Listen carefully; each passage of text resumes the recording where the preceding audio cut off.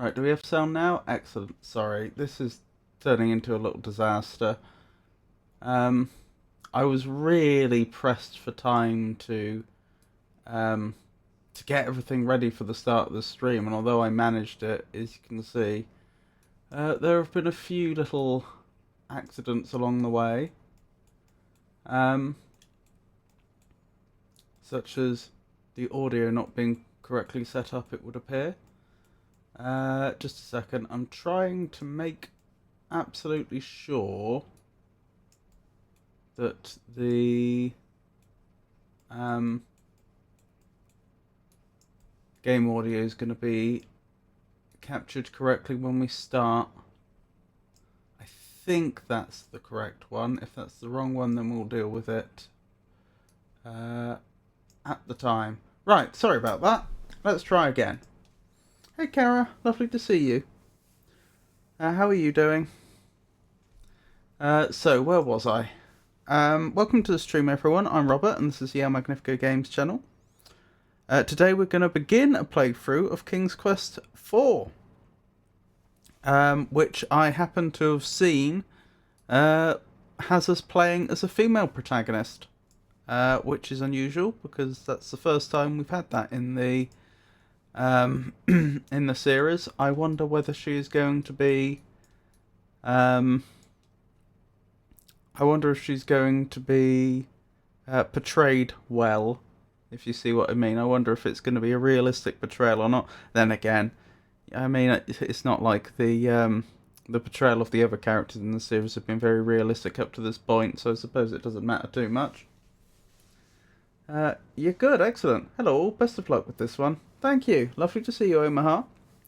One thing I should point out before we get any further is, although I do enjoy the classical music that we've been playing in the background up till now, I had been thinking that we've been hearing that same playlist a lot recently, and also it does unfortunately get flagged up as on YouTube and Twitch as infringing copyright, even though it isn't. I definitely do have the right to play that music. But I mean, I think the problem is, even though the music itself, the composition is out of copyright, and even though the performance that I'm playing has been, I have a license to play it. It's been made available under Creative Commons. The trouble is that two different recordings of the exact same piece probably sound close enough together that these overly aggressive algorithms that they're using to try and find copyright infringement in recordings probably flag them up as the same when they're not. That's what I think is probably going on. Anyway, to the point, I downloaded a load more music from the Free Music Archive, specifically electronic music this time. There is one slight caveat in that I haven't had time to sit down and listen to it all. So we are going to be listening to a lot of this for the first time. I would be very surprised, given where it came from, whether there is anything truly inappropriate. But we are going to be listening to this live, so there's that. Hello, I hope you had a good weekend. Yeah, it was alright. I can't complain. Thank you. Thank you for your well-wishing, Georgius. I hope you're well.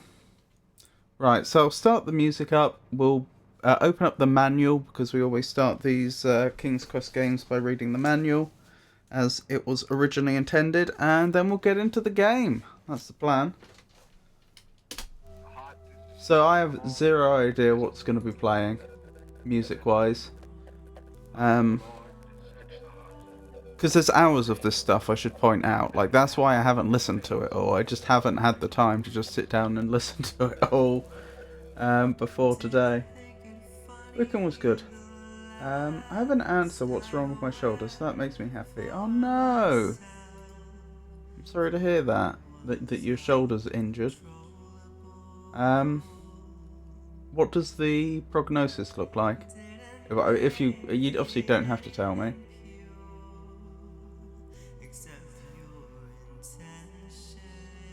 Uh, Also, do let me know how you feel about the music.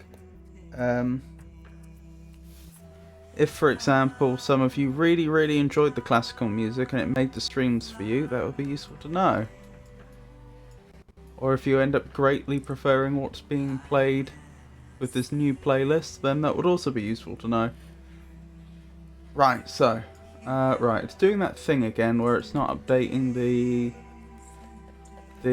PDF window. So let me quickly fix that if I can find it. That'll be the one. Right, now you should be able to see what I can see. It's been painful for 3 months or so. Translated by ChatGPT to make it regular English. You have a partial tear greater than 50% in one rotator cuff tendon. Oh!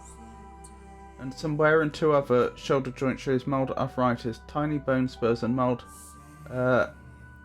bursitis.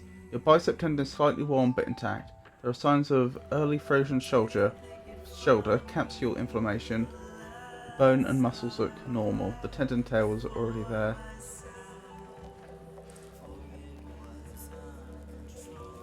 Yeah, I'm sorry to hear that. Coincidentally, I injured my rotator cuff a number of years ago, and it didn't properly recover until I went to physio. Like a few years passed with my shoulder just not being right, and then I went to physio, and that sorted it out. Yeah, I'm lucky. My shoulder's pretty much 100% now. But like I say, it didn't fix itself. I had to do specific exercises that helped it recover. But I mention it because, yeah, I get it. I get how aggravating having an injured rotator cuff is. Right, the manual. In general, if your character is standing beside a tree when you save a game, title your save game beside tree or whatever has meaning to you. Save game titles will be listed in the dialogue in alphabetical order. If you wish to store your games chronologically, name them A.name, AA.name, B.name, BB.name, etc. to Z.name. After saving 48 games, start a new directory and begin again. Why 48? Because there's 26 letters to the alphabet, and using this scheme you'd get 52 games in. You may continue to save games until you are prompted that the disk or directory is full. Each directory will store up to 51 games. What do you mean by a directory? Because I know what a directory is on, say, a DOS machine, but I'm not aware of any limitation. It's possible that this used to be a thing that I'm just not aware of, but I wasn't aware of old DOS machines not being able to have more than a certain number of files in one directory. And even if they did, 51 is an odd number. You'd have expected it to be like 64 or something like that, a power of 2, or maybe like 1 or 2 off of a power of 2 if the internal format had certain entries already used. 51 is very strange. To create a new directory folder, access the disk you're using to save games, type in the name of your new directory but do not press return. Click the mouse on new folder to open this new directory and click the mouse on open. This is a very interesting advice they have in the manual. I wasn't expecting this. Probably memory limitations. I can't do math right now. Restoring a game. Select restore game from the file menu. Type restore game and press return or press shift 7 to restore a previously saved game. When the dialog box appears, all the titles of the games you have saved on the disk will be shown.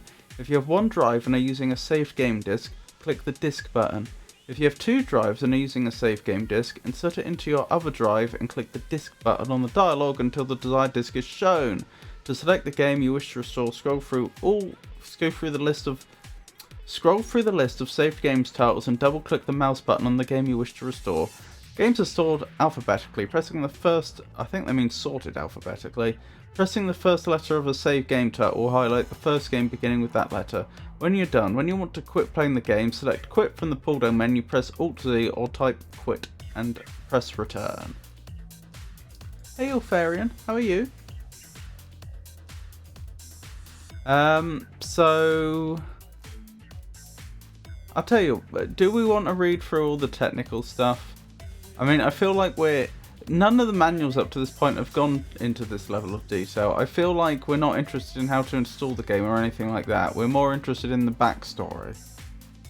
Yeah, I'm guessing that starts from here. So, I'm alright, thank you. You hanging in there? Hanging in is a good way to put it. Not been having the greatest mental health day, but I am surviving. Thank you for asking. This is the legend of King's Quest. Once in a kingdom called Daventry, there lived a king named Edward. Daventry was... Oh, we're going back to King Edward. That was before King Graham, wasn't it? That was from the first game. Daventry was a very old kingdom, and it had its share of kings, both good and bad, over the thousands of years. May I say, that is very, very old. There aren't that many nations that have actually managed to span thousands of years, especially with the same political regime more or less being in place. I mean, when I say the same regime, in this case, I'm not including like one family loses the throne and another one takes over. Like, that's still monarchy. King Edward was a very good king, but he was also very old and without children. Disorder ruled the land since the loss of the three great treasures. King Edward feared that disorder might degenerate further once he died. Besides, he knew, as well did his people, that without an heir to the throne, the kingdom would be in dire straits indeed. Thus King Edward sent for his favourite knight, Sir Graham.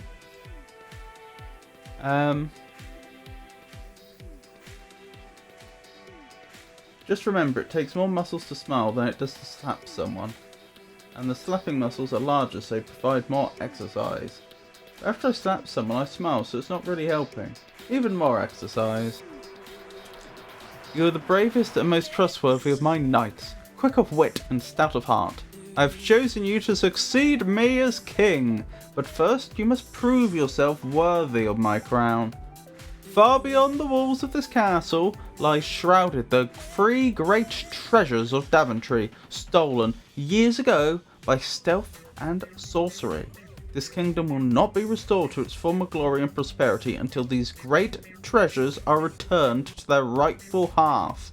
Succeed in this, my request, and the crown shall become yours upon my death. Fail, and our once beautiful kingdom will fall to the hands of evil forces who will use the powerful magic of the three great treasures against us. Well, they were scattered. They weren't all in the hands of the same person, and the people that had them were guarding them. So I remember this from the first game. So I don't think it's clear that like a faction that was against Daventry would come into possession of all three great treasures. Anyway, may you return victorious, Sir Graham.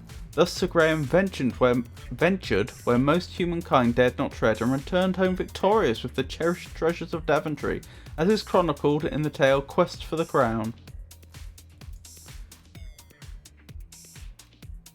Gotta find the bright side of life. Also have an entire deboned rotisserie chicken in my fridge, so I don't have to worry about lunch this week. And 4 massive salads. Blimey. That's very convenient. How did you manage to debone an entire chicken though? Because how would you have got the central rib cage out without the meat itself being cut to ribbons? Now Graham ruled over the land with the aid of the magic mirror and the other great treasures of Daventry. The people of Daventry prospered greatly under the reign of the kindly monarch, but peace and prosperity can become quite dull for valiant kings. Not more than a week after the 3rd anniversary of his appointment to the throne, on the eve of King Edward's death, did King Graham begin to feel the pangs of loneliness. Fate would have it that Graham was standing next to the magic mirror as he pondered his plight. As he glanced towards the mirror, he noticed that the glass had grown inexplicably cloudy. As the mist cleared, Graham beheld the image of the most beautiful maiden he had ever seen. She stood glancing from a window, motionless except for a stray breeze that stirred her hair. A tear fell from one eye and sparked on her cheek like a diamond on velvet. Right, that is not how this story was told in the manual to the second game. In the manual to the second game, he seemed very keen to find himself a wife, although he had some very questionable questionable criteria on which to choose a wife, given that he was a king. But still, and he ended up throwing I don't think it was a ball, it was just a big party, wasn't it, where he invited every eligible woman in the entire kingdom. He seemed to have skipped and rejected them all. He seems to have skipped over that bit.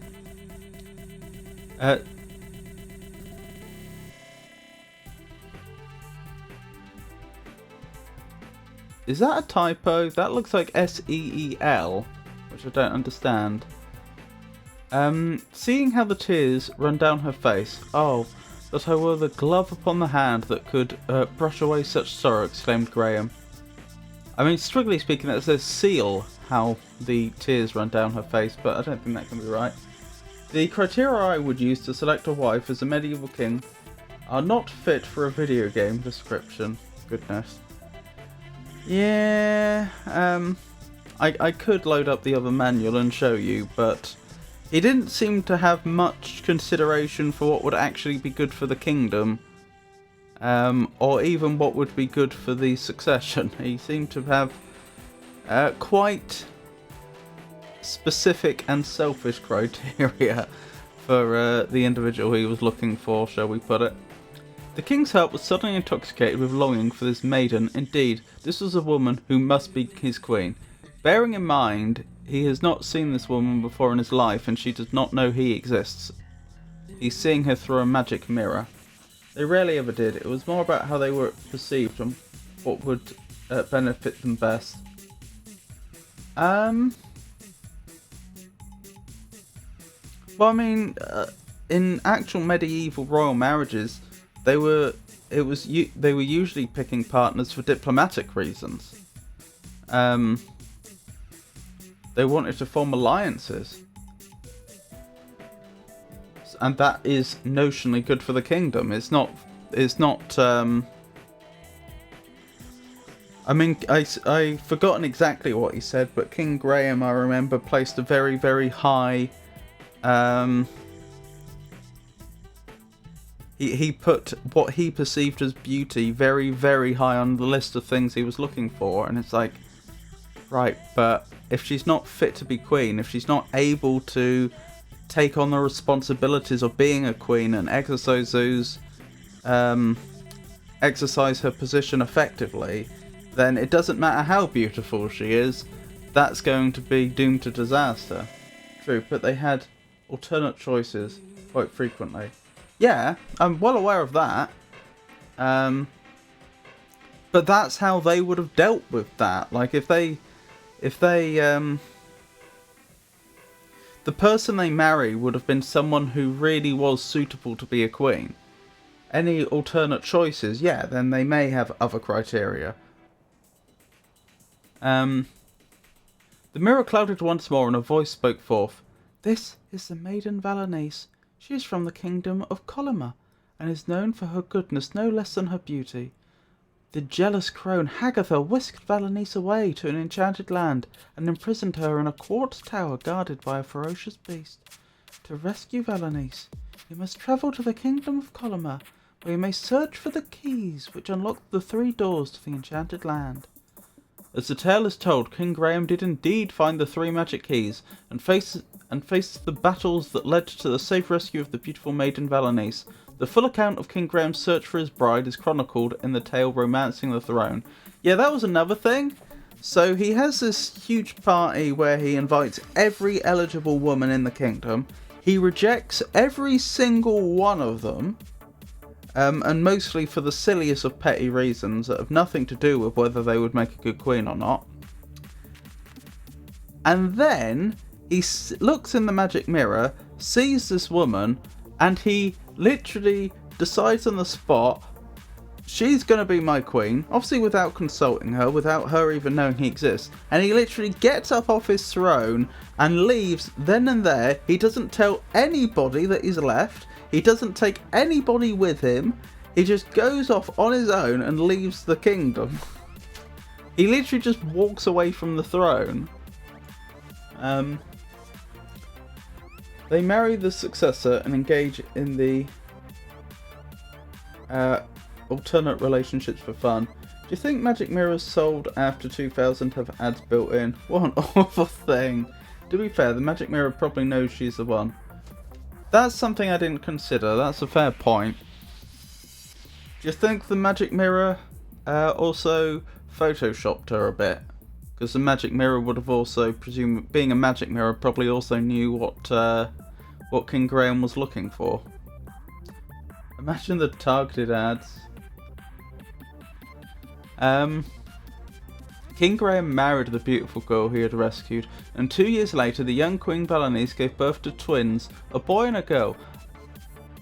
I may be misremembering, but from the third game, did it actually say that they were twins?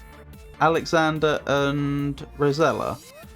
I feel like it only ever described them as brother and sister. I may be misremembering. I am not ruling out the possibility that I'm misremembering. But I don't recall them being called twins. Do you think Magic Mirror or TikTok has better filters? You won't believe what happens next. In your kingdom, there are women in your kingdom that want to meet you.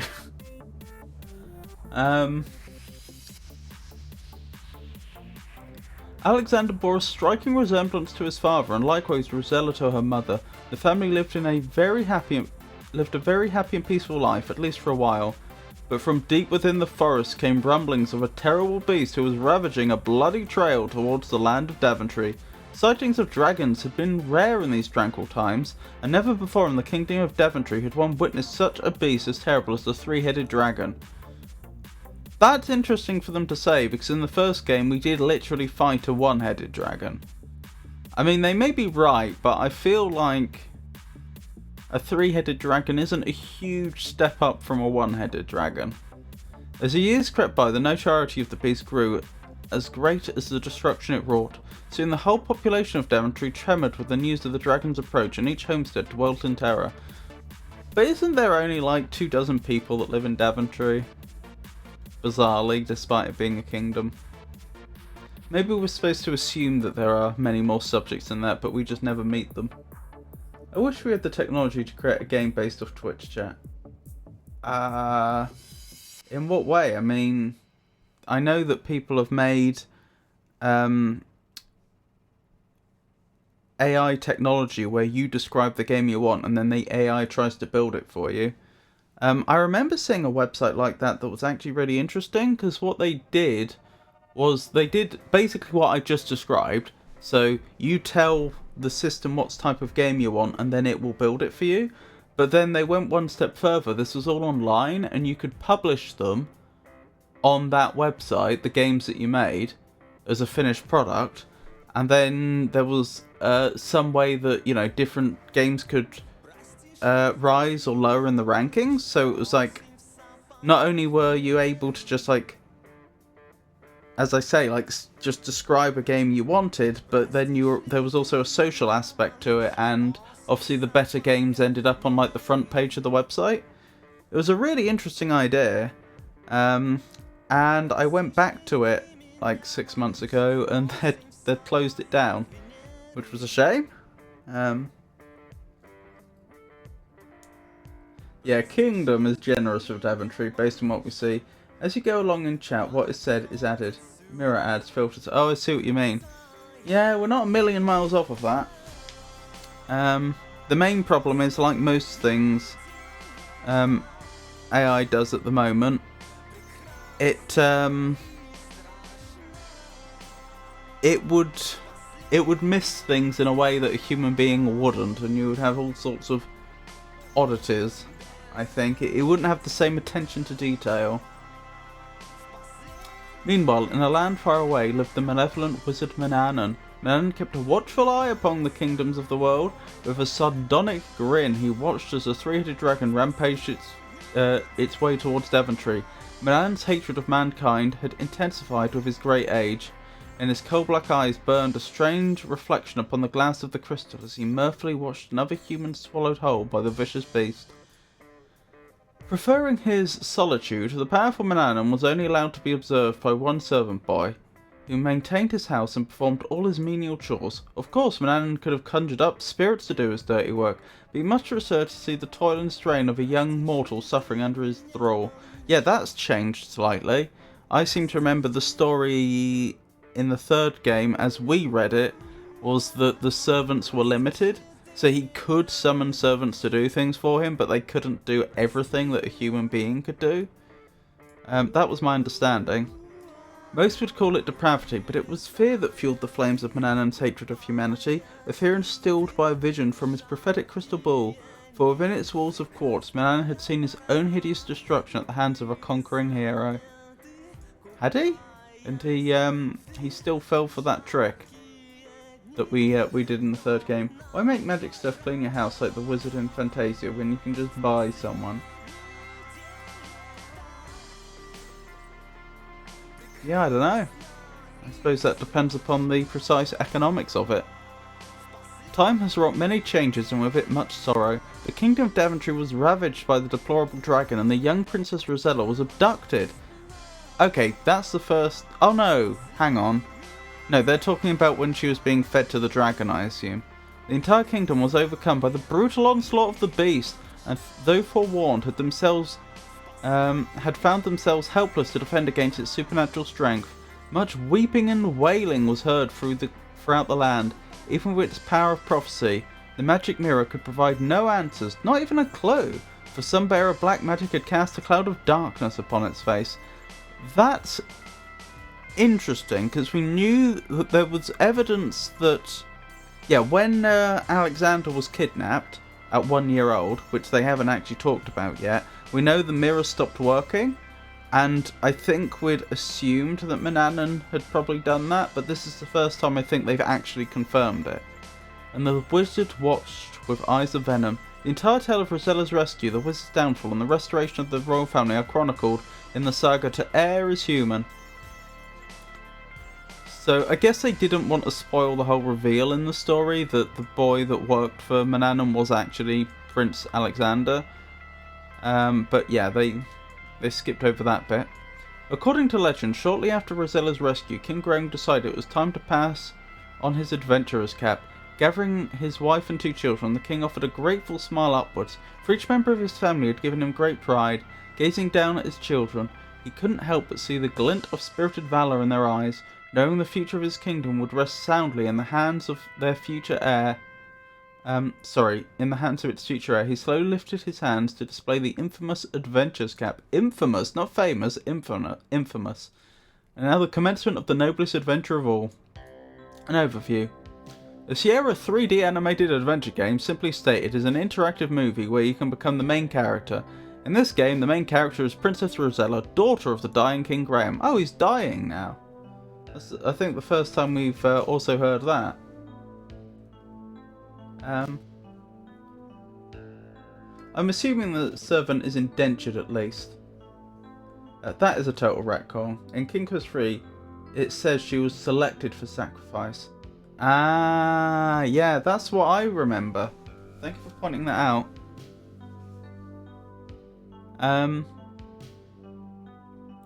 Each 3D animated adventure has a main goal, and yours in King Quest 4 is to find the magic talisman to save Gnesta, the good fairy. Okay, let me write that down. That is important information. Oh, I bought myself another pad, so I'm not going to run out of pages. I was very, very close to running out of pages. Actually, do you know what? The sensible thing to do, since I've only got a few pages left in this pad anyway, would probably be just to start the new one now and have a few pages left over for Elden Ring in the old pad. Rightio. King's Quest 4. Right, so Magic talisman to save Gnesta. Magic talisman to save Gnesta. Got it. And the charmed fruit to save your father. To save him from what? Charmed fruit to save... Is he not dying of natural causes? Is that the implication? Both hidden in a strange country. Is it the same country or different countries? You'll need to move swiftly and use your ingenuity, for you have but one day to complete your quest. What do you mean by I have one day? Do you mean for narrative purposes the events of the game all happen in one day, or do you mean you've actually put me on a timer again? Fail and your loved ones will die and you'll be stranded in a strange land for the rest of your life. Tips for new adventurer players. Note, if you've played an animated adventure before, this section can be skipped. Okay, I'll skip it. Oh, they've actually got a list of verbs here. That might actually be useful. Bait. Well, that's awfully specific. Blow, bounce, break, bridle, calm, cool, cast, catch, clean, climb, close, command, cross, cure, cut, dance, detach, dig, dim, dismount, dive, dock, drink, drop, eat, enter, exit, feed, find, fish, flip, follow, force, free, frighten, give, go, help, hide, hit, hug, jump, kill, kiss, knock, lay, lead, leave, lie, lift, light, lock, look, make, move, open, pet, play, polish. Pry, pull, push, put, raise, read, remove, ride, rock, say, save, shake, shine, shoot, shout, sing, sit, sleep, smell, speak. Stand, start, steal, sweep, swim, swing, take, talk, tempt, throw, tickle, turn, undress, unlock, untie, use, wade, wake, wave, wear. May I say, there's a number of things here that Rosella apparently can do, which I don't remember Graham ever having to do. Your adventure begins. An introduction walkthrough to King's Quest IV. Look at the sky, look at the rocks, look at the bird, look at the water, look at the clouds, dum-de-dum-de-dum. And I think that's the... the manual. Mr. Omaha, your observation regarding differing accounts of Princess Rosella's predicament between King's Quest III and the current installment is most astute. It presents a fascinating narrative alteration for us to consider as the story unfolds. This will all be revealed in the opening cinematic. FWIW? We should give some shout-outs out, shouldn't we? Shout out to Omaha.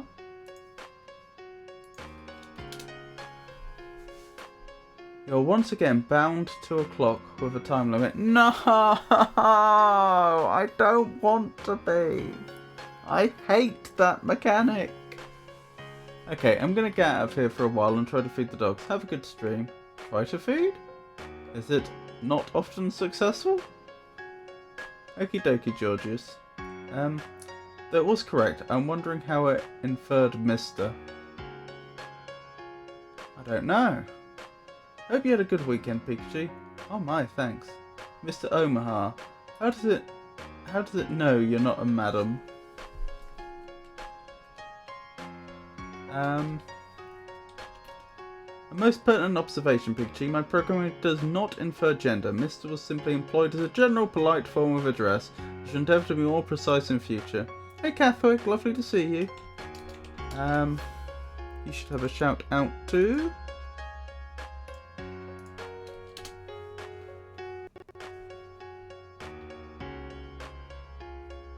Catholic appears to be quite the connoisseur of FromSoft titles, having recently achieved Platinum status in Dark Souls and is now embarking on a journey through Dark Souls 2, Scholar of the First Sin. Their streams are lengthy affairs, often exceeding 5 hours. The technical difficulties have occasionally curtailed their endeavours. One hopes their network issues are resolved soon, for their audience surely appreciates their dedication. Obviously Pikachu needs a shout out. Pikachu, or Piku as they're affectionately known, is currently navigating the treacherous realms of From Software games. Their journey through Dark Souls 3 and Lies of P is fraught with challenges, including a recent encounter with the formidable Sir Alone. Despite the struggles, Pikachu's determination shines through, a true adventurer at heart. Have I forgotten anybody who streams? Kara. I've forgotten Kara. And if I have forgotten you, do let me know. I'm not the best for remembering who streams and who doesn't. Kara-Jo Kalinowski appears to be a streamer of role-playing games, often engaging in first playthroughs. Amidst recent broadcasts featured the classic Star Fox 64, where they were sought to reclaim their childhood glory by earning all the medals once more. One can only hope they achieve this feat. Hey Piku, how are you? Rightio, let's get this game underway. It has interesting copy protection. In order to verify your legal ownership, please use your King Quest IV manual to answer the following questions. On page 3, what is the last word of the third paragraph? So that's how they're doing it. Where am I looking? Page 3, you say. Last word of the third paragraph, was it? I can't properly read it while I have the manual up. Third paragraph, crown. Crown. There we go.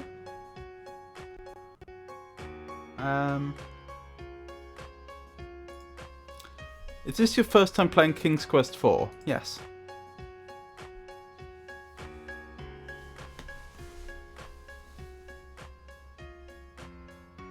Running around today, you're having internet troubles? I remember having a game like that. I got the game but not the manual. Network maintenance in my area made it so I couldn't do much this weekend. I'm sorry to hear that. That would really upset me. I've just turned the music off that... No, I didn't mean to skip. This is so frustrating. Hold on, let's go back. I'm going to have to do the copy protection again. The problem was I had the music I was playing in the background. And I didn't want to... I wanted to pause that so we could just listen to the game's music. But then when I clicked back onto the window, it interpreted that as input. What is the 8th word in the first paragraphs of tip 2? Okay.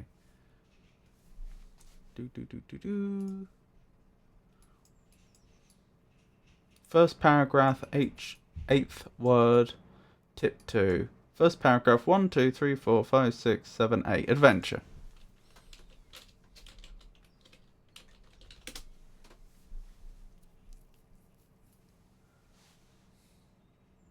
So there were two versions of this game. This is the fancy version that used Sierra's then next generation engine. You ever use the old engine that King's Quest 1 and 2 used?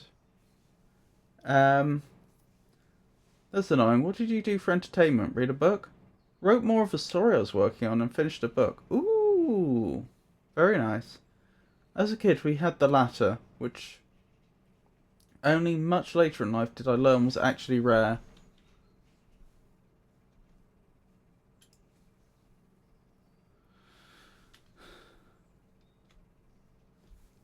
There we go.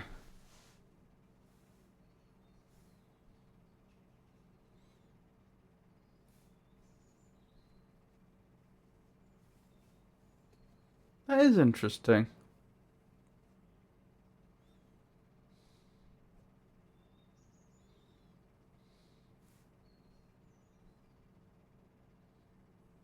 Do we not have game audio? We don't have game audio. Okay, let me fix that and then we'll start again. Sorry, this stream is turning into a bit of a disaster.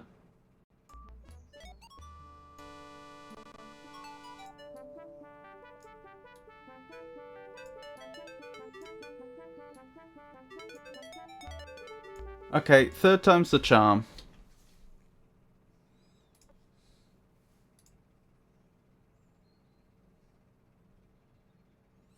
This is the last King's Quest I ever played. Ooh. Interesting.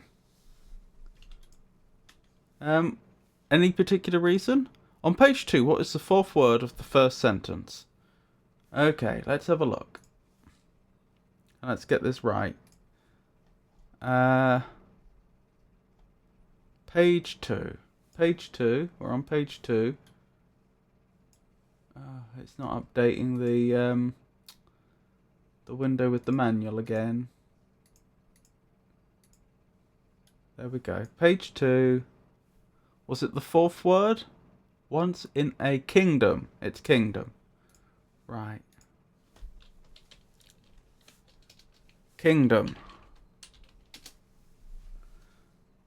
Sorry, what you just typed does not match the King's Quest 4 manual. You must have the manual to play this game. If you do not, contact Tierra's customer support department. The telephone number is on your original disc. What? On page 8, what is the second word in the third paragraph? Hey Gamer Pro. It's a pleasure to meet you. How are you today? So, second word, was that second word, third paragraph it said? On page 8. Second word, third paragraph, entire. Is that definitely what it says? What is the second word in the third paragraph? On page 8. So, just to verify, we are on page 8, and we are looking at the third paragraph, second word, entire.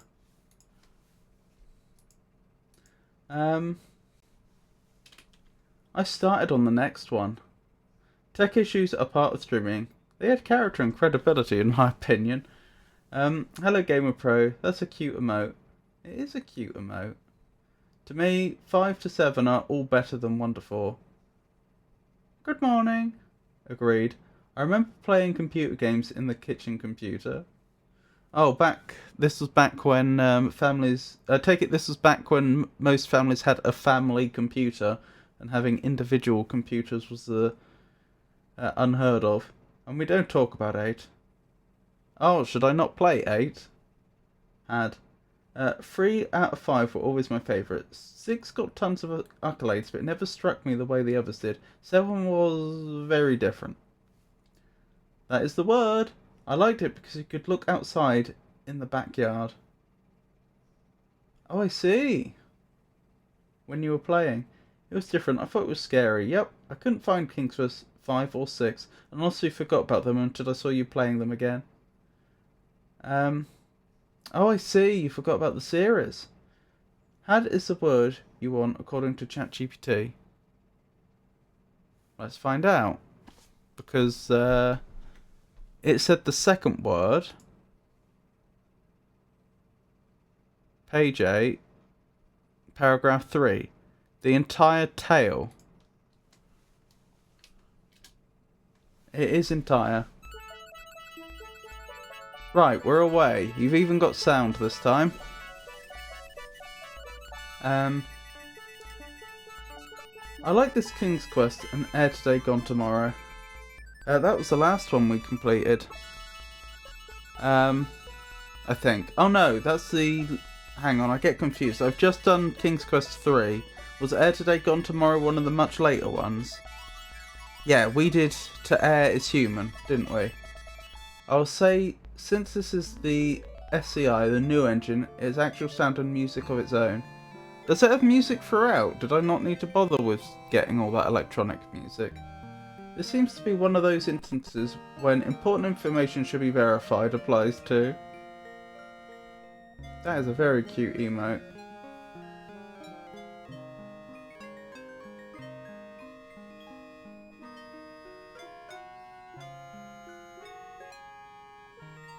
Nice text, isn't it? Nice stylized text. With the return of his long-lost son, Alexander, and the rescue of his daughter, Rosella, so in the manual they went to all those lengths to not spoil the story of the third game, and here they are spoiling it. From the terrible dragon, old King Graham decides it's time to pass on his adventurer hat to the younger generation. He flings the battered hat towards his children, while his wife, Queen Valenice, proudly looks on. I don't think I can skip ahead. I think we just have to let this play its course.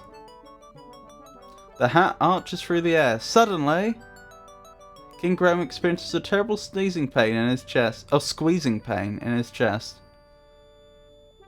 Help me, he rasps. The adventurous hat lies, unclaimed, upon the floor, forgotten.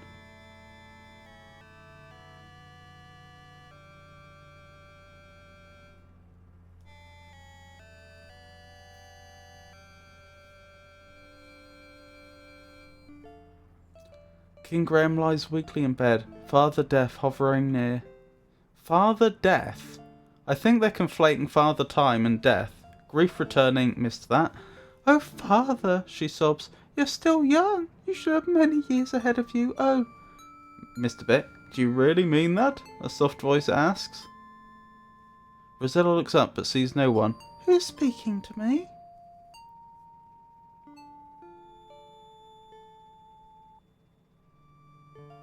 I am, the voice says. Look in the magic mirror.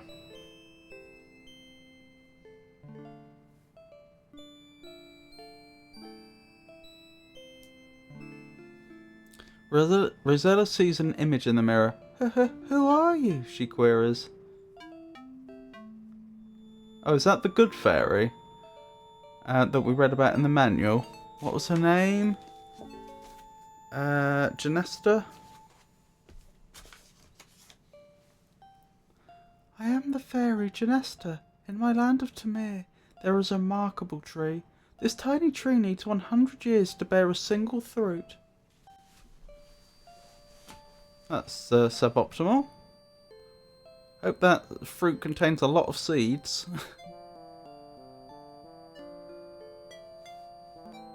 Rosella is much heartened by this news. Where is the land of Tamir? Wait. Why is she heartened? Genesta smells. Tamir is very far away. With my magic, I can bring you here. Because Genesta's not established anything that relates to the king's condition. She's just said that there's a tree that bears fruit. Rosella senses there is more to the story.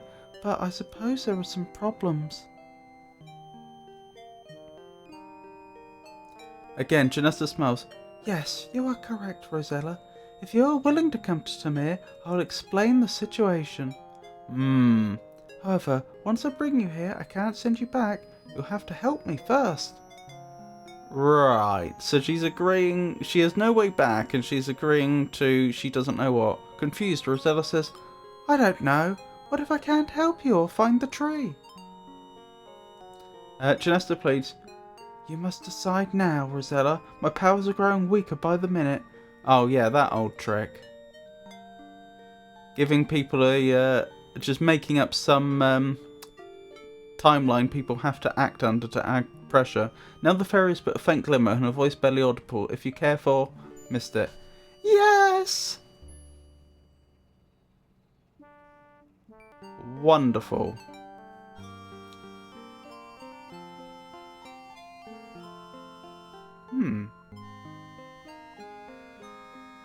Interesting. Genesta, the lovely fairy speaks. I am the fairy Genesta. Welcome to Tamir. I need to try and make their voices more distinct. Rosella looks awestruck at the fairy. She is stunningly beautiful, but still there is a certain sadness to her. Finally, Rosella speaks. I know you would like me to help you in some way, but I don't know how I could help a fairy.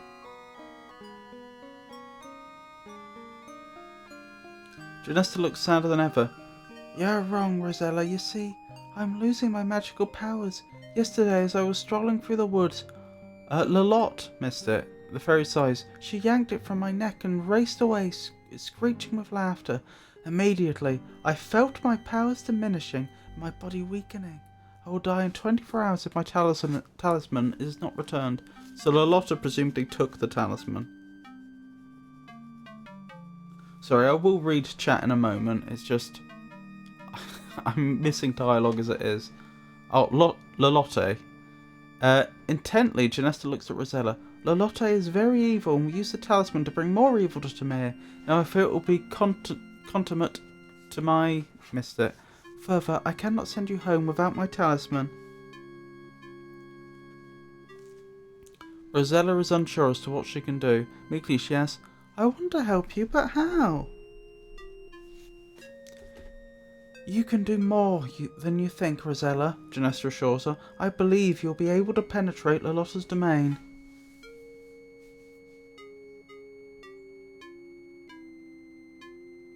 Suddenly, Rosella remembers a tiny tree. Can you tell me where to find the magic fruit? Remorsefully, Genesta looks at Rosella. It will not be easy to reach a tree. It grows on a tiny island within a vast swamp on the other side of the Great Mountains. Wonderful. Bravely fighting back tears, Rosella says, I will help you in any way I can, Genesta. How can I find Lolotte?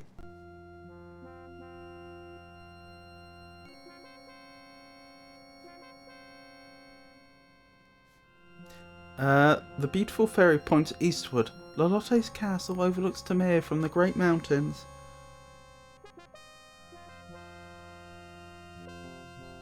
Genesta looks weaker as she says, There is not much I can do, Rosella. As it is, it will be difficult for me to fly home again. One thing I must do for you, though. I shall disguise you as a peasant girl so as not to attract attention. I was about to point that out, actually. She's not very well dressed for just being out and about, is she? Thank you, Genesta, I think? Rosella stammers. It will be better for you, the fairy says. Well, I must be off while I can still fly. I know you can do it. Goodbye. Good luck. Have a lovely luck, Ilfarian.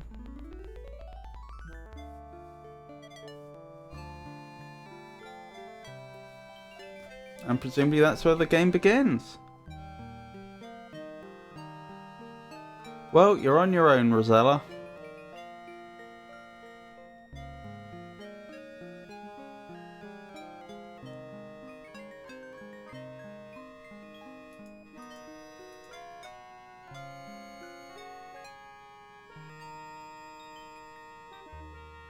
They timed that with the end of the music, didn't they? Well, were we? Interesting psychological question. Alexandra has literally just met Graham. Does he feel the same level of dread and grief as Rosella and Valanice, or just general human empathy? And having been raised harshly, presumably peacefully and benevolent, does he have true empathy?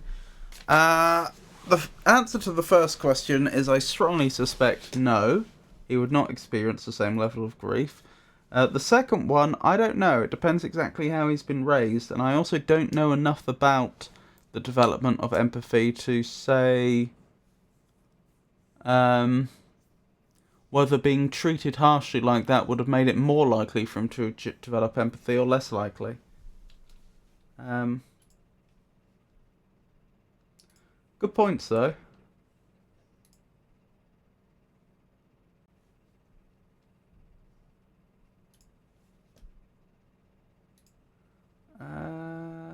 Sorry, I'm just quickly going through chat again to check if there's anyone I missed who I should have shouted out.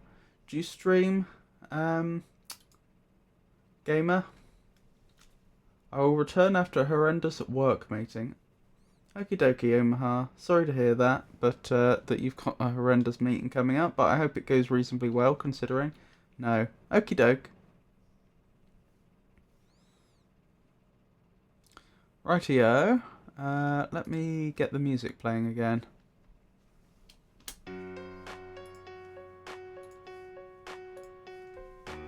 And let's have a save.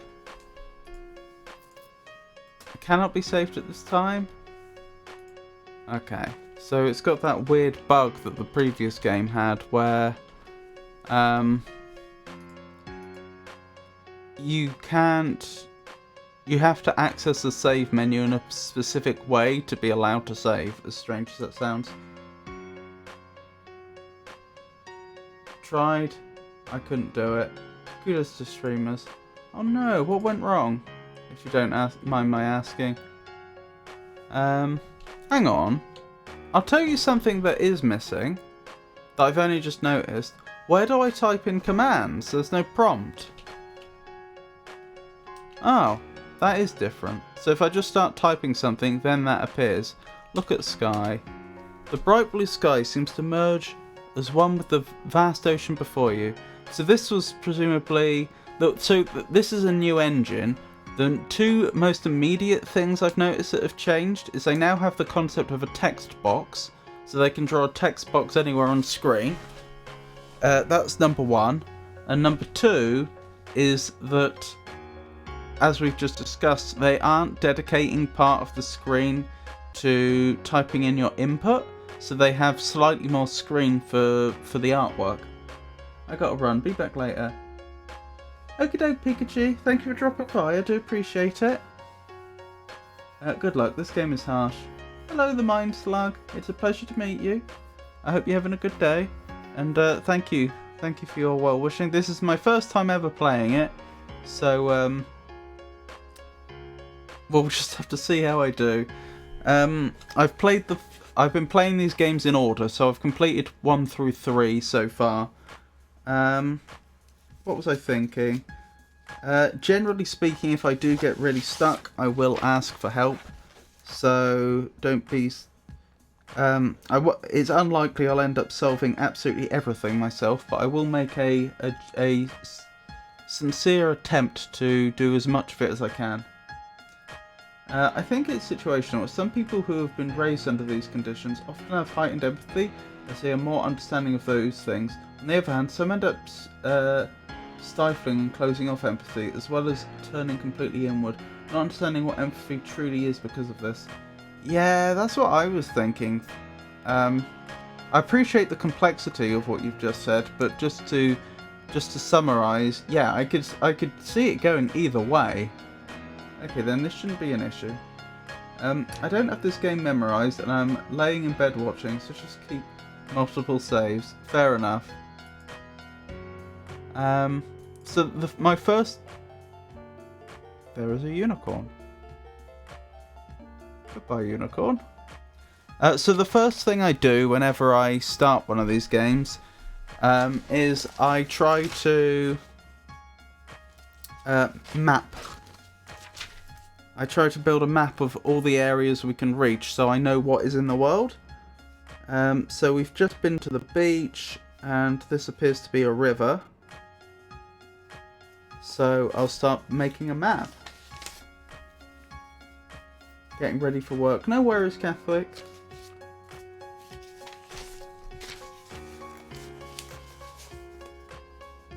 It's very nice of you to drop by at all.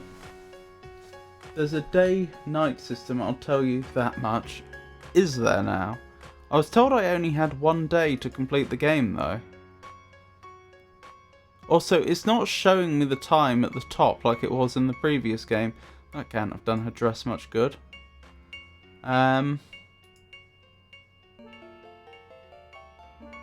Here's the unicorn again. Okay, so this seems to be generic countryside. That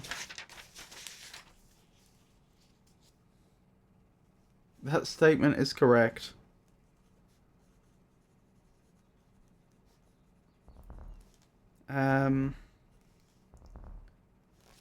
Right, let me add that to the map. I must say, I really appreciated the fact that in the third game, the map that we could access was a lot smaller than it was in the first 2 games, because it can be frustrating to map absolutely everything out when you've just started. Can we go in there? Is that a cave of some description?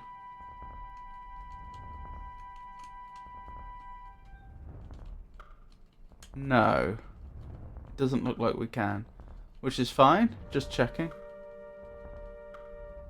It's quite fascinating to observe the discussion surrounding the history of King's Quest. Okay. This appears to be a forest, and there's some sort of door here.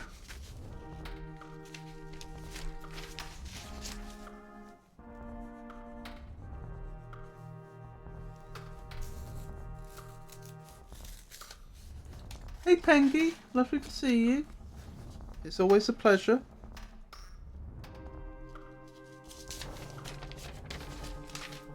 I hope you're having a good day. We will explore that later, but I want to fill out the map. There's no point my starting to get to grips with the puzzles until I know what I'm dealing with in terms of the world.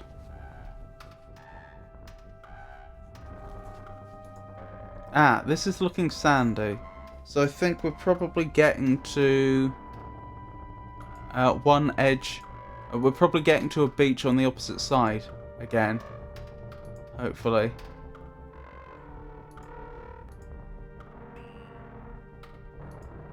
That's odd.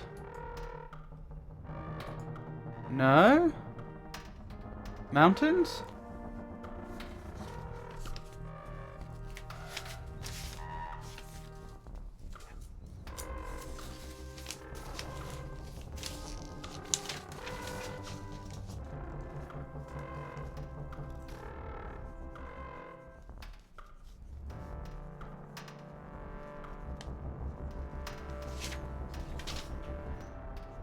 Alright.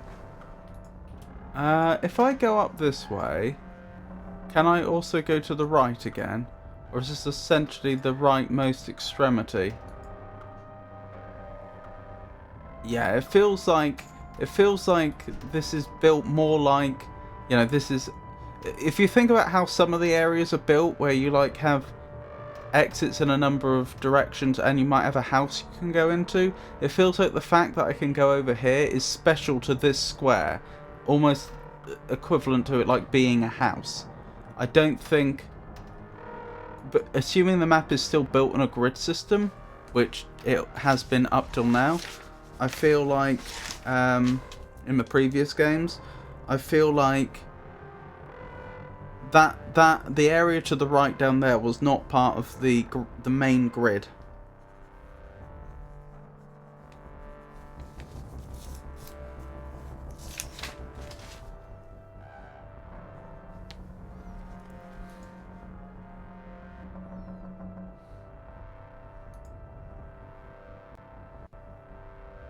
More river. And look, there's a building off in the distance.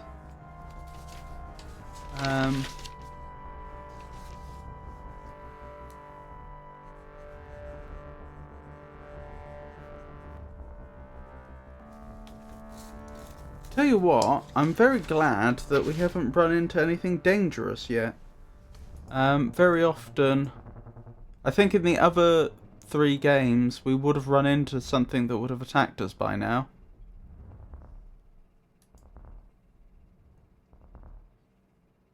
You know, wolves or trolls or something. A sort of house tree, if you will.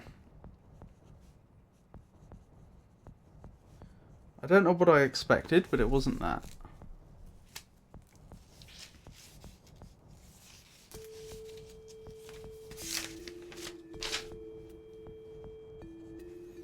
Well, I've made a note of it. Let's keep going. Agreed. Sierra games are full of murder hobos and evil spellcasters. Of course, one very nice thing about mapping the game out is that once I have the map, it doesn't matter if the character dies. Like, the map is physically in front of me.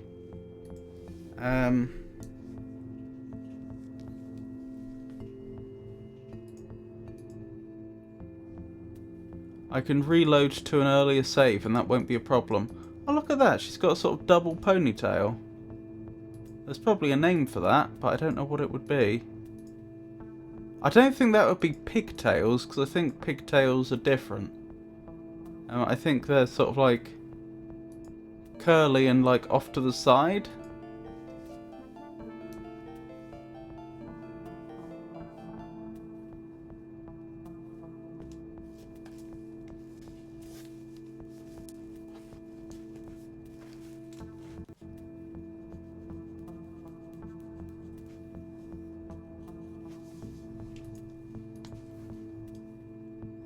Hey Chop Vegano, lovely to see you. How are you today? I'm just mapping out King's Quest 4 currently. So the width is 7 so far. Hello there. I'm sure we'll have a conversation with them at some point in the near future. I'll make a note that they were there though. That's good to know.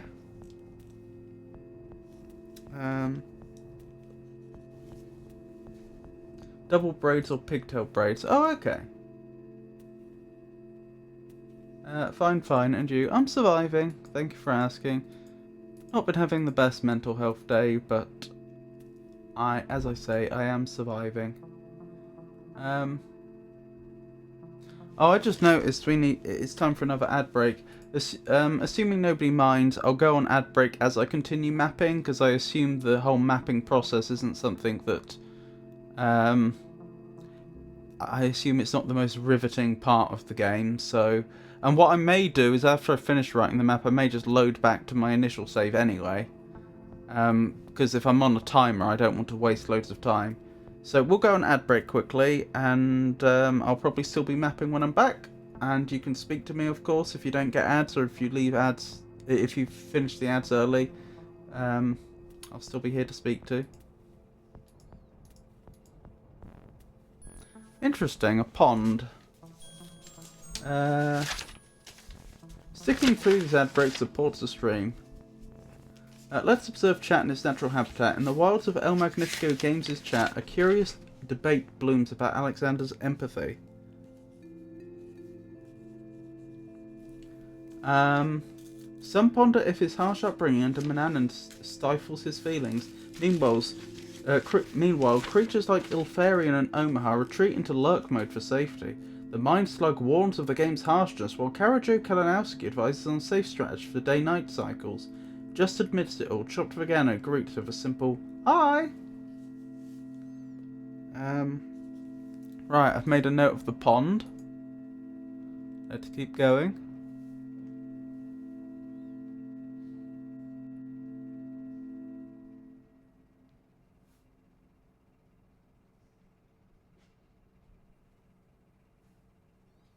Okay, a graveyard with a tree with a hole in it. I don't know what I expected, but it wasn't this. Graveyard.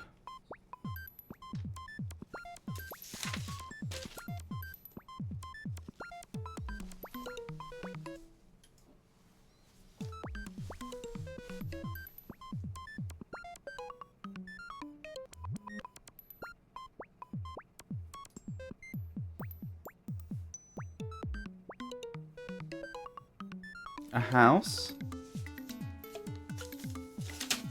Okay. I'm gonna call it a manor. Or manor house. Because that's what it looks like to me.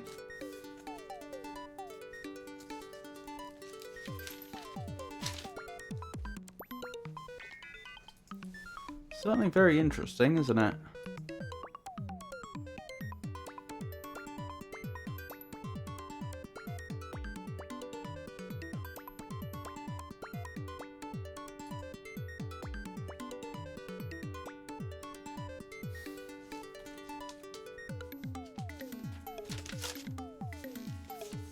I'll call this the Lion Cliffs.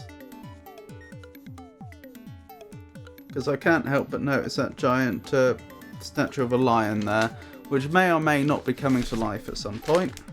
We'll just have to see.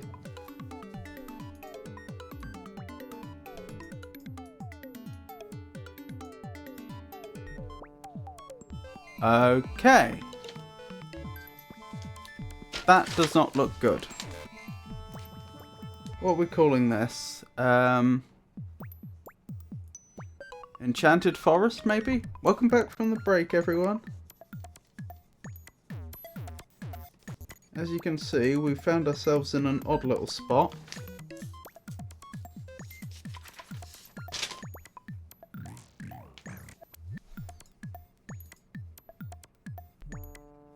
More Enchanted Forest.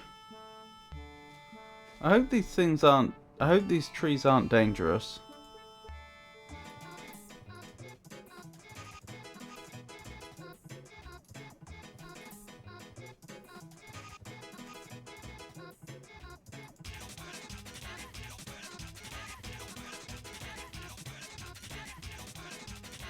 Hello?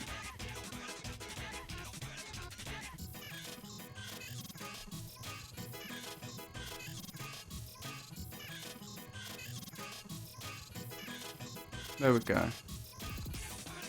More generic forest.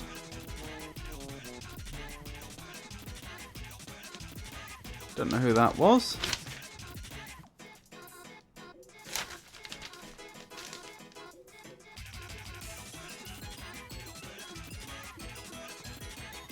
But I'll make a note that there was a man that appeared. What is this music?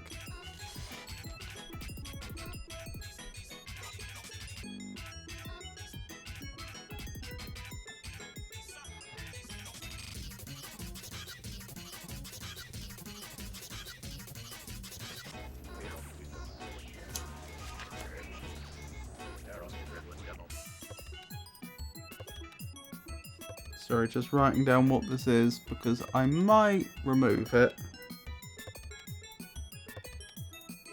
I feel like it's quite distracting. Yeah, the music is somehow interesting but also extremely aggravating. Yes, I think that's a very good summary.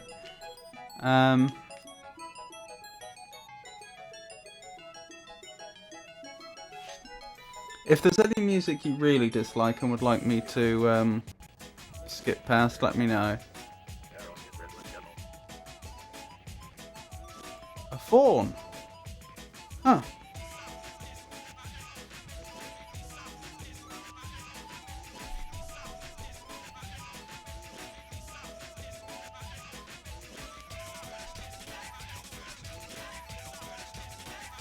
And there's the grey house.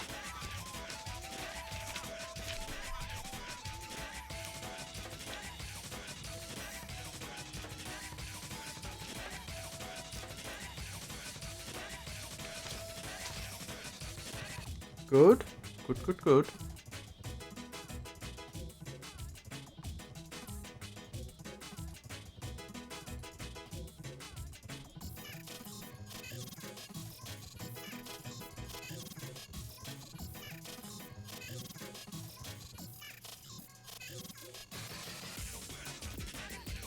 Is this where we started?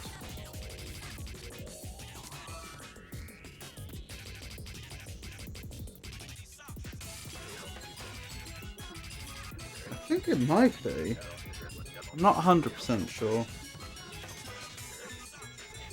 What's over to the side here? No, it's not.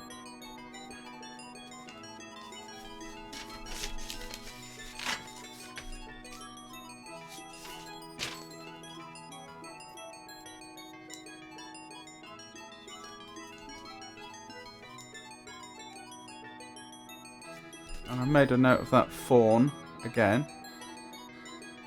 With the flute, actually. I was going to say panpipes, but it's not a panpipe, is it? It's actually a flute.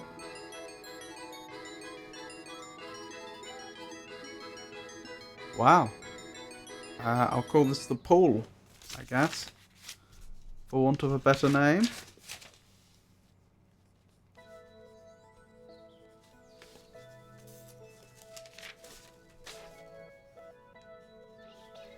Noted. Let's keep going. That song was bad, sorry. That's absolutely fine. As I said earlier, I haven't had I downloaded all this music, but I haven't had a chance to listen to it all. So we are listening to a lot of it for the first time. So if there's anything you really don't like, let me know and it'll go.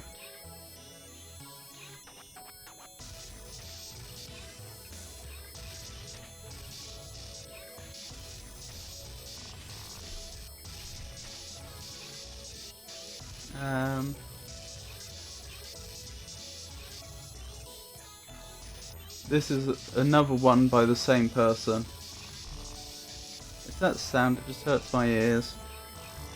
Yeah, I'm gonna also get rid of that one, I think. And I'll skip it.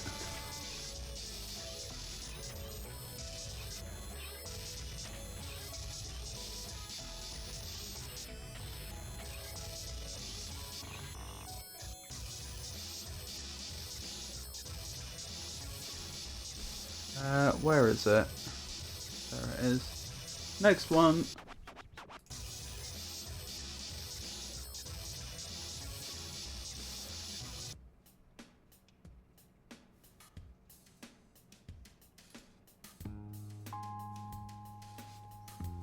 Right, so this is the Enchanted Forest again.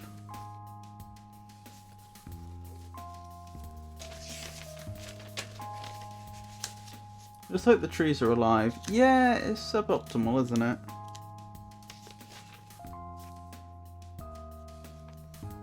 Well, I don't know. Well, hang on, aren't all trees alive? Well, unless you count dead trees.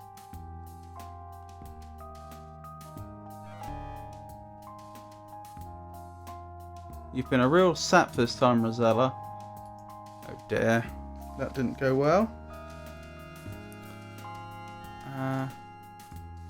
But as I previously mentioned, this actually isn't the end of the world because I've deliberately not done anything in game. I've just been making a map, and so as a result, we've basically lost nothing there. My bad. What's up?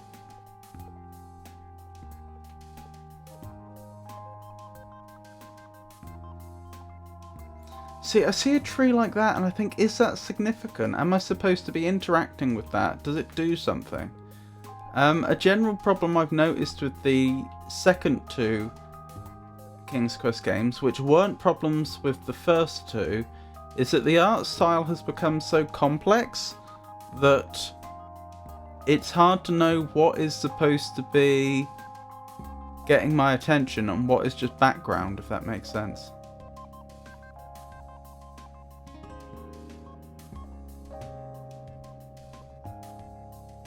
This is the beginning again, isn't it?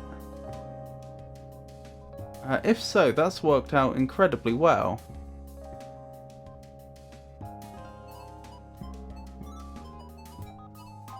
Let me check. There should be a river up here, which I think you can see in the background. Yep. Okay, so we actually do have almost all the map.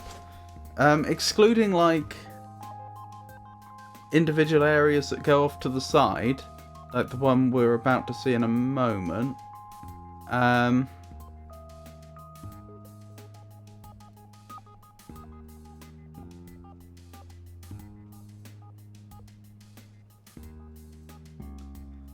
The map is, broadly speaking, 6 long and 5 deep. So only 30 different areas.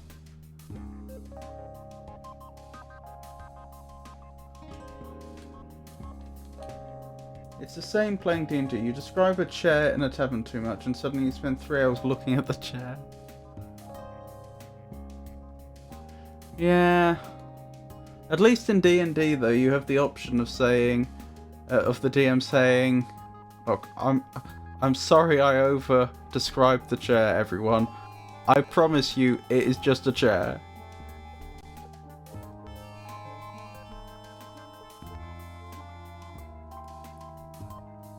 I love how in D&D though, as a DM, you are clearly pointing out the most important character there.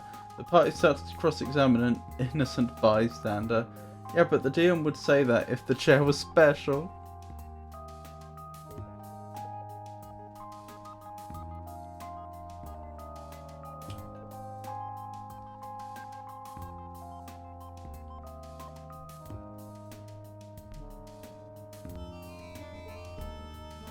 Right, I am worried the tree's gonna grab me again. Because I haven't quite figured out what the, like, game here is, if you will, the mini game. I'm not quite sure. Okay, that's how it happens. I feel like I can't tell if there's supposed to be like a safe way through there or if I need an item to get through. I mean, the only reason I care is because there's one square on my map which isn't filled in now. Like at that exact the area that would be to the right of where we just were, I have a blank. I don't know what's past there. 100%. And now you have a party who stole a chair from a tavern thinking it's somehow magic because... FOMO? FOMO? I'm off to work, Elmac. Have a great stream. Okie dokie, Catholic. Thank you for stopping by. And, thank you for your lovely conversation and company. Memo to myself. Chair of sitting. Lets you sit anywhere, where the chair can stand stable. But what if you suspended the chair by ropes and sat in it? Would that not also work?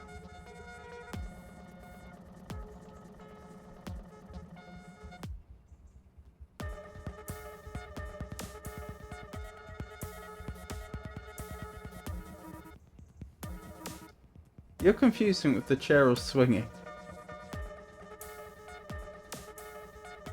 Oh dear, you're right, my mistake.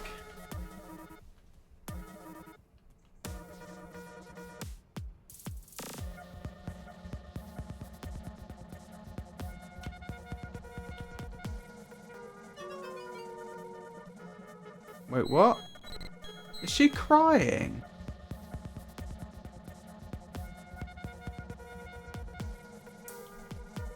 So that's the game's idea of female representation. I don't remember Graham crying when he fell over. Oh no! Lolot's goons! Don't believe. Okay. So we know, I'm gonna call that, what should I call this area? What would be a good name for this?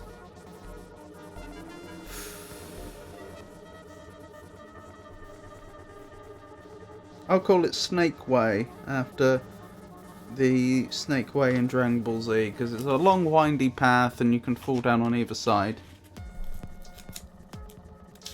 I would threaten them with salt, the trees. Goodness.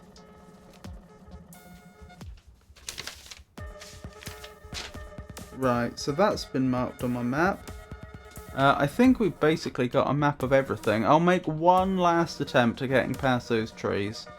And I'm not expecting it to work. Assuming it doesn't work, we'll reload the save we had from the start of the game.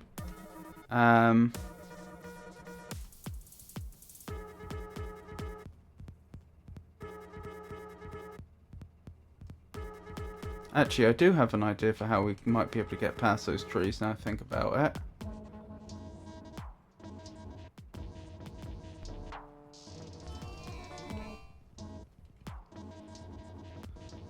I could always just try and get to that square from a different direction.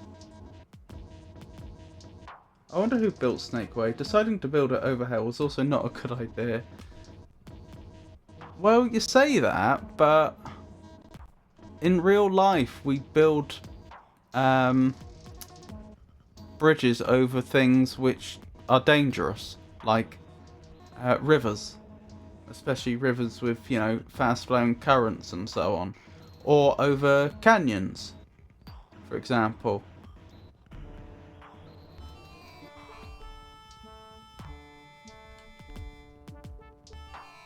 I'm not sure how close I can get.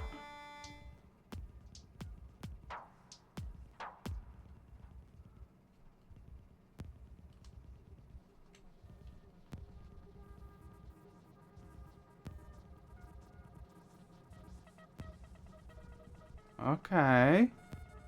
So far so good. No!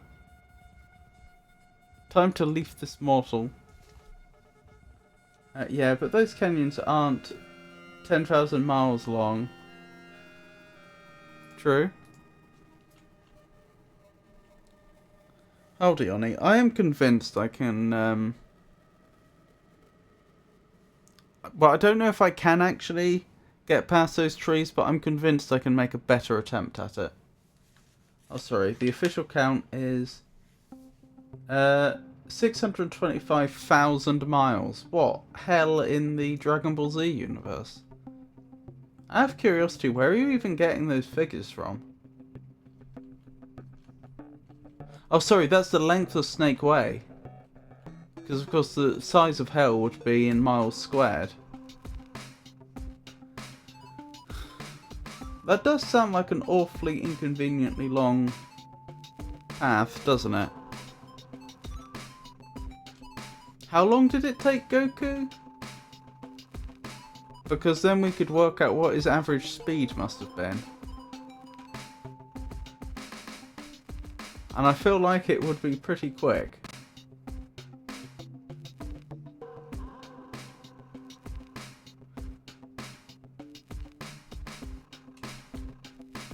$177 days. Hold on, I want to figure this out in miles per hour. Why is the devil frolicking in the fields with a flute? Hey Tato. What am I doing wrong with my life?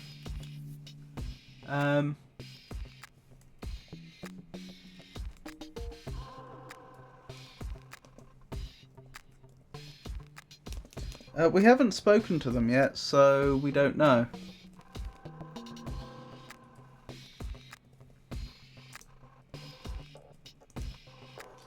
So that makes it Goku averaged, so this doesn't include times for sleeping or anything like that. Goku averaged 147 miles per hour over the course of 177 days. That's pretty speedy.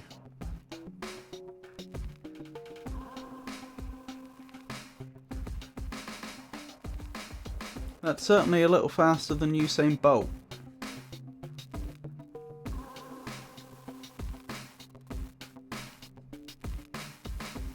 It's interesting that it works out at a length like that, though. In the sense that that's obviously ridiculously fast, but it's not.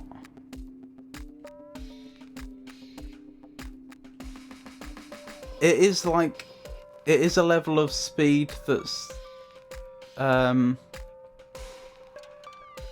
we're used to thinking about, if you see what I mean. Like we do have forms of transport that are as fast or faster than that. In a universe where people can fly around using ki energy, it's not that inconceivable that someone could reach that sort of speed. How are you, Tato, anyway? Right, this is my alternate method of trying to get past those trees. If I just do it from a different direction. Because I'm about to end up in the Enchanted Forest again.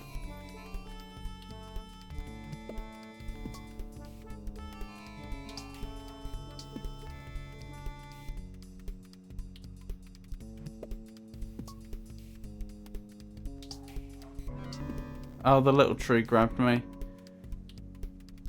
You've really gotten yourself out on a limb this time, Rosella. Okay, I'm prepared to accept that I can easily get to that one square currently. So let's get into the game properly. Let's start exploring and examining everything. I've got my map.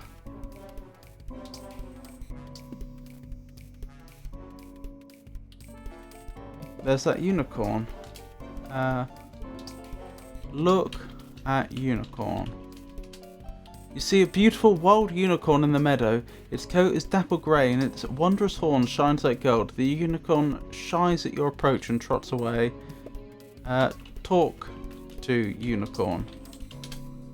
You call to the wild unicorn, but it trots away at your arrival.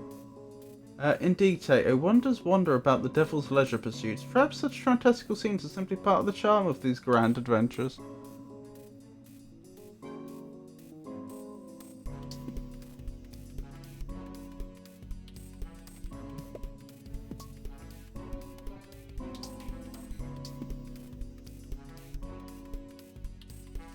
I should look, shouldn't I? I should remember to look in every scene I enter.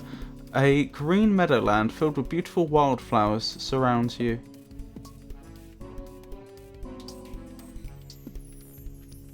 Is that a willow tree? A gentle stream meanders its way through the trees. A rustic stone bridge crosses its path. Look I wonder, can I look at that bird? The raven doesn't look to be friendly bird at all. To be a friendly bird at all. I see. Look at tree. Trees are numerous in these woodlands. I should look under the bridge, shouldn't I? There's some bright pixels under there. Look under bridge. You kneel down and appear under the bridge. Aha! You found a small golden ball. You pick it up and carry it with you. Progress. Look at ball. Okay. That's progress. Quoth the raven. What you looking at there?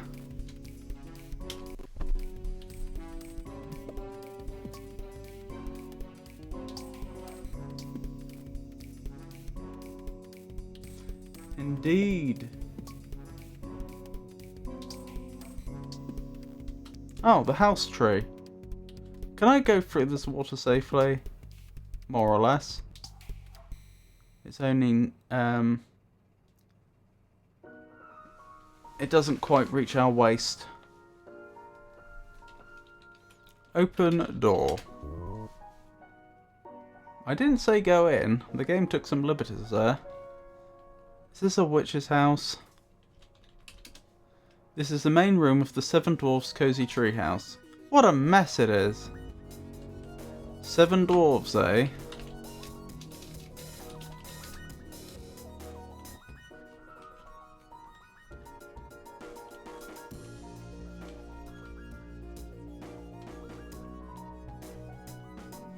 So I can hide in the closet? Is that the idea here? Look at table. You see a long wooden table, empty soup bowls are left on it. Look at fire. A cheery fire heats a bubbling pot of soup in the fireplace. Look at soup. You see a pot of soup bubbling over a cheery fire. Look at sink. Oops, the game does not understand sin. That's because I didn't mean to type that. Look at sink. There are dirty dishes in the sink. Wash dishes? The house needs more than that. It's funny, I don't remember... Well, admittedly, we haven't actually done it, but I was going to say, I don't remember Graham having to wash any dishes in his adventures.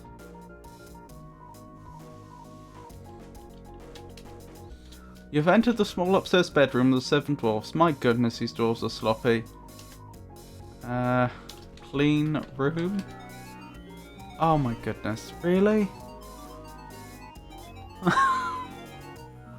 Okay. Alexander was forced to do chores. That's actually a fair point.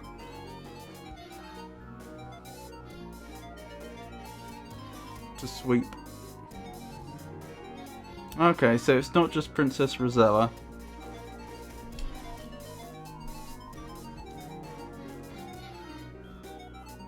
But I mean, he was forced to do so. There wasn't like a narrative part of the game where he just turns up in someone's dirty house and starts doing the housework.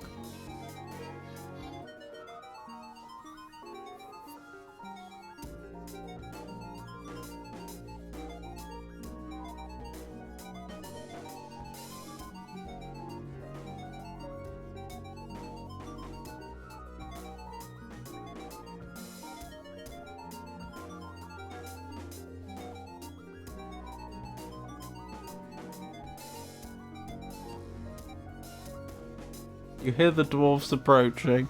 And look, my score did go up, so that clearly was the idea. You watch quietly as the dwarves file in one by one, get a bowl of soup and take a seat at the table. So they don't seem to be questioning why there's a strange woman in their house.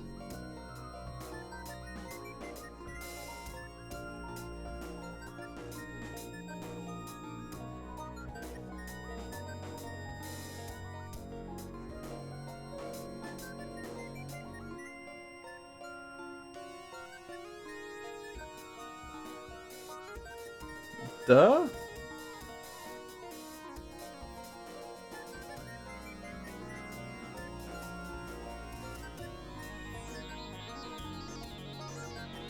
And one by one we see them take a bowl and sit. We do indeed.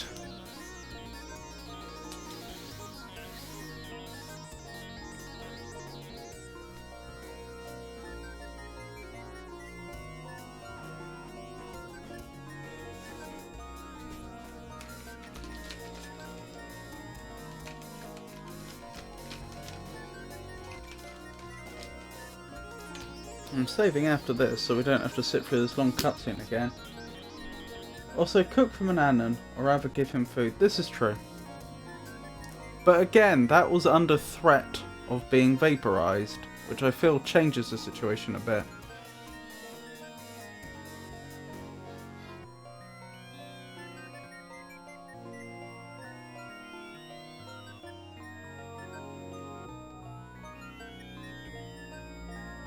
The dwarf must be really hungry. He's getting 2 bowls of soup.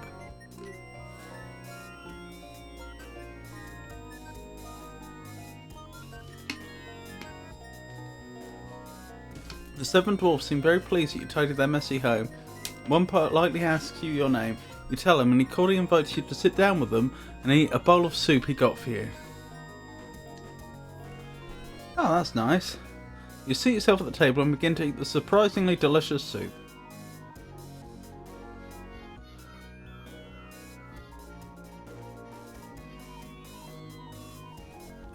Can I save? I can save. Mag 3. Talk to dwarves.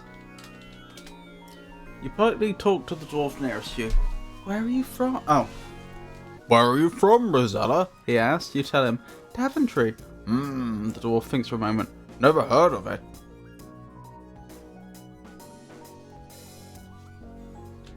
Eat soup. You've already eaten the soup. Oh, you're already eating the soup. So I'm not sure. Am I supposed to just wait here now? Or is this animation just going to play forever and am I supposed to just move on? It's unclear. Is this a never-ending bowl of soup?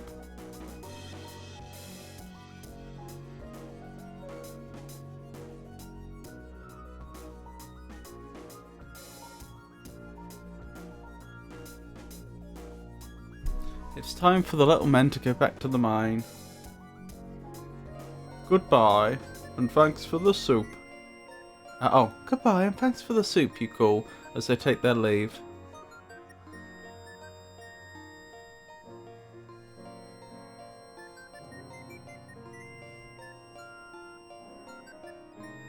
So they've still got the same cauldron of soup on the fire. So I guess they have just one bowl of soup for the entire day and it doesn't dry up?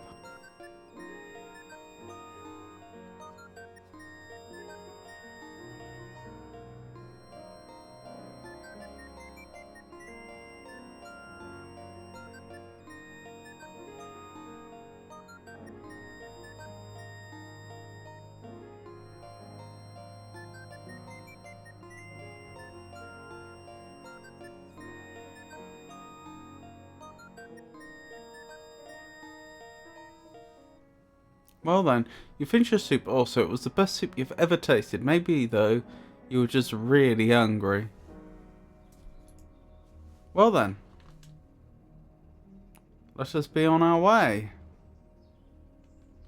I don't know what that achieved, if anything.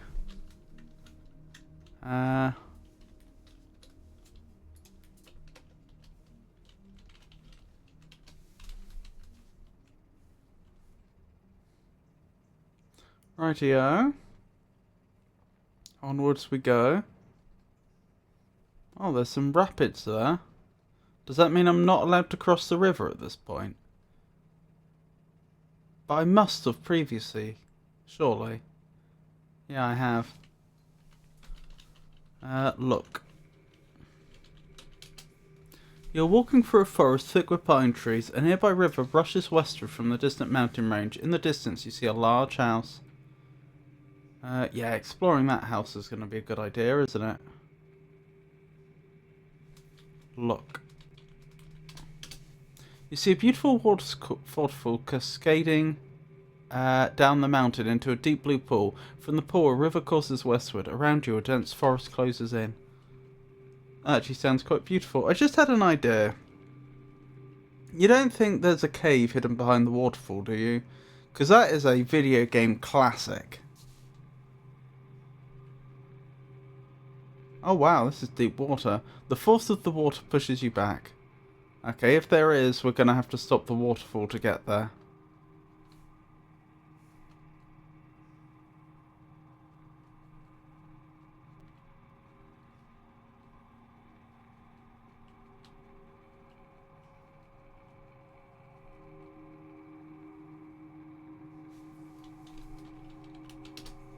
This is a scary old cemetery.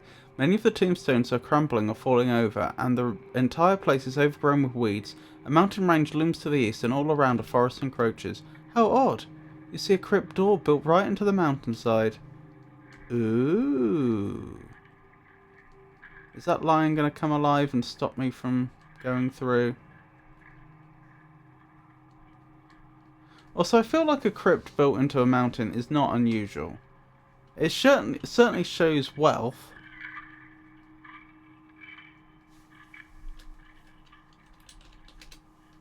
You're not close enough. Open door. I wish there was a way to have it highlight where things were. Because I can't actually see the door they talked about. I'm not sure where it's supposed to be.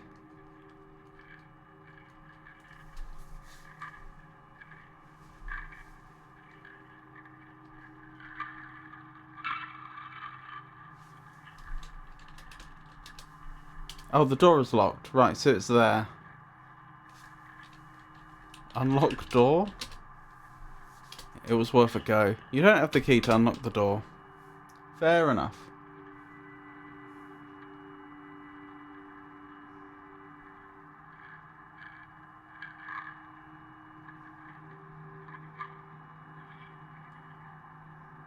Okay, this piece is very unnerving. This piece of music, I mean. I don't necessarily dislike it exactly. It's just... I don't think this... You know, it would make sense in like a horror game or something. I don't think it really fits.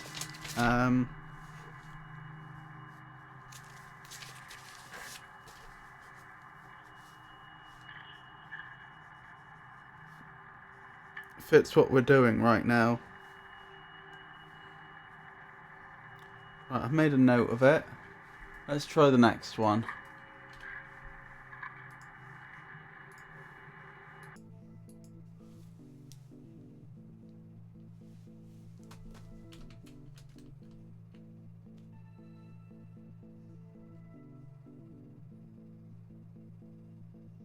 Right, shall we go into the manor house? Indeed, this is a spooky old house. It looks as if no one has lived here for many years. Flanking the old house on both sides is a rundown cemetery. A thick forest looms all around.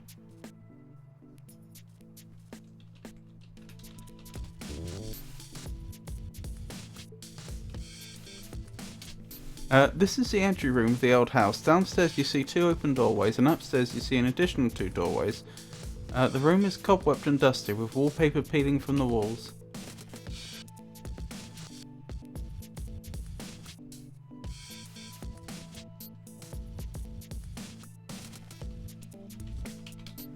The old dining room has seen better days. The long table is littered with crumbs and dust, and against the wall, the empty hutch is covered with cobwebs.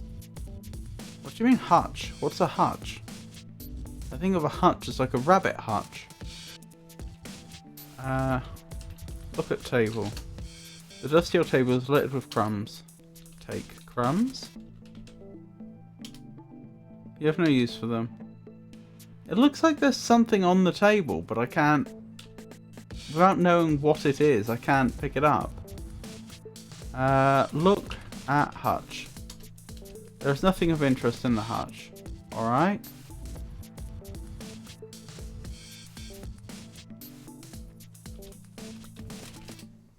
The old kitchen is quite bare. The fireplace has been cold for years, and the dusty pantry is empty but for old crumbs. Is that a pot? Take pot. The cooking pot is empty and loose, so you don't need it. Is that a key I see? Take key. You can't get that. Why not? It's right there. Take key. I'm not going mad, right? That's a key? Maybe it isn't. Oh, wait, that's a candle. There's a candle above it. Oh, so that's like a candle and candle holder? Take candle. I'm so confused. Maybe it's not something I'm meant to be able to pick up.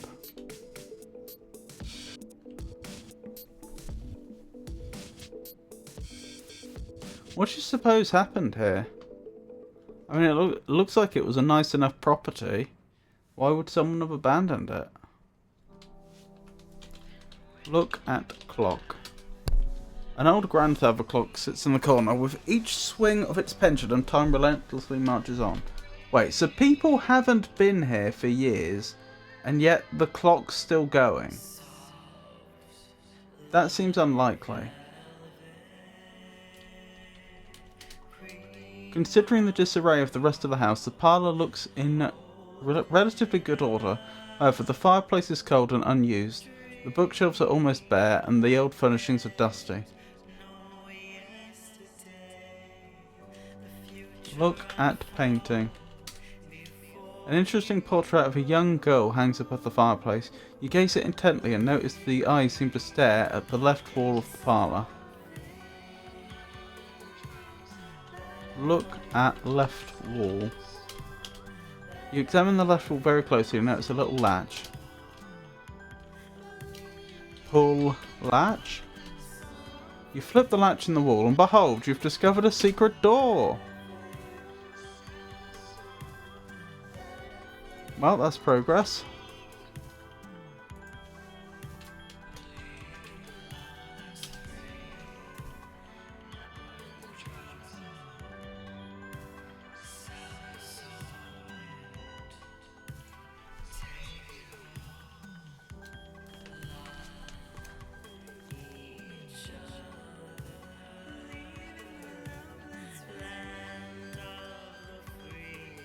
How do we feel about this song? While in the other room there, I think you can type time. Oh, interesting. I'll give a small suggestion.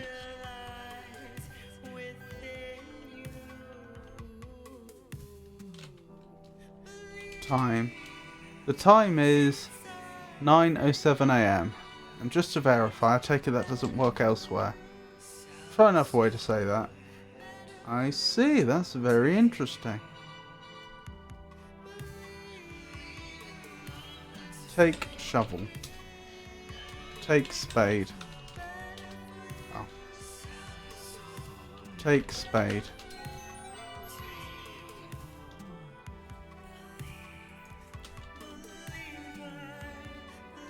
It's because there's a clock in there. Yes, I see.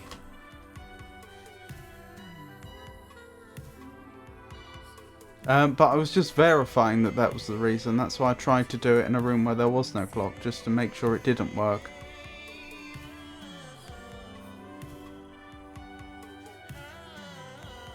Not that I would trust a clock that presumably hasn't been wound for years, but is somehow still going. Ow.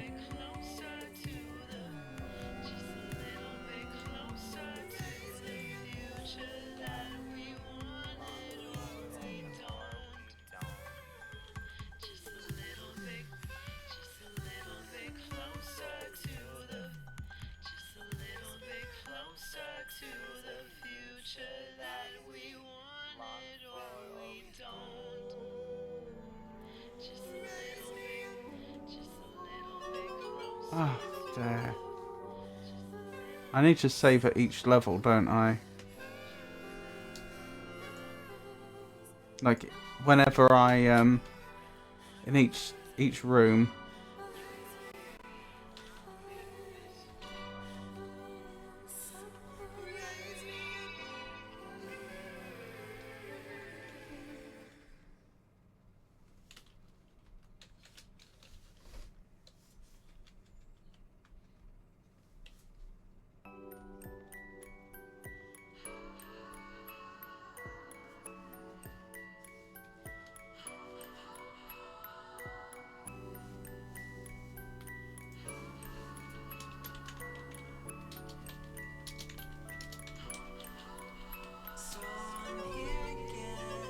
Of course.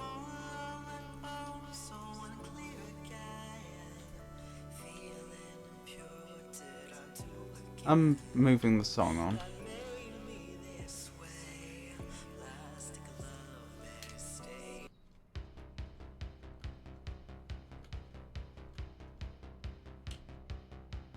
This is awkward.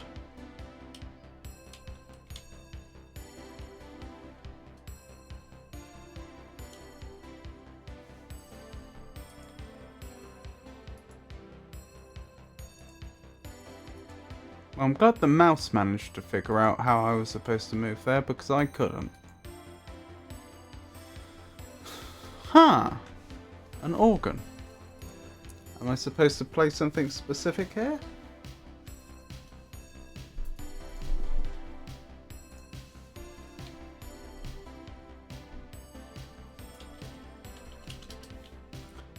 A dusty old pipe organ sits in the centre of the tower room. Play organ. You're not sitting at the organ. Sit at organ. It would be better to move to the inside of the bench.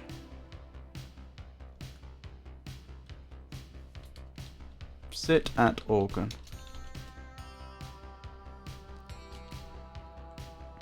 Play organ.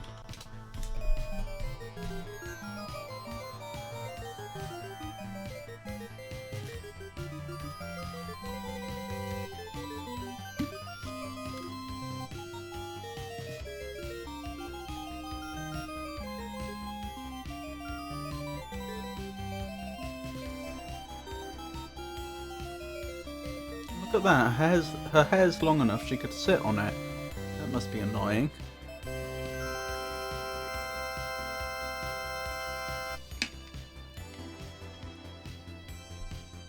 What a virtuoso you are, Rosella. Well, that was fun. How do I leave? Stand.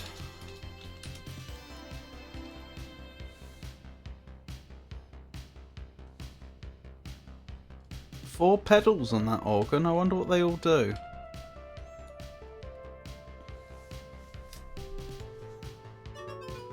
Oh my goodness. And I didn't save, did I? I don't know if playing the... Oh, my score didn't go up, so playing the organ probably didn't do anything. Don't die! I know, I'm not trying to. I'm not very good at navigating the stairs is the problem.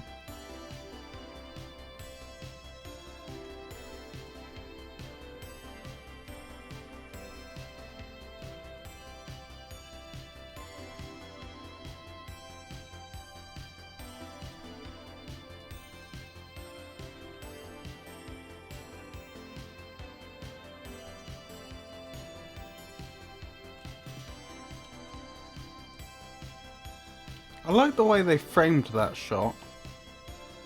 Like we're looking through some sort of hole in the wall.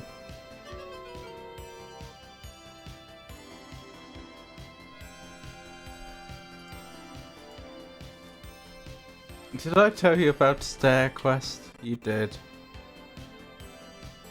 And it's making more and more sense.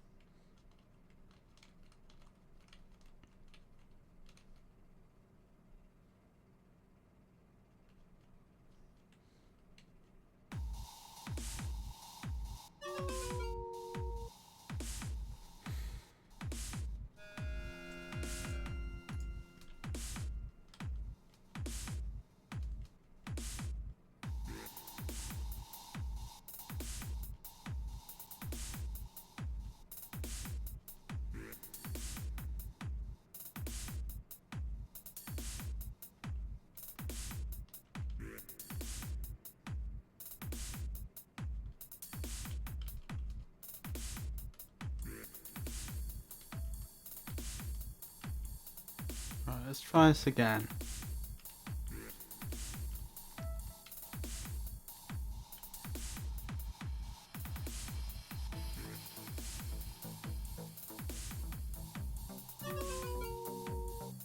Well, we survived.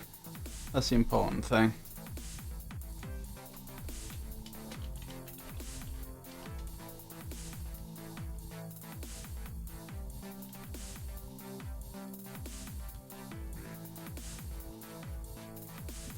Examine fireplace. The fireplace hasn't been used in years. Examine books. You examine the few remaining books on the bookshelf. Only one catches your attention. It is entitled The Complete Works of William Shakespeare. Take Shakespeare book. You remove the Shakespeare book from the shelf and carry it with you. Look at book.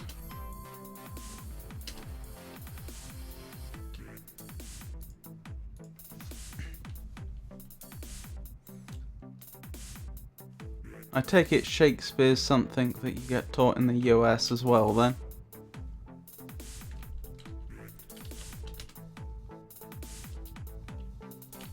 Open cabinet?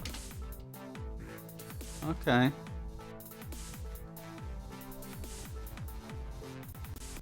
Examine table. The furniture is old and dusty. Alrighty then.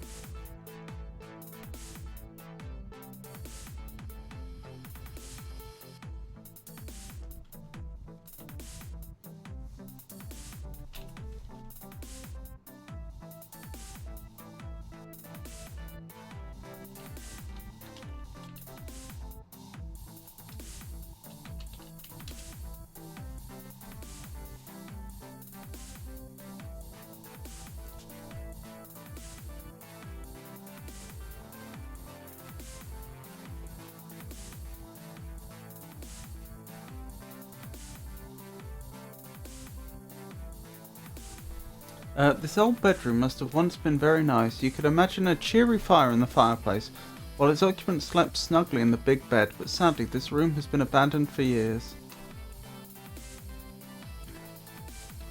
Examine bed.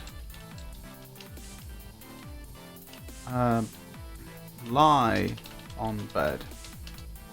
You don't have time for that. Examine fireplace. The fireplace has been cold for years, there's nothing here.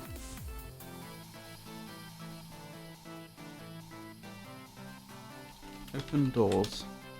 You can't do that.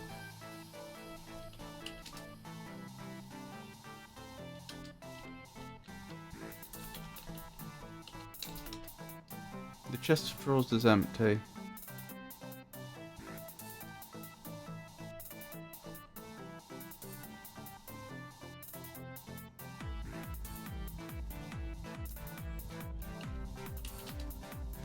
It appears as if this was once a master bedroom, however cobwebs hang everywhere and the dust covers the furniture.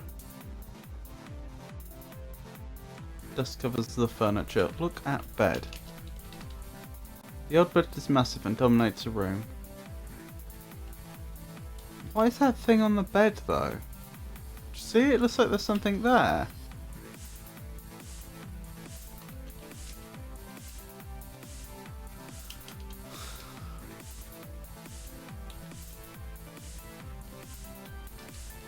A tattered rug covers the floor at the foot of the bed.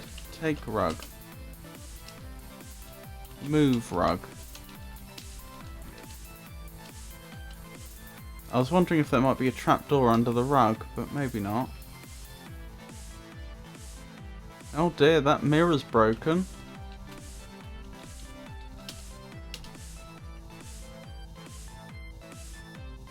It's supposed to be bad luck, isn't it?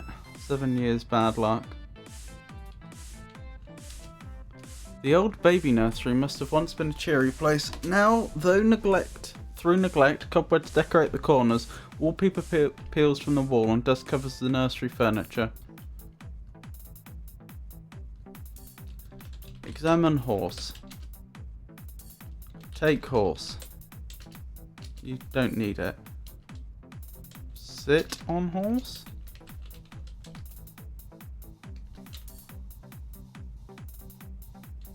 Examine drawers.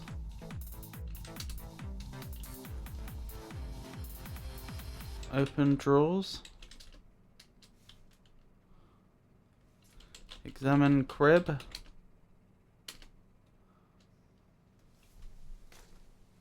I feel like I'm missing something. Move rug. There have been a lot of rooms we've been through here, and why would they have left furniture like a lamp but taken the curtains? Because you can see a curtain rail there, but no curtains. And why would they have left what was presumably a nice rug but taken the curtains? I mean, it's dilapidated now, but presumably it wasn't when they left. I can only assume moths ate it. I can't imagine why else there'd be holes in it. But yeah, we've been through so many rooms and yet there's nothing we can do. We discovered the secret door.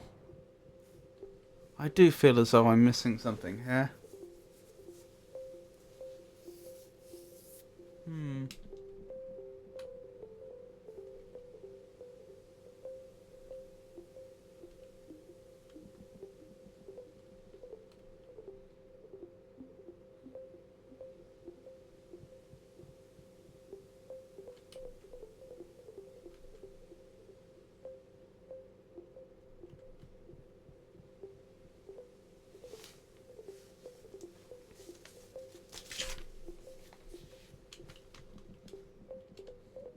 Just debating where we go to next. In my head.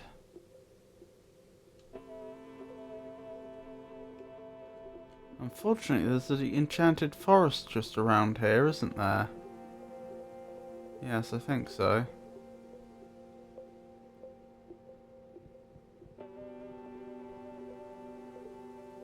And that's dangerous because we keep getting grabbed by trees.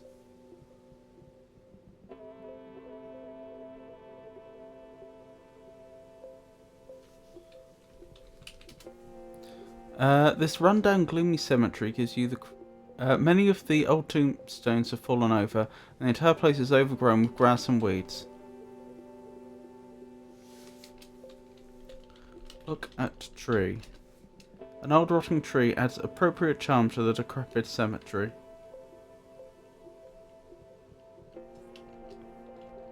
Examine gravestones. Each tombstone has an epitaph written on it. Read tombstones. You're not close enough. This could be some big clues. Read tombstone. Lord Coningsby, 1559 to 1626. Sleepeth here in peace, an honourable man, a valiant soldier. He served his country well.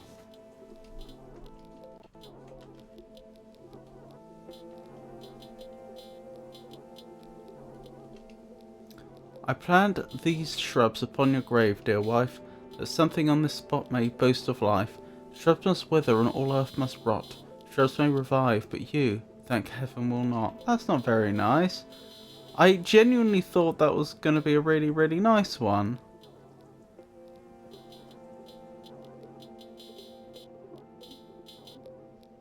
It started off really nice.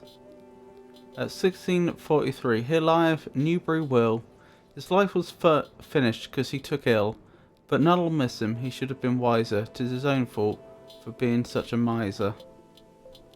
That's not very nice. Imagine writing something nasty on someone's gravestone.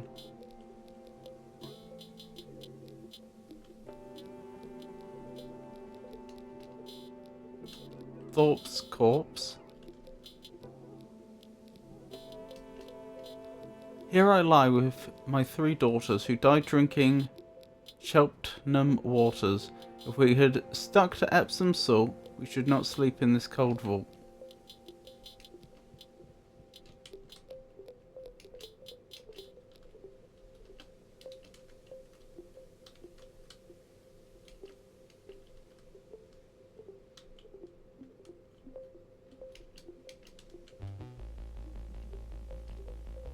Here lie the body of Mary Ann Lauder. She burst while drinking a Seidlitz powder. Called from this world to her heavenly rest, she should have waited till it effervesced. Dr. I lets 'em. When people's ill, they come to I physics, bleed and sweats 'em. Sometimes they live, sometimes they die. What's that to I lets 'em.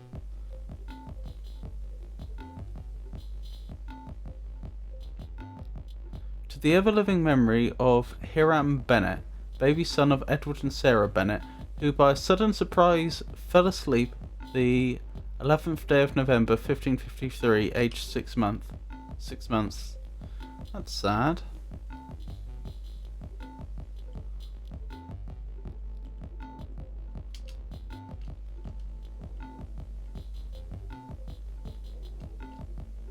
Beneath this stone, a lump of clay, lies Uncle Peter Danays, who early in this month of May took off his winter flannels. What? 6 feet beneath this funeral wreath is laid upon the shelf one Jerry Jones, who dwelt in bones, and now he's bones himself.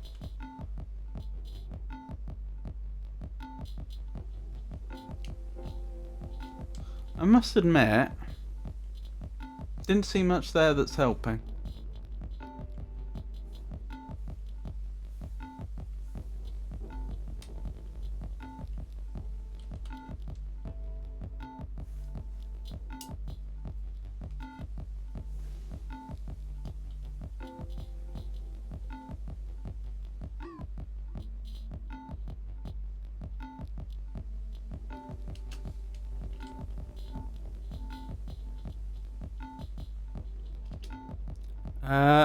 Betty Cowden, 1650 to 1669. So this is almost 100 years later. I know they varied a bit in the previous graveyard we're in, but these feel like later graves.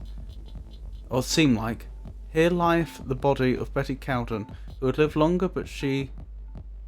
Cowden. Sorrow and grief made her decay when she lost her lover at sea one day. They probably wouldn't have known.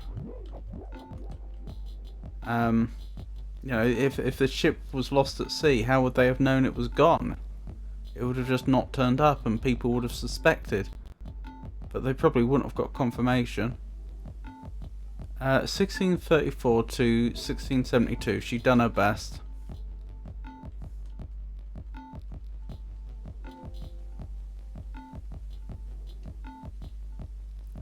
Dentist Brown, stranger, approaches spot with gravity. John Brown is filling his last cavity.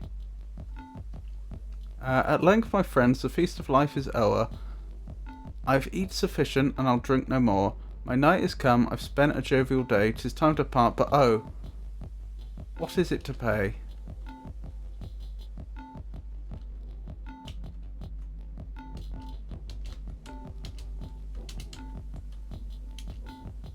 Rebecca Freeland, 1598. She drank good ale, good punch and wine, and lived to the age of 99. 1546. Reader, here lies, but forbear to read more without a tear. One, I cannot speak the rest. You may weep, I'll smile my breast. I'll smite my breast, grief preventing, and this stone too small to be written on, only this, a little boy, Willie, in Abraham's bosoms laid.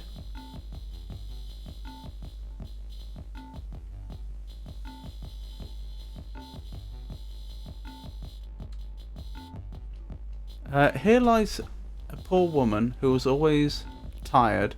She lived in a house where help wasn't hired.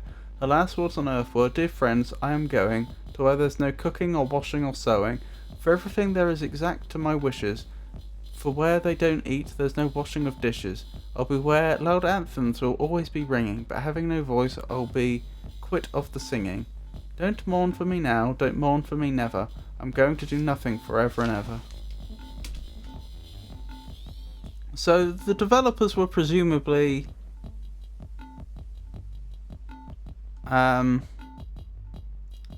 conscious of the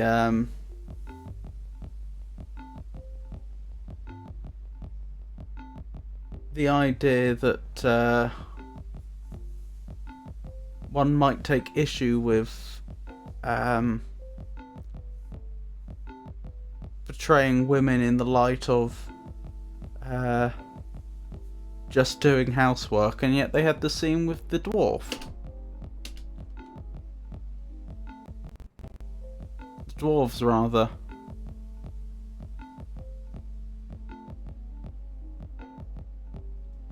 I don't know, maybe I'm overthinking it, because that only just expresses unhappiness with that being the expectation. It doesn't necessarily... that's not quite the same as showing disapproval with the societal expectation, which is a bit different. You know, there's plenty of things that are expected of us which we don't necessarily like.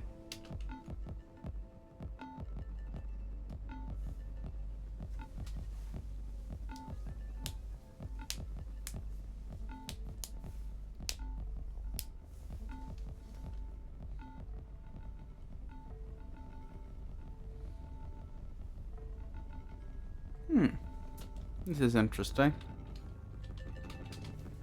Numerous water lilies float serenely upon the lovely little pond nestled in these woods. Atop one of the bigger lily pads, you notice a rather large frog wearing a little gold crown. Oh, so that's why the idea of kissing as a verb comes from. Well, we'll kiss the frog forthwith. Probably better check with the frog first, actually. But it looks like it's time for another ad break. Do let me know how you feel about the music, because of course I'm feeling I'm feeling rather conscious of the fact that I'm now playing different music to the music I normally do, and I don't know if people approve or disapprove. Anyway, I'll still be here to talk to, but we'll be having a 3-minute ad break, and we'll be carrying on the game once we're back. Feel free to talk to me in the meantime.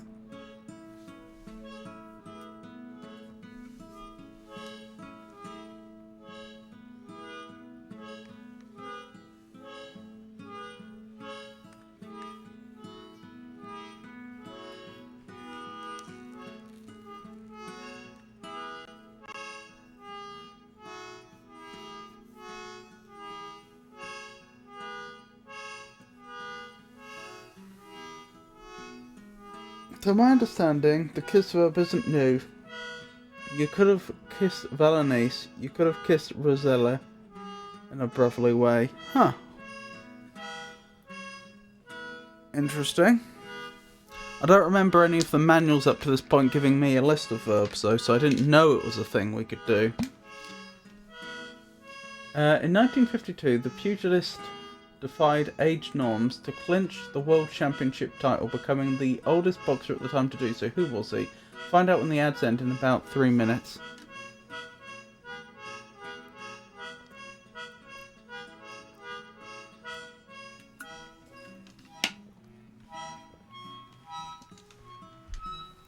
Just a sec, I'm going to close a window because it's getting a bit chilly.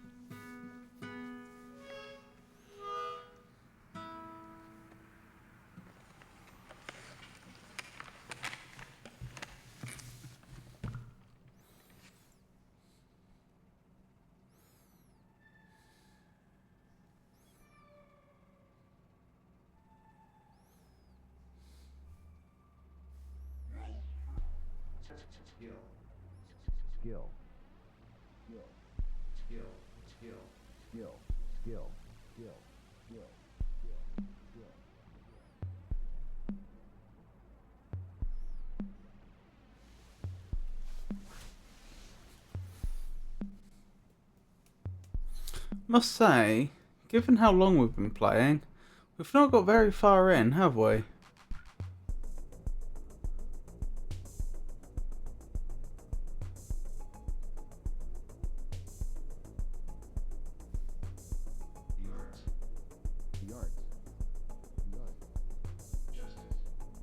justice, law, wisdom, law, civilization, civilization, civilization, science, Not a huge fan of this one. poetry, The music, I mean. the art, the art, Defying the constraints of age in the boxing ring, Jersey Joe Walcott became the oldest boxer to win a world championship in 1952, but it doesn't say how old he was.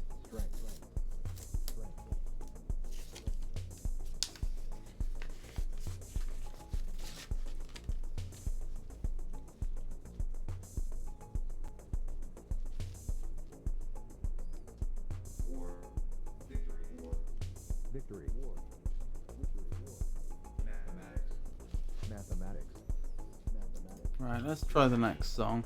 city-state, city-state,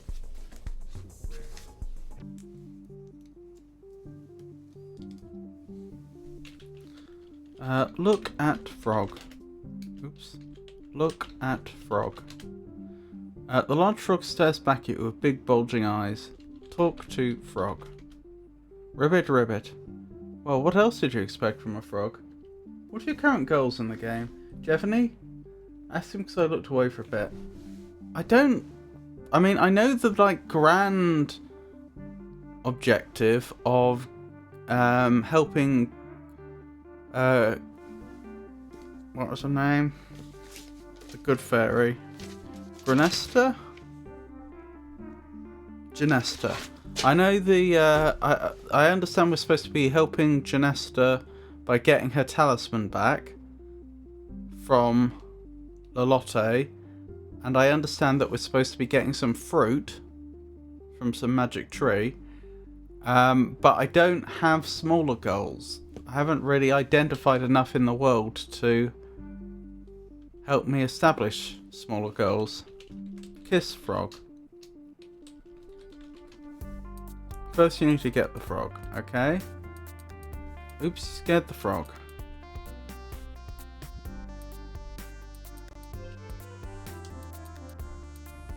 Oops, you scared the frog.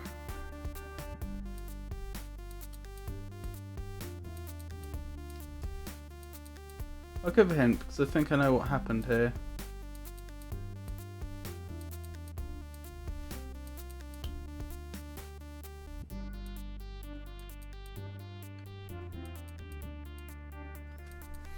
Alright, I'll add to the map that there's a frog in this area.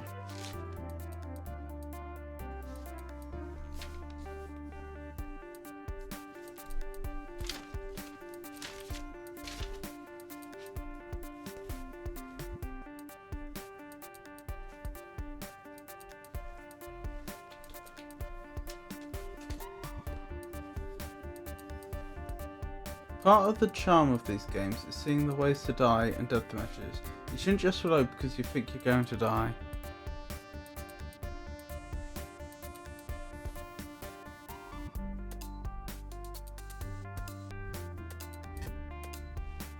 Interesting. That suggests... I mean, I tend to reload if I am dead.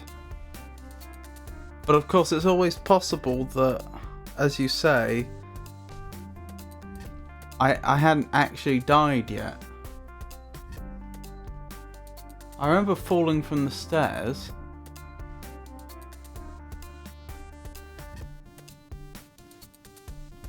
Which is what I think you did with an event earlier.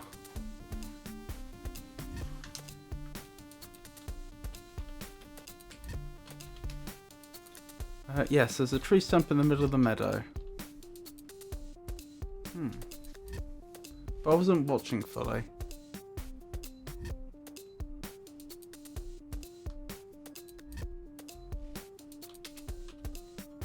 Oh, as soon as I touched the water, the frog is scared away. Interesting. I'm trying to think where else I have reloaded from. No, the stairs definitely killed me because most of the time I was reloading from the death message. So that's without any doubt. I'm pretty sure when the trees grabbed me, I was dead as well, but we could check.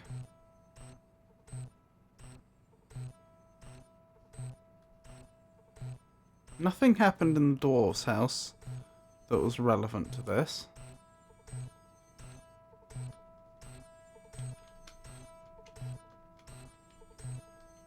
As in, there was no, like, near-death experience or death in the dwarf's house. I'll just say it if you want.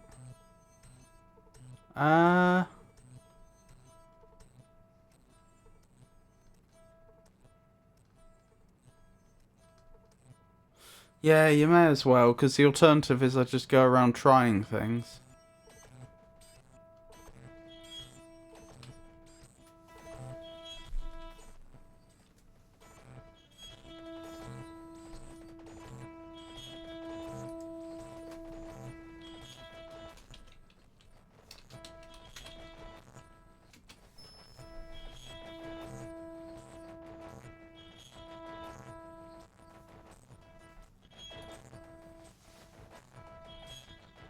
I'm pretty sure you tried to climb the mountain and then didn't see any of that though. You just reloaded. Oh, I didn't reload, I just turned back. That's a fair point. I could have tried harder to get up the mountain.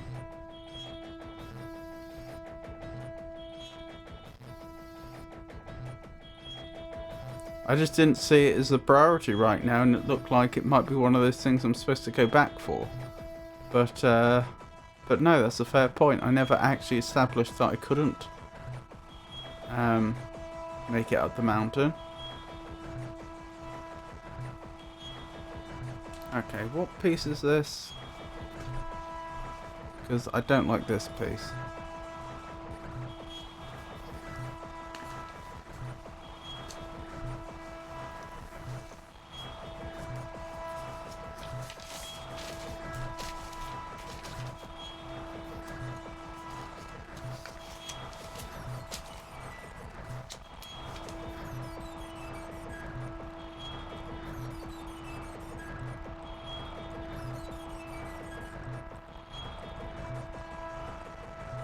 Alright, I've made a note of that one to remove it. Next piece, please.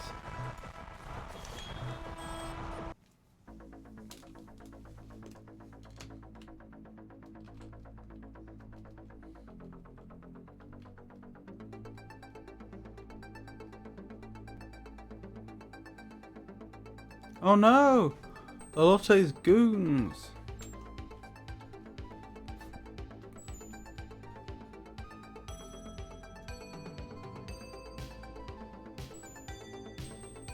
And we're being carried off.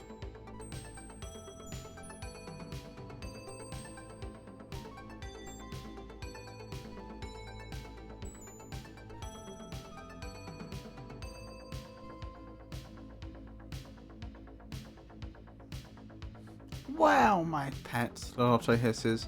What have you drug home today? Shouldn't that be dragged? Lotto gives you the once-over, and as she does, her red eyes begin something or other. Are you a foolish girl who wandered here by mistake? Are you a spy sent here by my enemy, Ganesta? You swear to Lotto that you are nothing but a poor peasant girl who has lost her way, but she doesn't seem to believe you as her mouth begins to snarl and her eyes narrow to mere slits.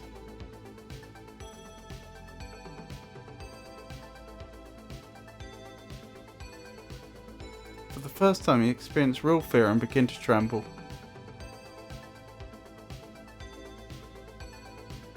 Lotto snarls. You don't look foolish enough to have wandered here. I believe you're a spy. Take her to the cell. Oh look. There's a what's it called? A spinning wheel. You found yourself in a horrible cell. It looks as if others have found their way here too. Hopefully you won't end up like them.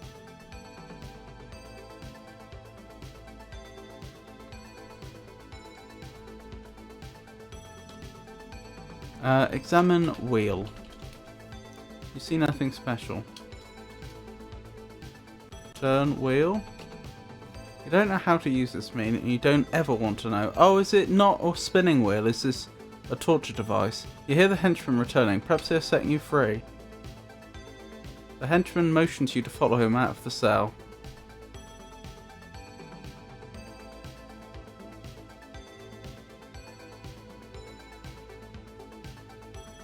Lolotta gives you a sickly sweet smell. You're lucky, my dear, she coos. My precious son Edgar has taken a liking to you, and he believes you. He's convinced me to give you a chance to prove your innocence. You glance at the homely young man standing next to Lolotta. He blushes. Lotto continues, I wish to own the unicorn that inhabits the Meadowland. Bring me the unicorn and I shall not only set you free, but reward you as well. To her henchman, Lolotte orders, Go, take her back to the forest. Is this our first choice in the game?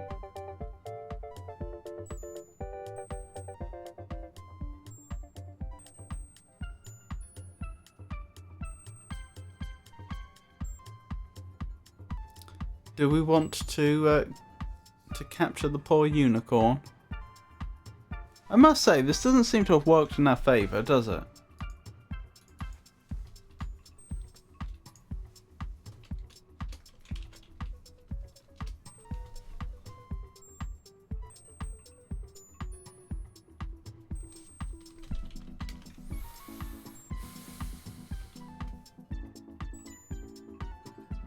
You just reloaded. Am I wrong? I saved, didn't I? Yeah, I saved.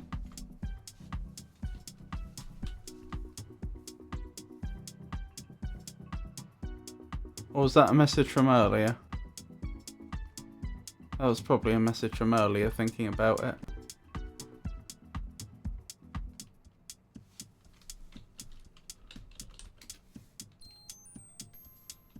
Look at worm.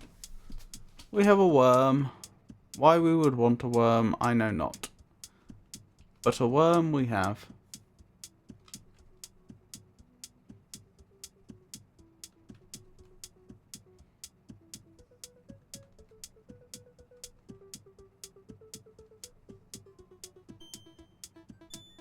Oh, this is the mine.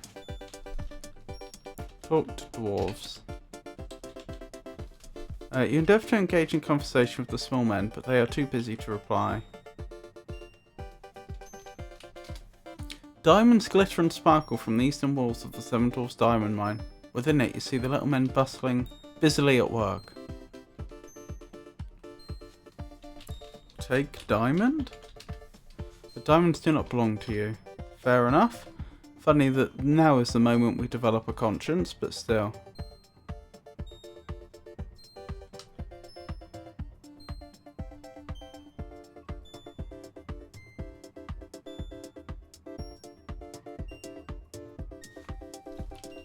Listen? You listen intently. Talk to dwarves. You endeavour to engage in conversation with the small men, but they are too busy to reply. You see the busy little dwarves hard at work within the diamond mine. The diamonds flash and sparkle from the east earthen walls.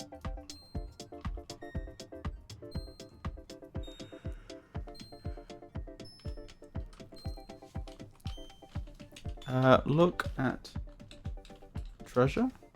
The game does not understand treasure. Look at diamonds. Sparkling diamonds gleam from the walls and litter the mine floor. Quite right, Karajo Kalowski. The various death messages do add to the game's character.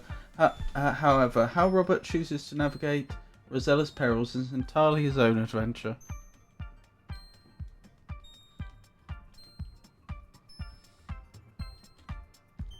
Wait, is that a pickaxe I can pick up? Take pickaxe. The game does not understand pickaxe. What else might it call it? I mean, that is a pickaxe, isn't it? Take pick. Take tool.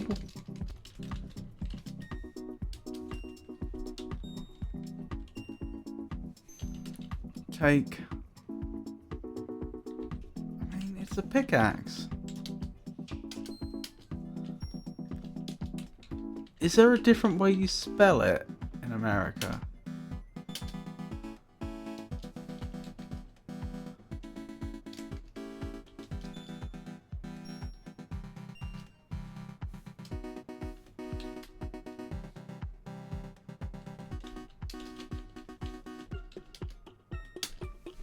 It's right there in front of me.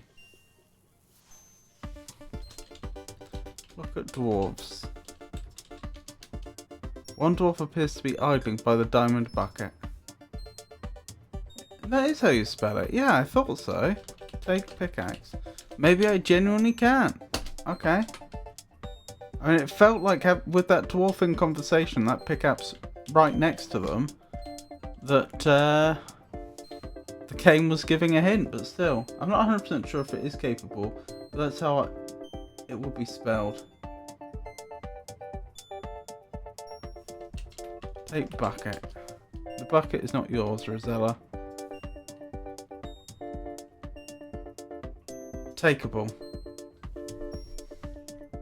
That makes sense.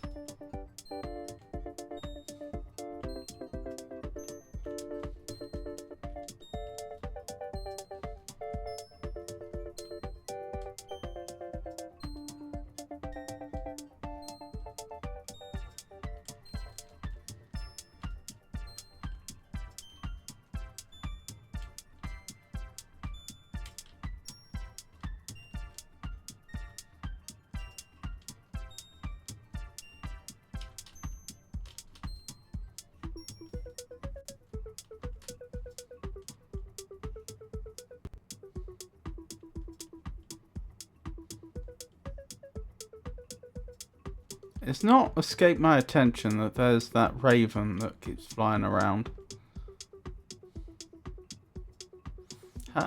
I have been wondering, even before the whole being captured by Lolotte events, I have been wondering what to do about the unicorn.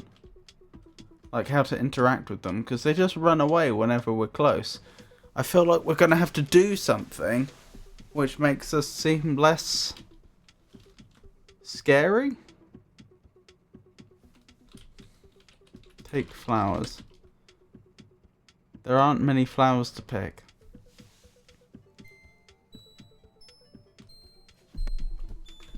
Take flowers. It would waste your precious time to stop and pick flowers. Okay. I was wondering if we make ourselves like a floral headdress or something, if that would have helped. I'm trying to think what a unicorn might like. I have no idea.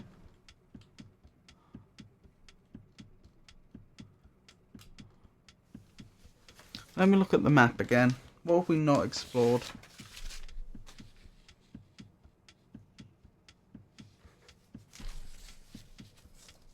Oh, there's that grey house, isn't there? Near or on the coast. We certainly haven't looked at that yet.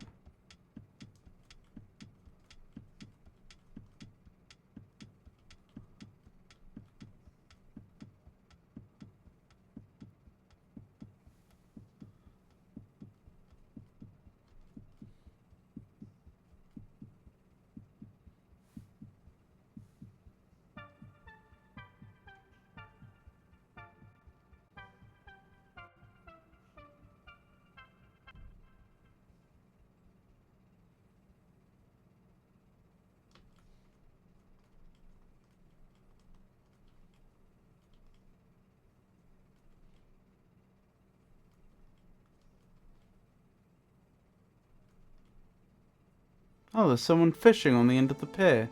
Just a trip to the trees. The plants are waving, smiling. Oh, it's just a trip to the trees. Look. The inside of the fisherman's shack looks almost as shabby as the outside. You see a tired-looking woman knitting at the table, Talk to woman. You introduce yourself to the old fisherman's wife. With little patience, she responds, "What are you doing here, young lady? Can't you see I'm busy? We have enough problems without worrying about you."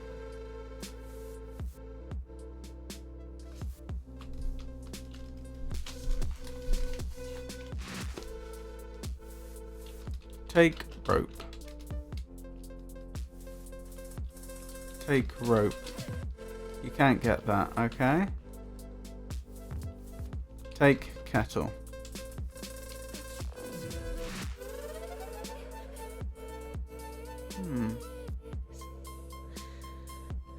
What is the rope doing there on the pier? What is its function?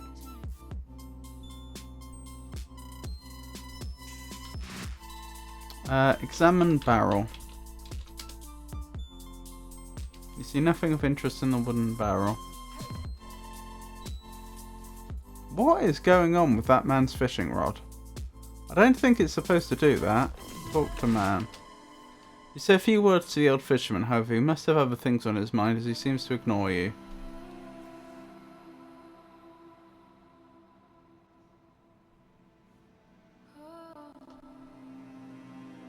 The way Rosella walks, pumping her arms like that.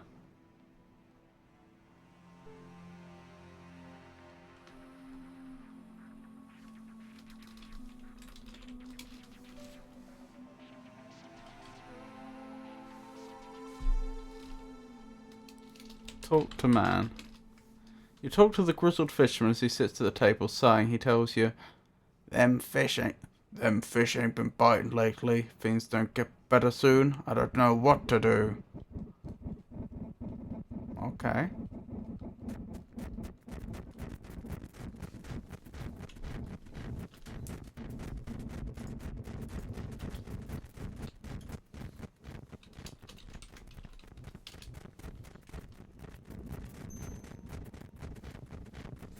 Do you suppose Rosella can swim?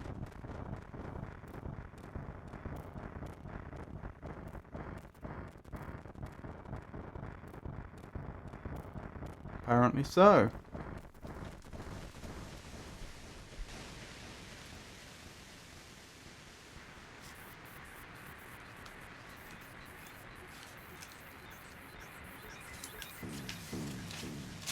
Not a huge fan of this song either.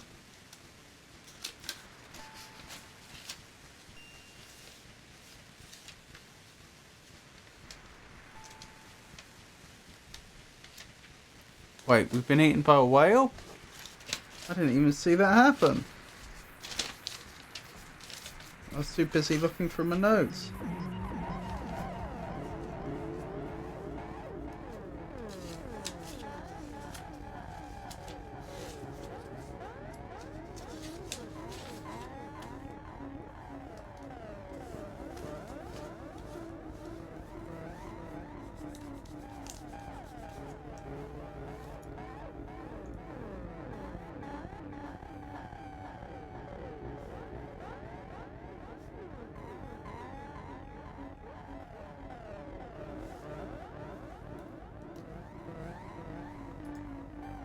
Right, next song please. Not a huge fan of that one. Horrors, you have been eaten by a whale. Phew, this place. Sorry, I'm probably going to do that again so that I can actually see what was said. And I can actually see what happened. That's on me, obviously.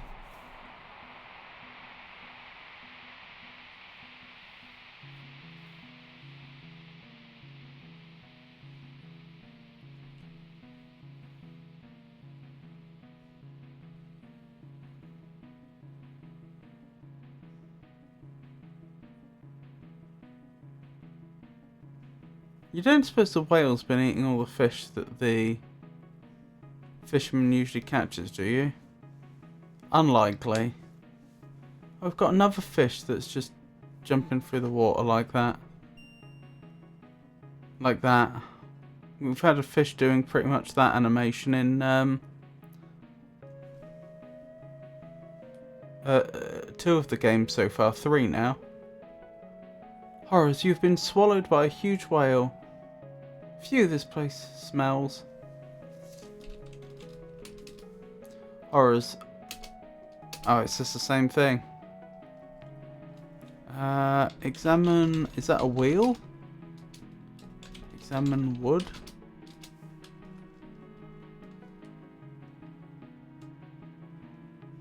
Ah, is that a magic fish by any chance? Talk to fish.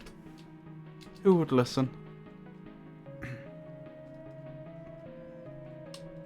Why does the whale have human teeth? Not talk to skeleton, examine skeleton. The skeleton of an unlucky man, let's call him James, rests atop the wreckage of a small boat. Search. Skeleton.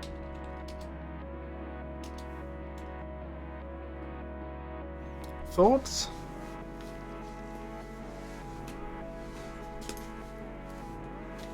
We do seem to be in a bit of a situation here. Oh, there's a bottle, not a fish. I wonder if those were the last words of James. Take bottle. Examine bottle. Open bottle. You open the glass bottle and retrieve the imprisoned note. Look at note. Gee, there seems to be writing on the note. Read note. Drug dealers are terrorizing the city of Lytton. I need a partner to help put away those bad guys in Police Quest.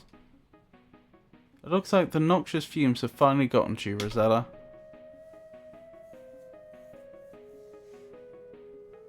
Did this entire area just exist so they could advertise another one of their games? It feels like the answer to that is yes. Dearie me. Again, this is another area where I feel like there probably is something I'm supposed to be able to do. You know, with the fisherman's shack and all that, but I have no idea what that is.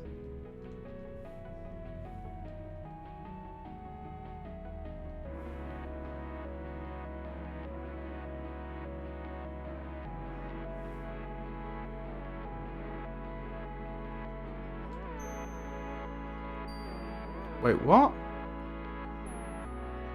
Is that a cherub? Look at cherub. The game does not understand cherub. Angel? Look at angel. Look at...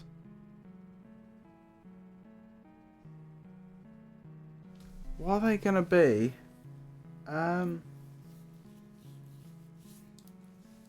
Child? You see nothing special.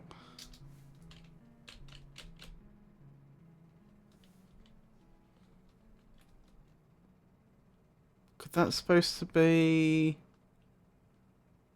Eros? No. Valentine? Come on, there has to be a name for that creature.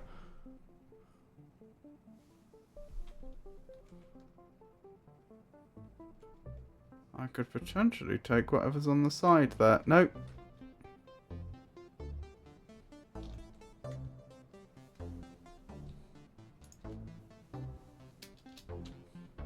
Look at winged child.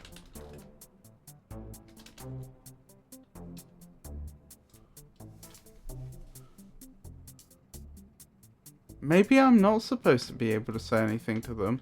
Because maybe I am just supposed to take the bow and nothing else. Examine water. The beautiful pool is lined with tall marble columns. It's crystal clear. Water looks inviting. Right, so that bit there is presumably just supposed to be water reflections. What do you suppose the probability of that little winged child coming down was?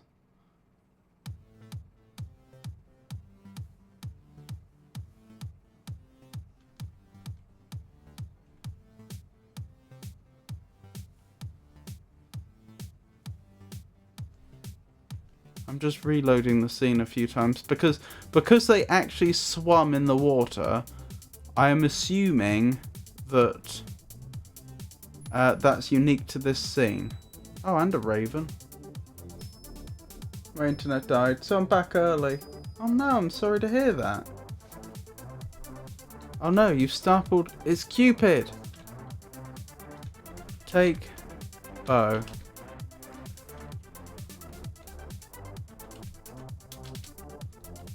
Take bow.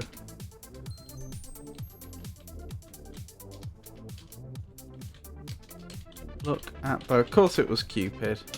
I don't know why that didn't occur to me. Welcome back anyway, Pikachu. It's always a pleasure to see you. I'm sorry that you had those technical difficulties. I very much like that emote, as you know.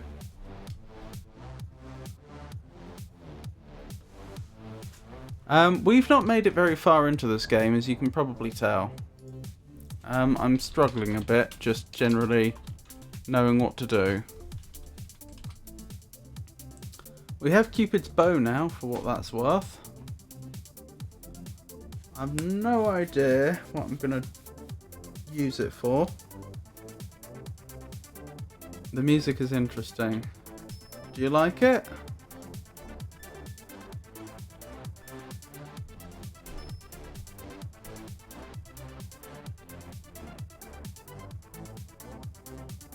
Very funky for a princess having a stroll. Well, this, as I was saying at the beginning of the stream, this is we'd had that same classical playlist so often that I just went to the Free Music Archive and downloaded a bunch of electronic music.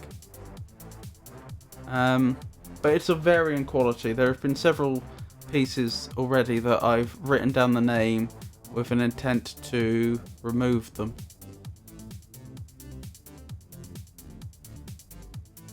Did we go in here? I feel like we did. I've just forgotten what was on the inside.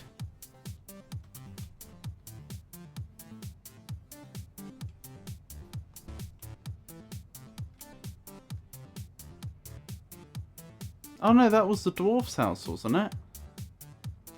Come to think of it.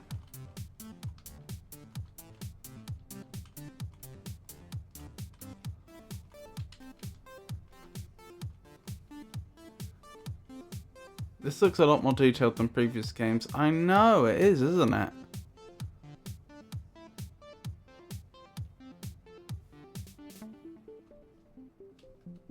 So I think that means I've not been into this house. I dismissed this house when we turned up here because I thought, oh, that's the dwarf's house, but I don't think it is. It's locked, I don't have the key. Okay, we need a key to get into the thatched house. Yeah, I think especially between the second game and the third game, the art suddenly became a lot more detailed. I think on average the art is probably even more detailed in this game than it was in the third, but I would say I think there were some specific scenes in the third game that probably were this detailed, whereas I can't remember any scenes from the...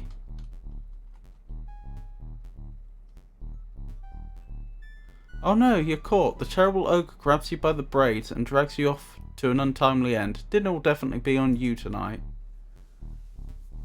Oh dear. That's suboptimal.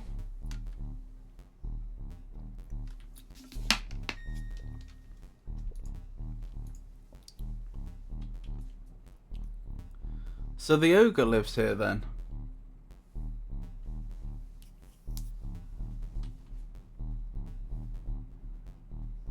It's Roberta.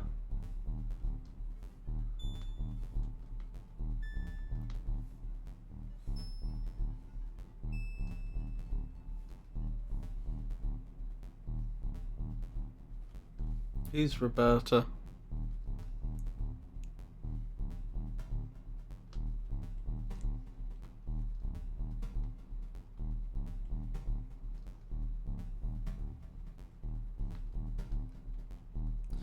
I could try and shoot the unicorn with Cupid's bow, then the unicorn might follow me around. Roberta Williams, a game dev. Ah.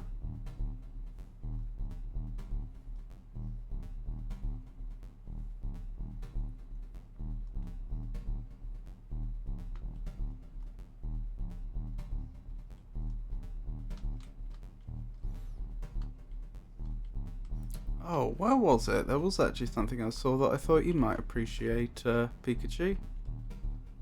Earlier in the game. Hold on, can I turn up the speed since I'm trying to go somewhere where...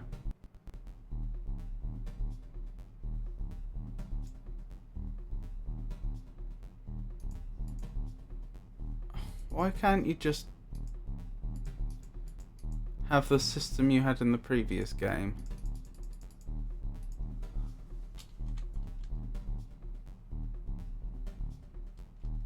Or you just have a few presets?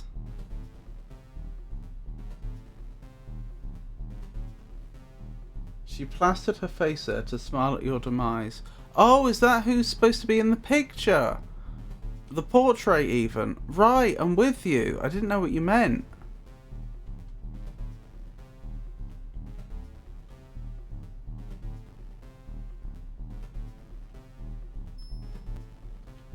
I assumed that was just supposed to be a depiction of Rosella. Because, I mean, how would I know? I've not seen a more detailed picture of Rosella's face. I see, so that's Roberta.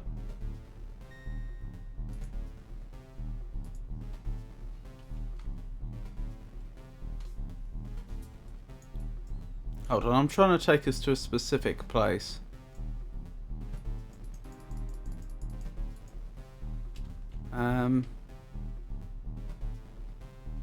No!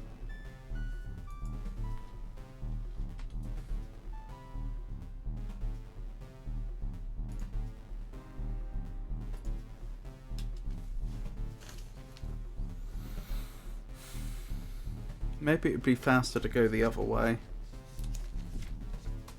Or at least less dangerous.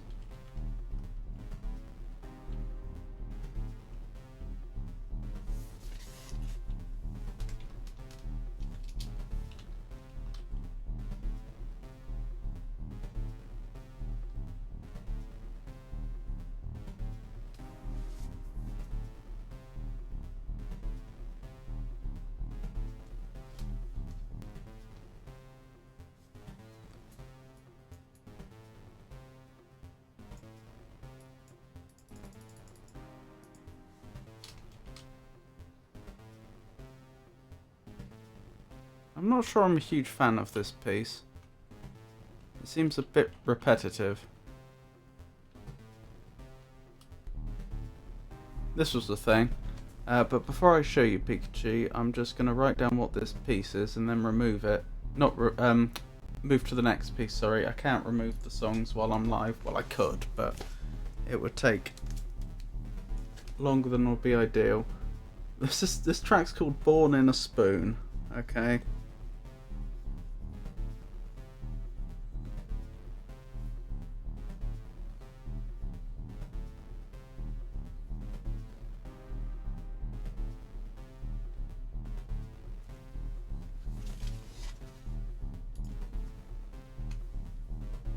Right, told it to...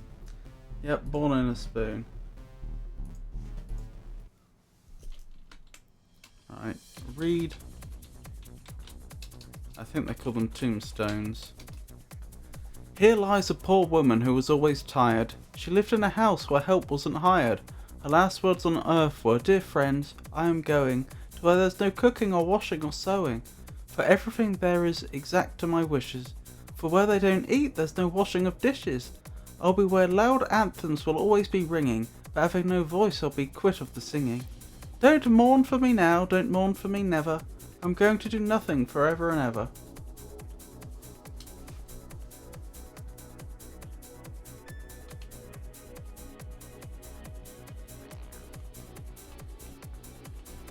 I thought you might enjoy that, Pikachu.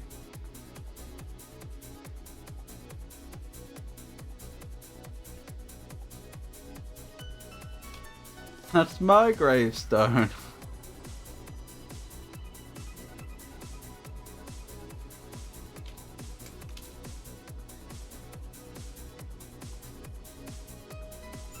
Oh, hang on.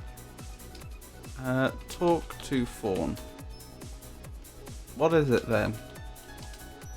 You've entered a shady wooded area with birds calling from the trees. You notice a pool in the distance to the north.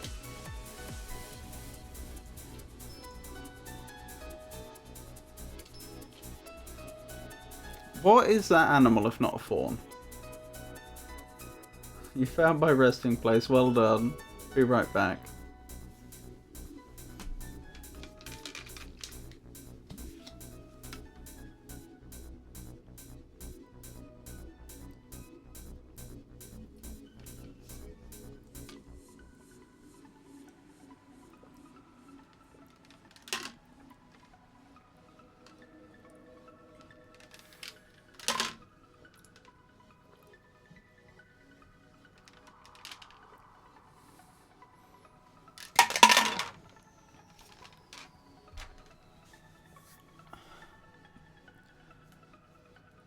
I mean, that is a fawn, isn't it? What else would they call it? Look at flutist.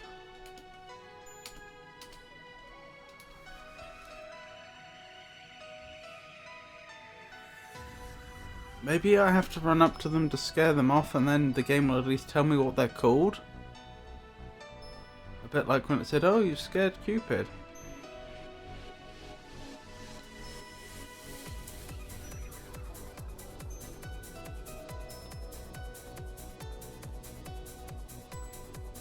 No, don't leave.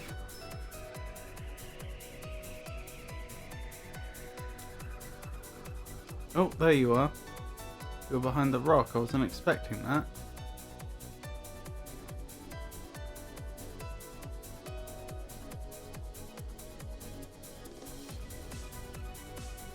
I'll tell you one thing they've changed between games. It used to be the case that if you were walking in a particular direction and you changed scene, your character just kept on walking in the same direction. They've certainly changed that.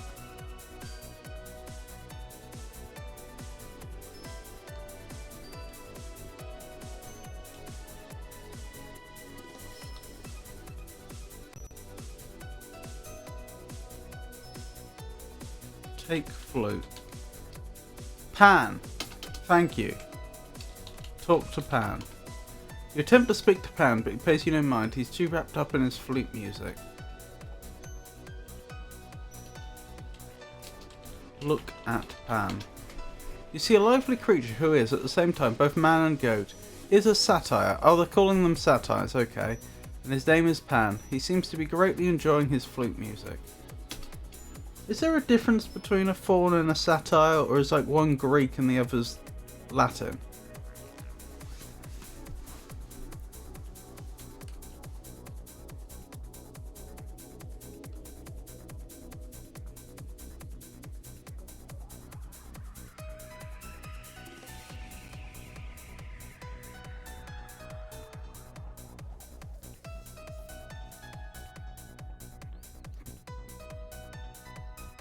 I'm now wondering if we can find that unicorn.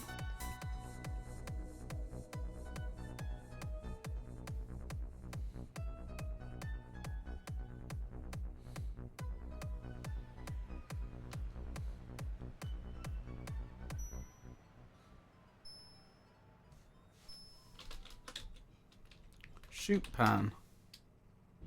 You shoot an arrow in the air. Oops, you missed.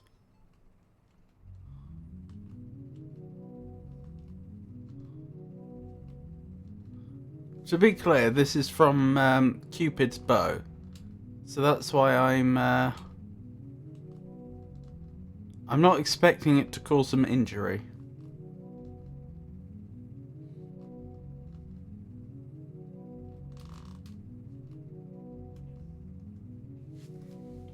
What is this piece? Oh no! It shows some promise.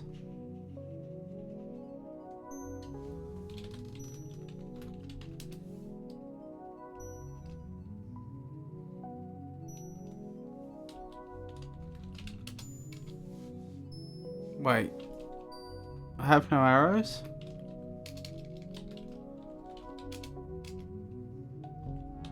Look at arrow. Alright, point taken. I can't just go around shooting arrows willy-nilly. I did not realise this. Okay, I get 2 shots. I kind of assumed the game would just give me infinite arrows, I'll be honest. That really reduces my ability to experiment. Shoot unicorn. You aim one of Cupid's golden arrows towards the beautiful unicorn. You let go of the bowstring, zing, bullseye. The magnificent unicorn is no longer afraid of you. It is now your friend. What charming encounter unfolding on screen. The gentleman with his splendid top hat appears most distinguished. Safe travels during a brief respite. Pikachu, we shall keep watch over Rosella's adventures until your return. I don't really want to betray the unicorn, but I don't see the alternative either. You speak gently to the splendid unicorn. It whinnies softly in response. Ride, unicorn? I realise I am trying my luck a bit here. Just because they're my friend doesn't mean they want to give me a piggyback. It would not do you any good, as you could mount the unicorn but not guide it. Okay.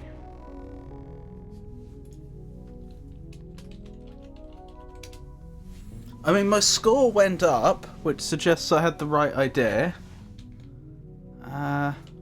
Pet unicorn. You're not close enough. Pet unicorn. You're not close enough. How could I not be close enough? I'm right on top of them.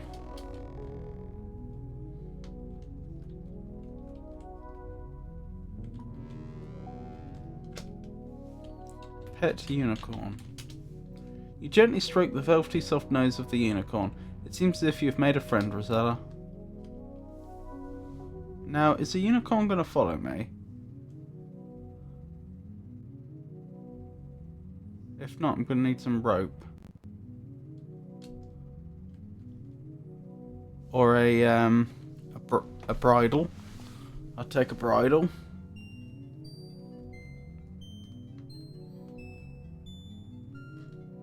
Hopefully the effect of Cupid's arrow is indefinite.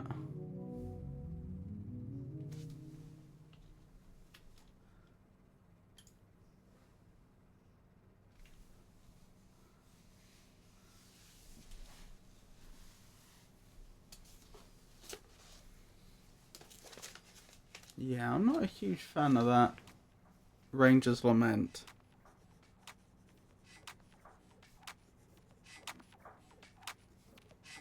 The song.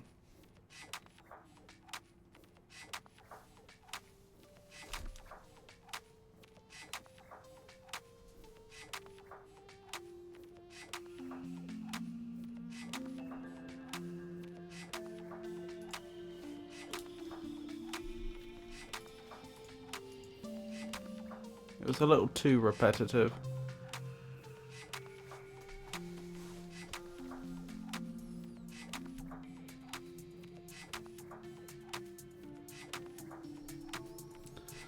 I was just thinking, I'm pretty sure we saw some multiple bits of rope over by the fisherman's house. Oh, hello. Are you a bard?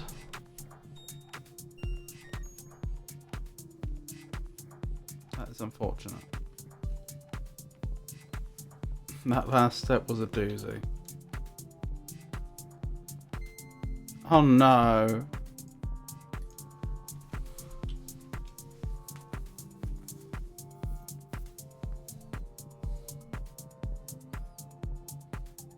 I should have a word with that bard.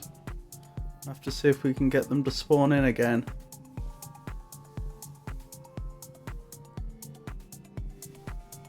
I mean, we are making progress. I just can't believe how slow it is. We're only 1/10 of the way through the game. And we've been going for 3 hours. According to the score, anyway. We're 1/10 of the way through.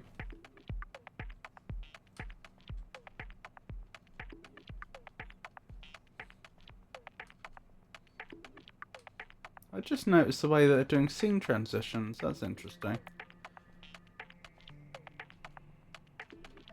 Oh, I just had a horrible thought.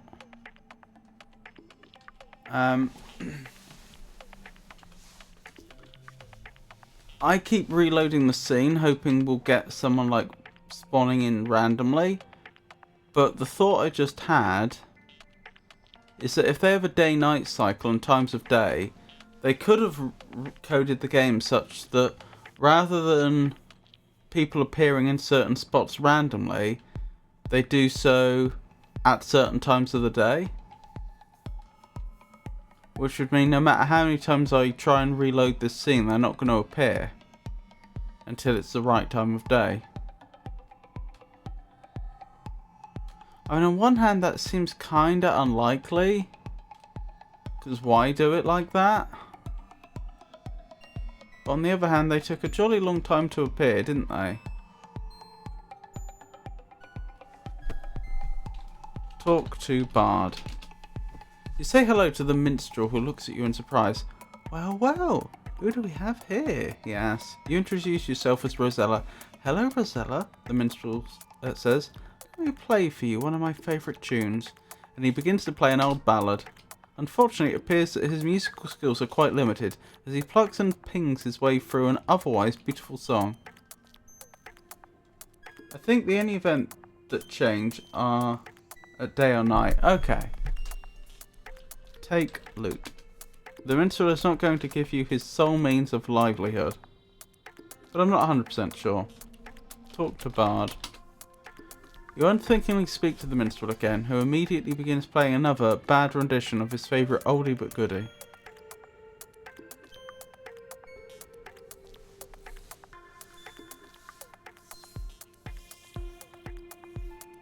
I can't help but think that the Bard's not just there as some sort of... Cameo's not quite the right word, but just... I can't help but think he's not just set dressing. He must be there for a reason, but what? What do I have in my inventory? A gold ball, Cupid's bow, shovel, Shakespeare. Oh, why not? Let's save quickly in case this goes wrong. L mag 11. Shoot Bard. You can't do that now. Okay. Give Shakespeare book. You hand the Shakespeare book to the minstrel. Curiously, he opens it and begins to read aloud, first hesitantly, then with increased forcefulness as he begins to get into it. Suddenly, he stops and looks at you. This is wonderful, he exclaims. Sorry, I slurred that. This is wonderful, he exclaims. This gives me a new lease on life. No longer am I a mere minstrel. Now I will become a famous actor. To be or not to be. How's that? He then gives you his loot, bids you farewell, and wanders off to stardom. I don't know why we left at that particular juncture, but hey, we got a musical instrument out of it.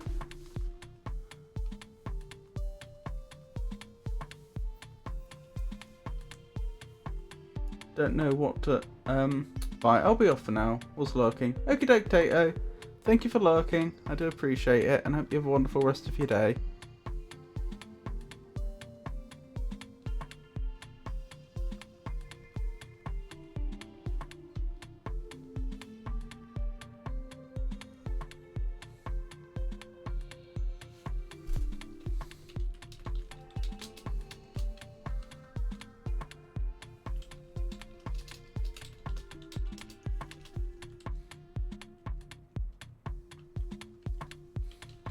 I don't know what to do with a loot, though. I may have just figured out what to do with a loot. I wonder if I can lead animals by it. I wonder if I can do what the Pied Piper did with the children.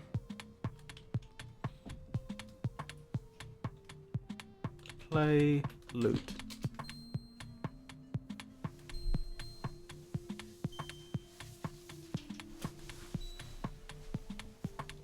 I don't know, but that might actually work. If that isn't the idea, I don't know what the idea is.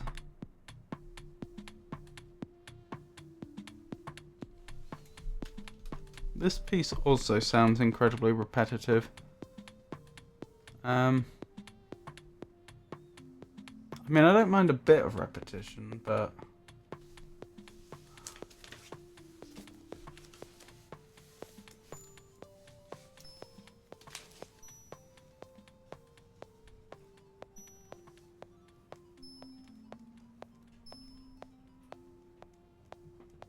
Oh, I could try and do a duet with the satire.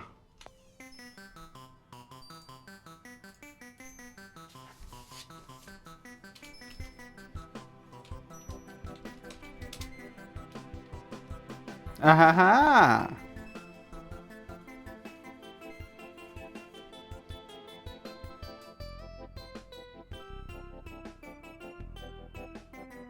Pan has ceased his dancing and now looks at you and the Luke curiously. Talk to Pan. You speak to Pan, but he doesn't respond. He only stares at you expectantly. Dance? You couldn't keep up with him, Rosella. Play Luke?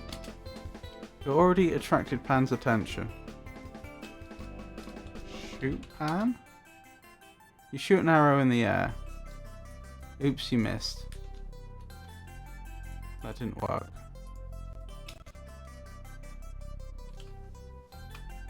So I was on the right lines.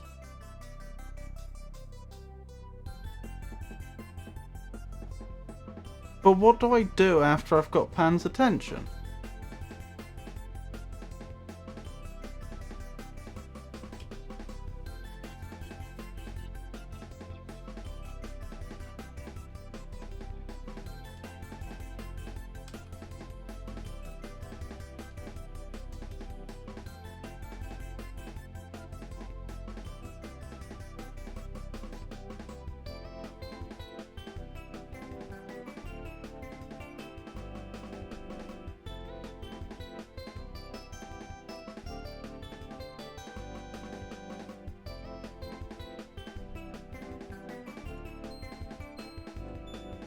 Right, that's a unicorn.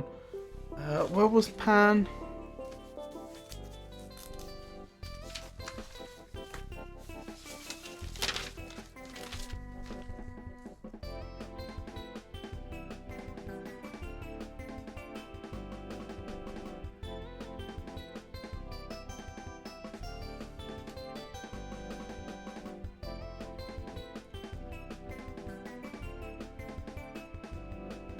Over here, I think. South from here. Even more southernly.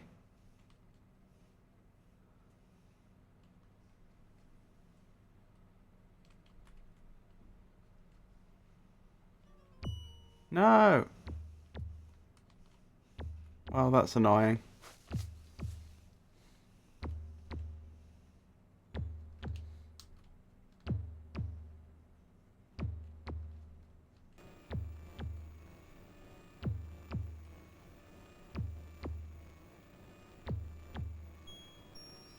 Why? Why do we keep slipping and falling in?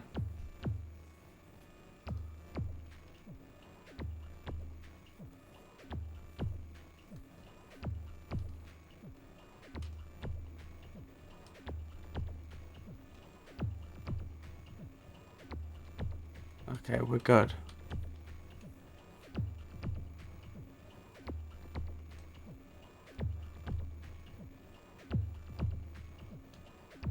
Is this where we saw Pan before?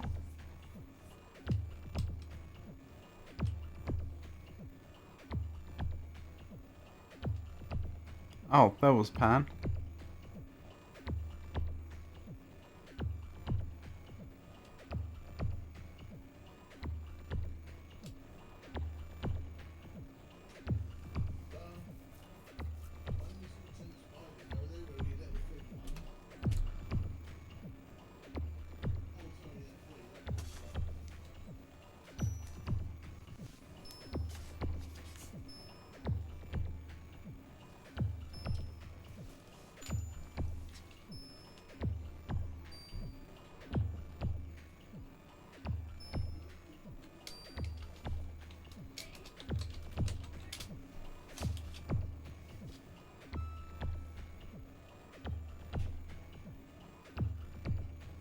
Right, we've got Pan's attention. Now what? Oh, do I sing?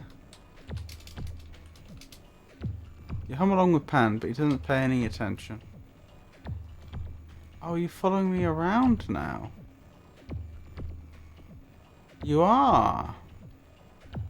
Ah.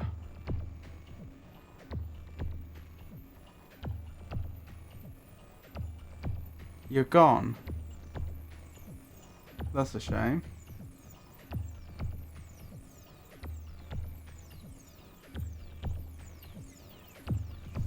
What's this track?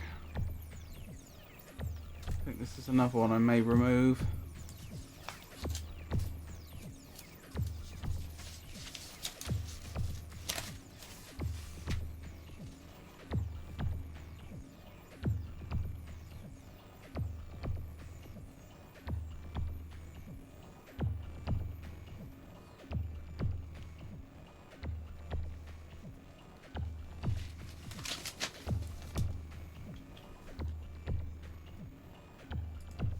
On to the next.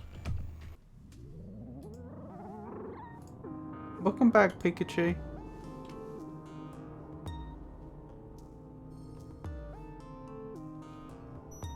Oh, that was Pan.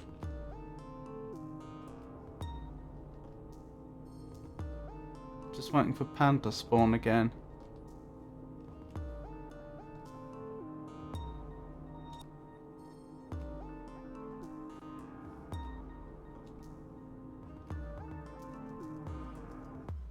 There they are. You can't see them very well because they're behind a tree. But I can see they're there. Right, play loot.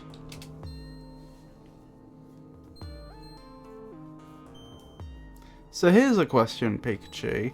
What do I do once I have Pan's attention? If I play the loot, Pan will stop dancing and playing the flute. And then they'll even follow me around. But they won't follow me into a different scene. If I go off screen, then we lose Pan. I can't talk to Pan. You speak to Pan, but he doesn't respond. He only stares at you expectantly. Look at Pan. Pan has ceased his dancing and now looks at you and the loot curiously. Take flute? You can't. Pan won't give it to you.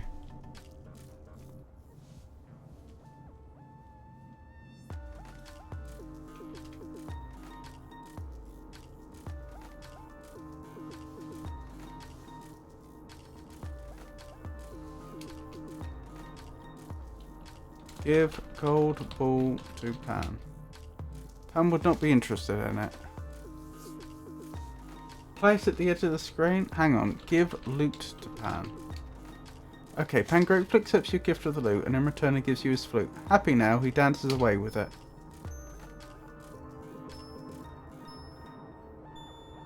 My score went up, didn't it? It wasn't on 29 before, I don't think.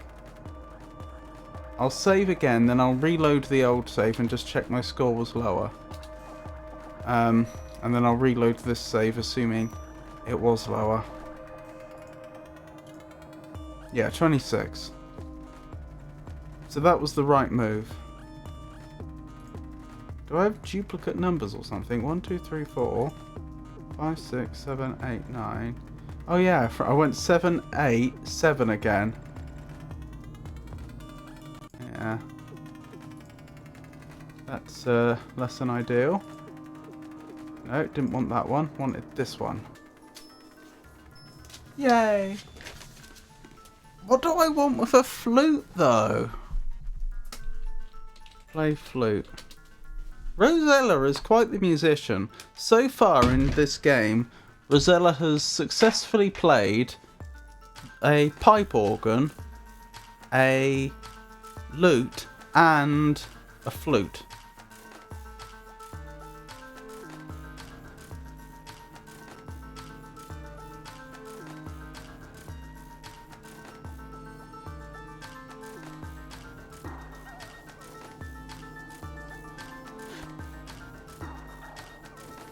No horn yet, Pikachu. But maybe.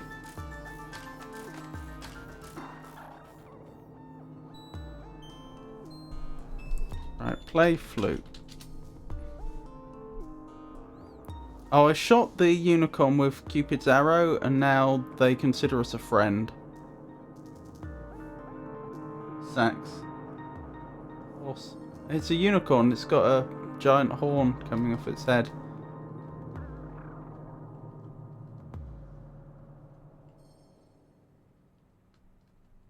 There.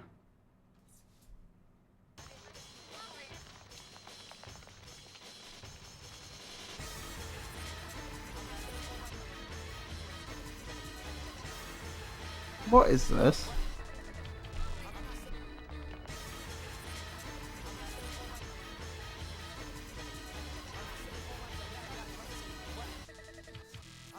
I think this is another one that gets written down and removed.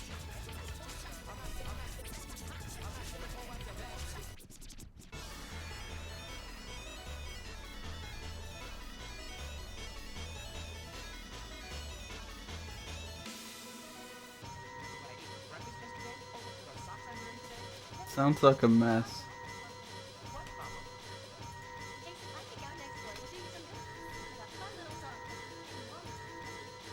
A mess of some very excited small aliens.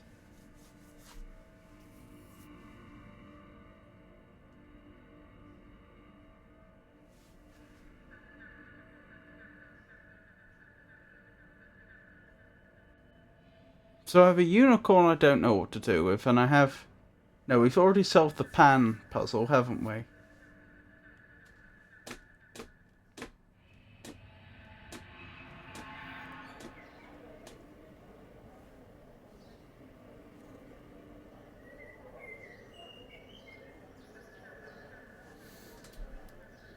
What is this track?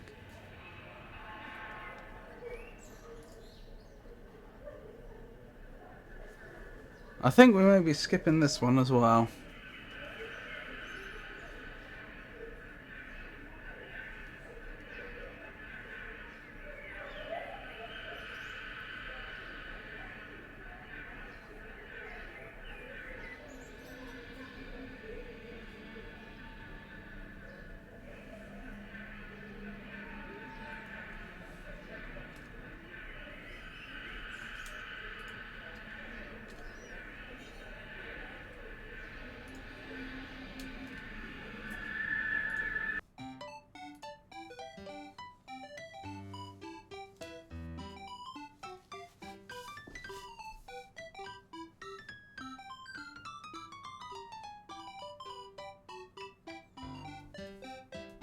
Regarding songs, don't people bypass the copyright strike by separating the audio?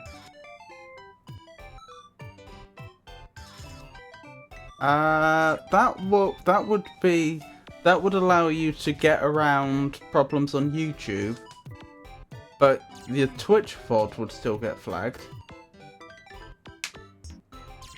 I'm pretty sure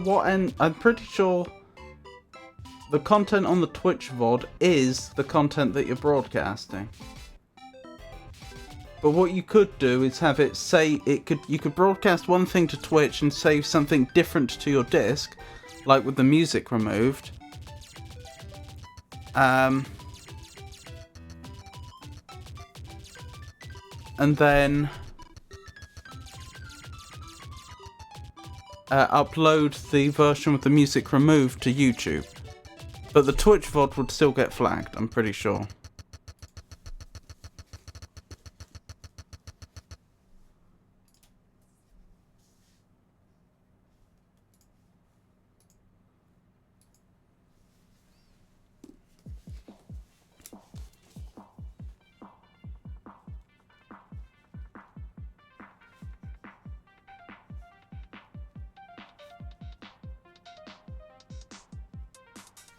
I don't want to jinx it, but this is sounding more like it. I know Turbo and others use regular music on their streams. Yeah, I don't think they're allowed to. I think it's just nobody enforces it. It doesn't seem to be causing them any issues.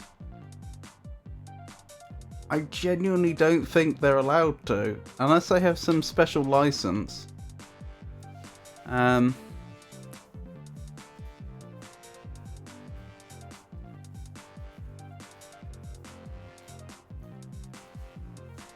I think the sort of thing streamers will often do is have the volume down really low with the hope that it makes it less likely to get detected. Maybe strip the audio out before, the music out before putting it on YouTube, and just basically assuming that no one's going to enforce anything. Maybe I'll ask.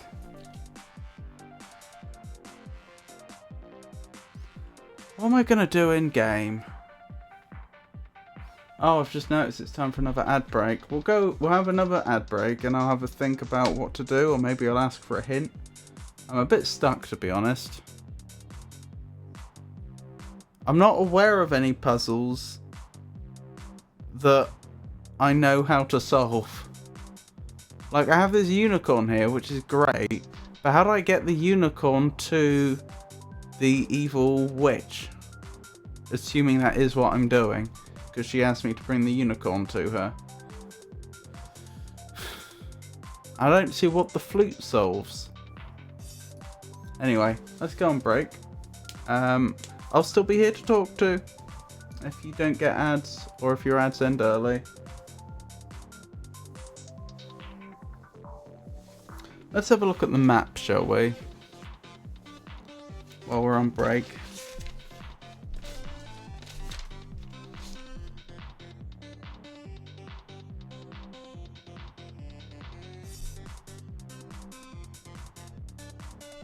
Oh, the frog.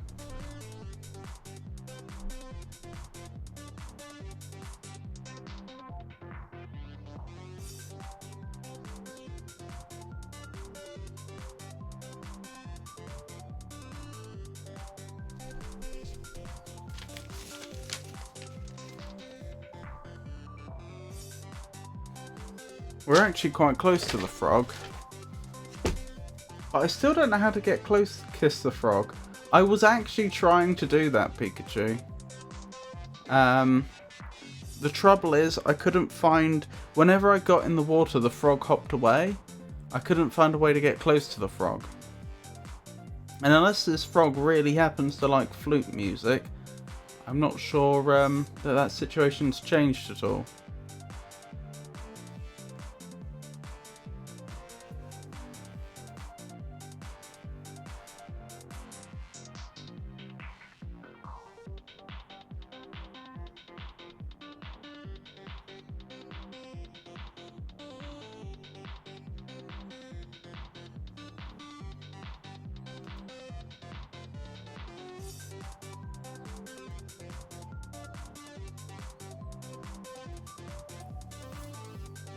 That's the frog out.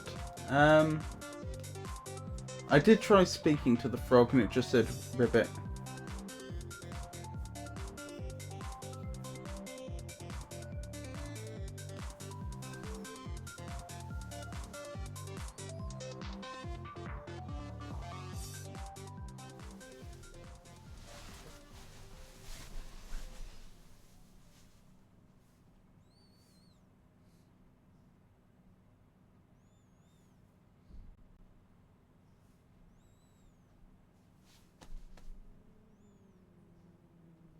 Why do I hear nothing?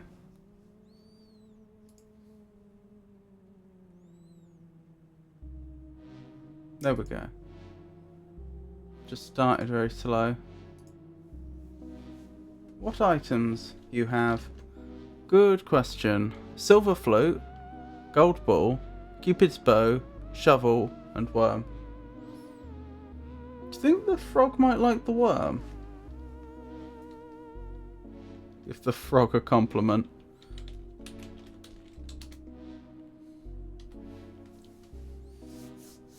Oh, we're back from the break. Wonderful. You should be able to deal with the frog now. Yay! I don't know what good it'll do me. Give the frog a bug. I think everyone's assuming in their head that this, especially since the frog has a crown on, that this frog was once a prince that a witch turned into a frog. But to be honest, We don't know that. Maybe it was just like a larger frog that got turned into a frog again. Or something. Right, let's try playing the flute. The frog doesn't seem to care.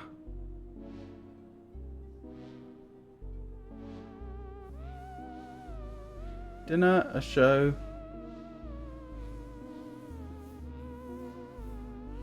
And some sweet nothings that'll make it more receptive. Give frog worm? He's not interested. Okay, gold ball. Oh, hang on. I know what it might be. But I'm going to save first because I'm not confident. Shoot frog. You shoot an arrow into the air. Oops, you missed. Okay.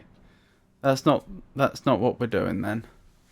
Of course, you just keep in mind to this game is in a time limit, so you might have to redo some things from an early save, but honestly, I don't think it's terribly strict like in King's Quest 3. Oh, I pray it isn't. This is going to be so sad if I have to go back and do all this again. It appears our amphibious friend requires a more persuasive approach. The clever spirit and chat is delightful. Perhaps combining Kara Joe Kalinowski's practical inventory suggestions with Pixie's romantic overtures shall win the day.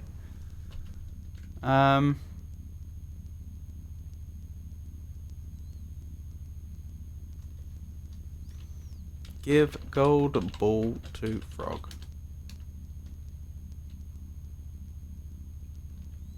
Well, it's not going to be the shovel, is it?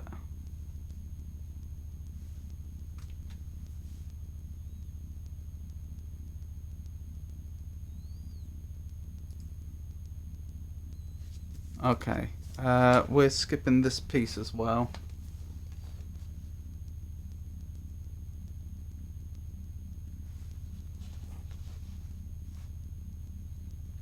You probably can't hear much, but stuff is playing. It's just incredibly quiet. I actually ran into this. This was when I tested that the electronic music would play. This was actually the first piece that came up. Probably should have removed it. What's happened is it's just like most of the piece is just a low hum, and the software which the program I wrote, which equalizes the audio so that they normalizes it so that no track is louder than the other, perceives this as being incredibly loud because it is literally just like I don't think it is actually a sine wave, but you know, it is a wave that is just continually playing at a particular frequency at nearly maximum amplitude.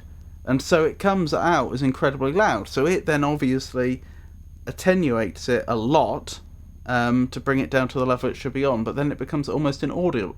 And I think that highlights a problem with the... I've forgotten what the protocol is, but there's like a European protocol for detecting loudness. You end up with LUFS as the unit. For like perceptual loudness, it doesn't seem to work well where you have a complete absence of dynamic range. Oh, it got to the end of the track anyway.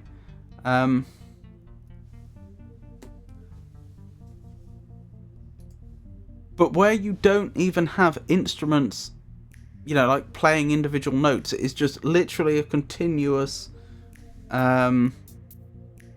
wave of high amplitude. It seems to overestimate the perceived loudness of it. Dance with the frog. Okay, I can actually dance.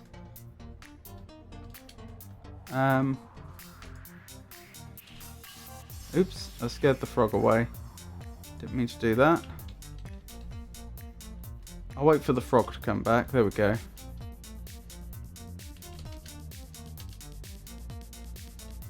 Dance. So I notionally have everything I need. Here's the thing, if I get in the water and just stay here, the frog won't come back. Maybe I need to catch the frog. Maybe I need to pay attention to where the frog actually lands in the water.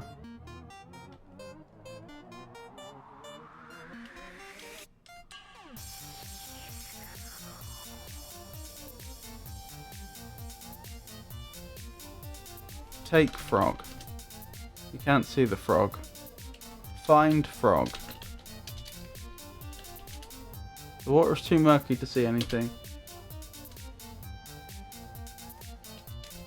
Grab frog. You can't see the frog.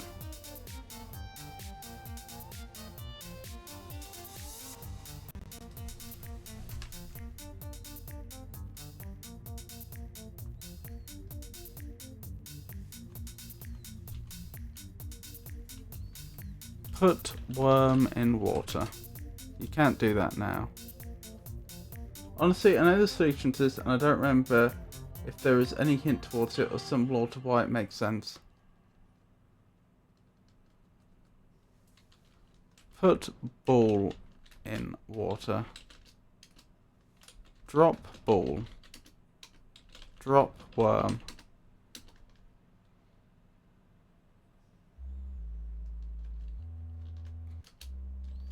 Play flute while the frog is gone. Play flute.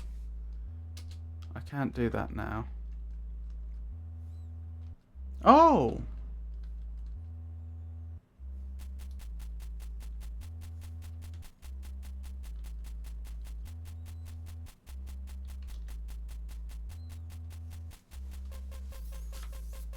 Thoughts, Pikachu?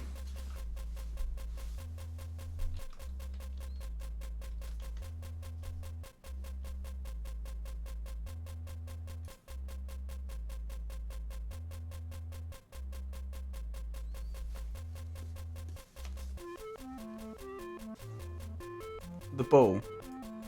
Can you throw it in the water? Probably. Throw ball.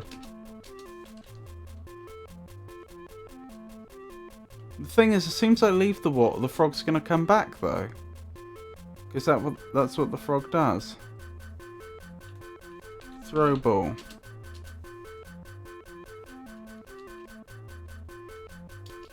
Throw ball. You accidentally drop the golden ball into the pond.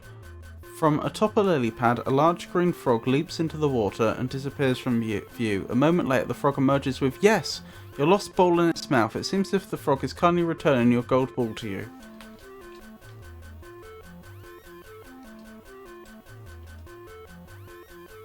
You need to know the Frog Prince lore.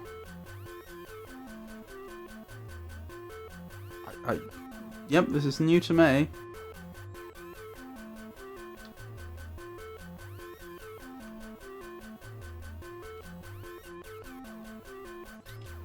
Kiss frog. First you need to get the frog. Get frog. Squinching up your nose in disgust, you catch a large frog and hold it in your hand. It stares at you with big bulgy eyes and wobbles its throat. Kiss frog. Try from shore. Okay, I'm gonna skip this song as well.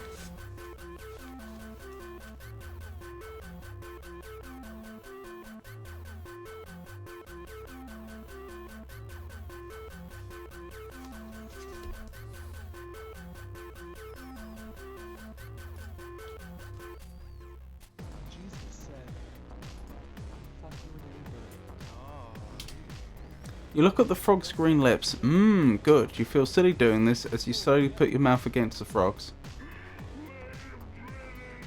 Suddenly, the little green frog changes into a handsome prince. "Who are you?" the prince demands. "I thought you were supposed to be a princess. Why, you're nothing more than a peasant girl."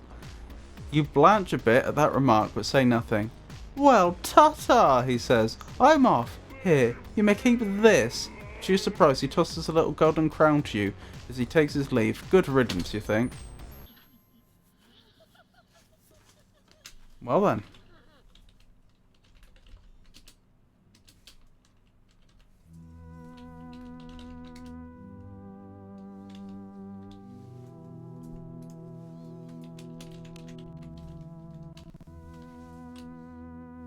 Well, that's progress.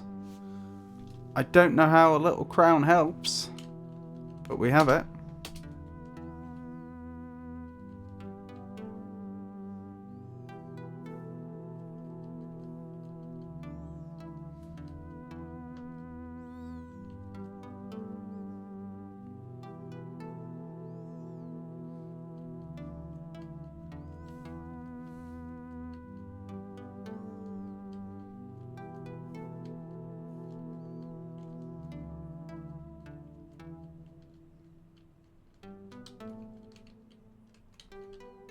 Oh, dearie me.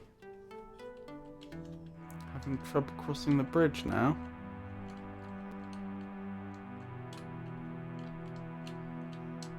There we go. Got it.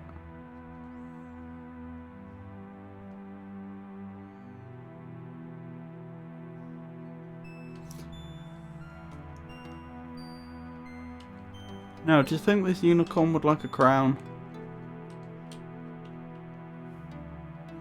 In the story, the princess is playing with a golden ball at the edge of a well. Ah! Yeah, I did not know that.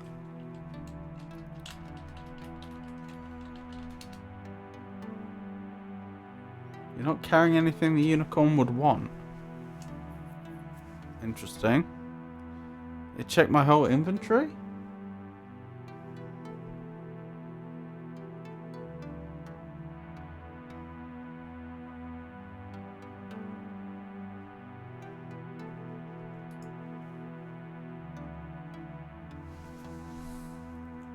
She drops it and a frog retrieves it and says that he'll give it back if she kisses him. Awfully brave of the frog to say that.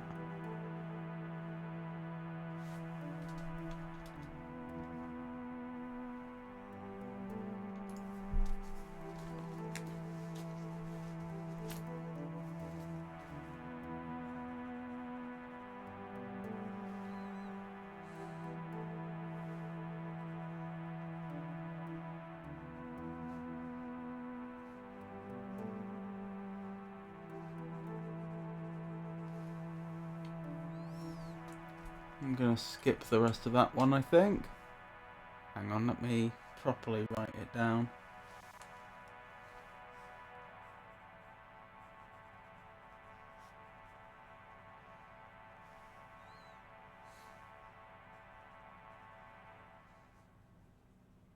Oh, it may have ended anyway.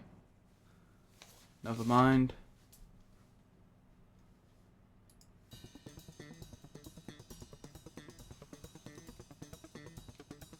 Then she does, and he becomes a prince. So what can I do? I have a silver flute, I have a gold ball, I have a small crown, I have a cupid's bow, I have a shovel and a worm. The only quest I currently have is to bring the unicorn to the evil witch. The unicorn does consider me a friend right now. So I have that going for me. But beyond that, I don't know. I could shoot the unicorn again.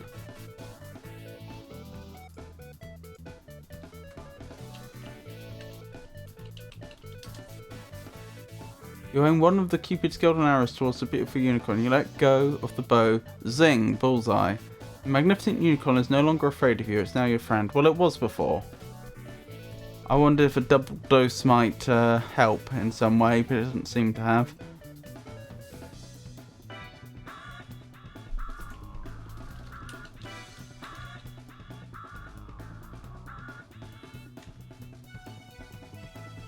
I think there might be limited arrows, I'm not entirely sure. Yes, there is. Exactly 2, which is why I reloaded.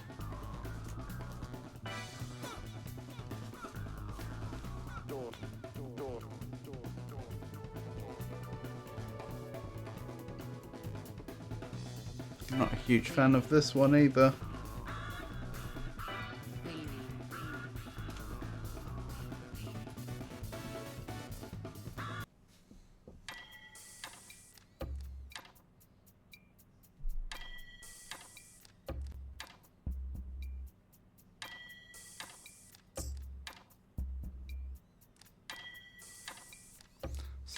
I am just a bit stuck.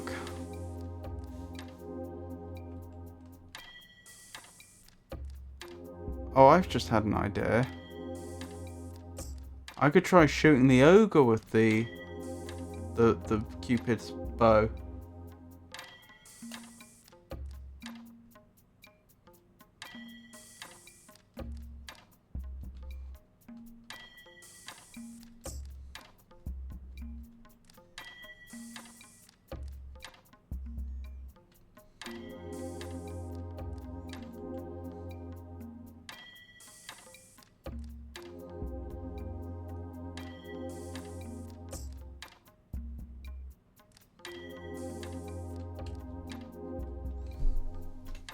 Hang on, this one's also a bit rubbish.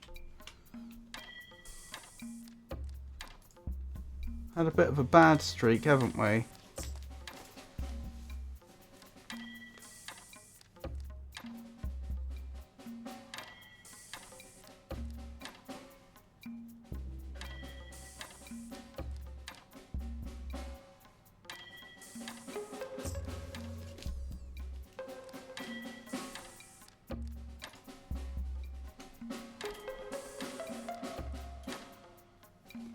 Yeah, for some reason I think there are only 2 arrows. Remind me of our inventory again. Silver flute, gold ball, small crown, Cupid's bow, shovel, worm.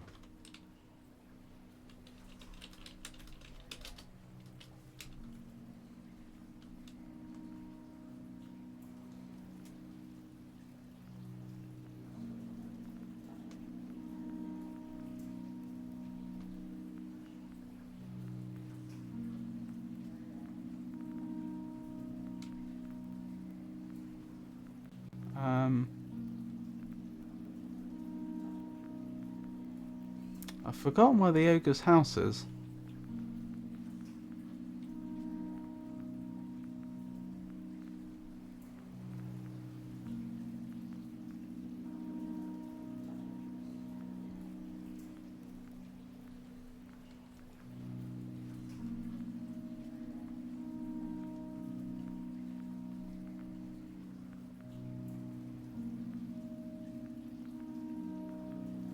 That's not the ogre's house. That's the dwarf's house.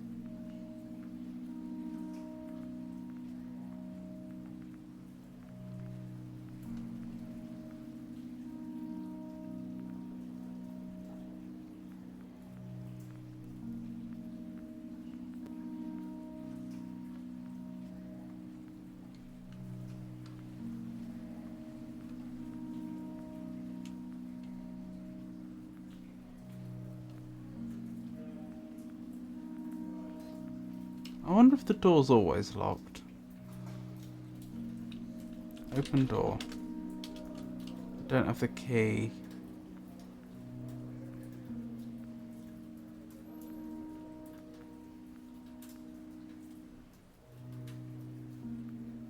I think just past itself of here.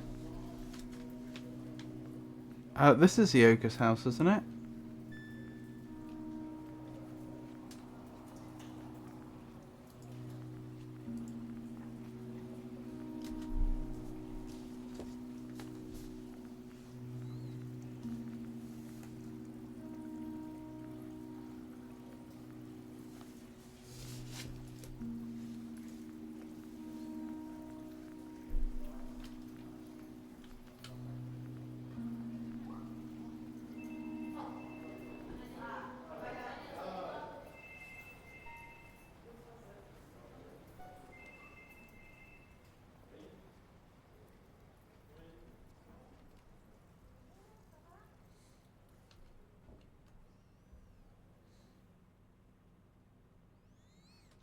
I may need a hint.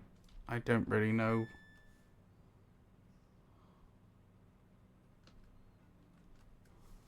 Oh. Shoot, ogre. You can't do that now. Okay, time to leave. My message was before that. Ah.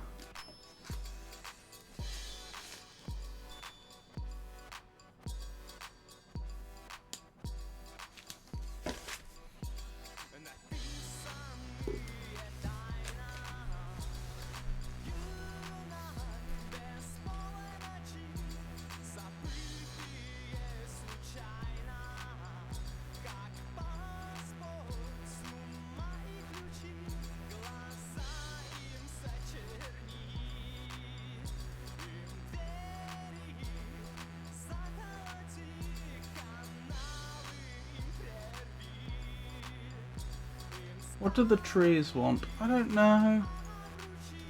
I'm not the Lorax.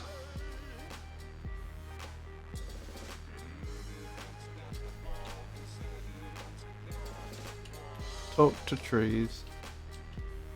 The trees don't have the capability to talk. Play flute.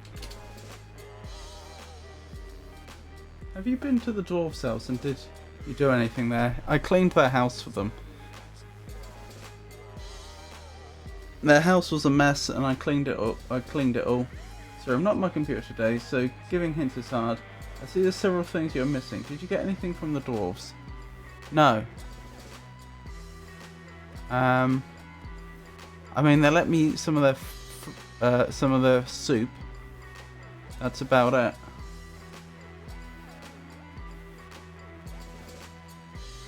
You cleaned it beforehand, but did you do anything after? No.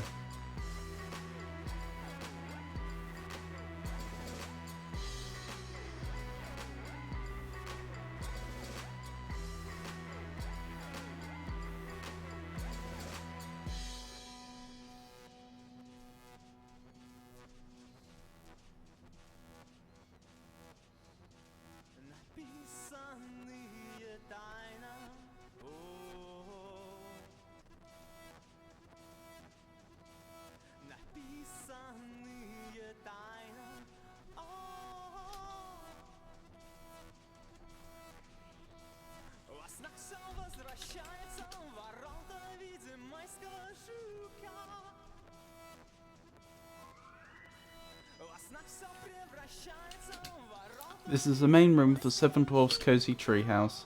Can I check the time here? The clock is broken.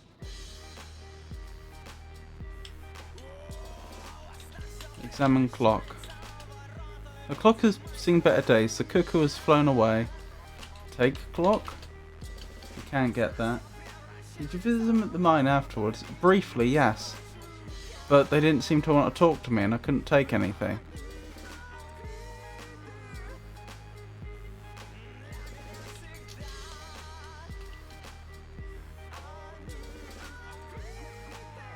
There doesn't seem to be anything here I can take.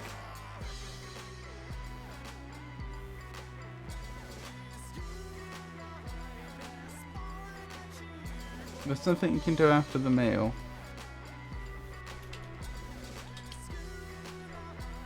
No, it's private.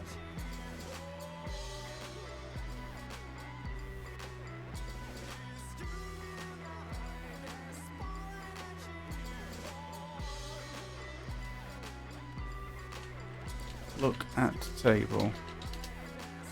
You see a long wooden table, empty soup bowls are left on it. You also notice a blue pouch. Ah, take blue pouch. Was that meant for me? Examine blue pouch. Open blue pouch.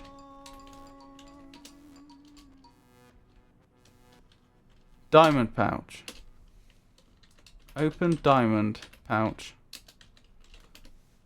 You open the diamond pouch and look inside. Many diamonds flash and sparkle from within. Carefully close it again so as to not to lose any. Blimey. It's a shame they've just given all that wealth to a princess, because for anybody else that would probably be a life-changing sum. A life-changing sum.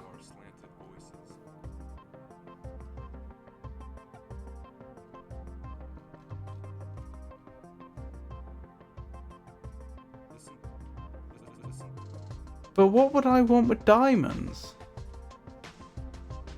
What good are they to me? In game, I mean.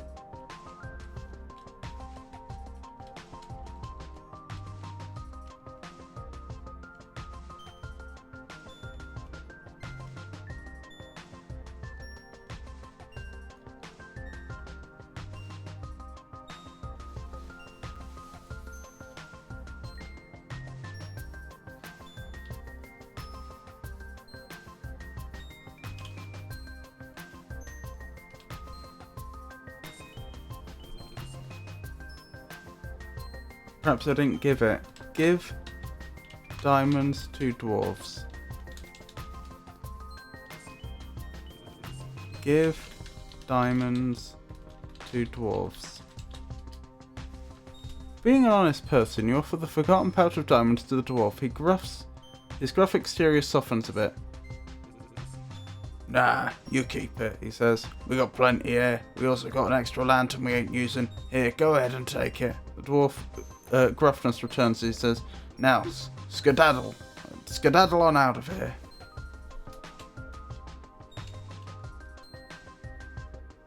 Huh, I have a lantern now. Look at lantern. I mean, thank you. That is very helpful. I don't know what I'm going to use it for.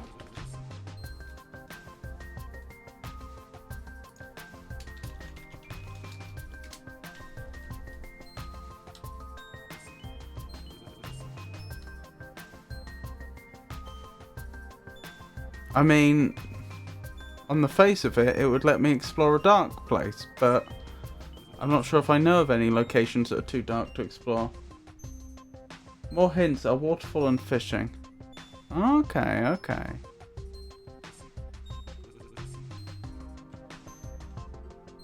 Oh my goodness. I have a worm, but it's unlikely I could fish without a fishing rod. We do know that fisherman.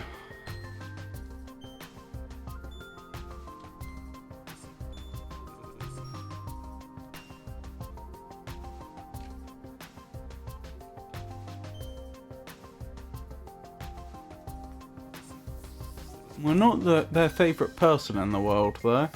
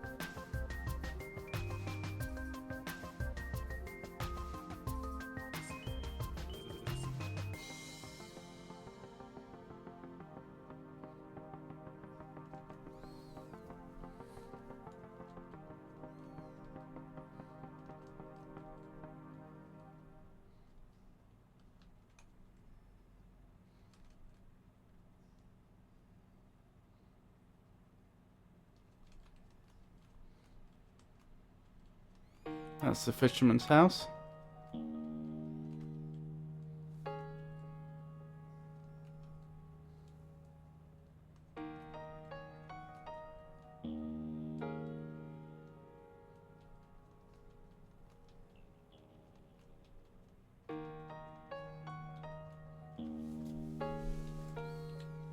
Open door.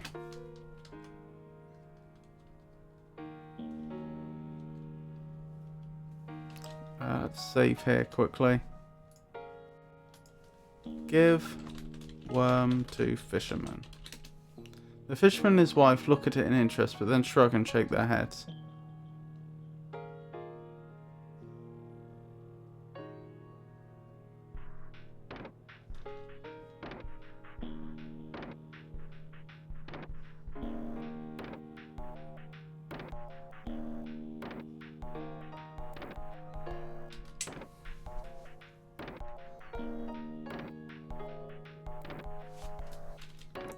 Talk to fisherman. You talk to the grizzled fisherman as he sits at the table sighing. He tells you, them fish ain't been biting lately. Things don't get better soon. I don't know what to do.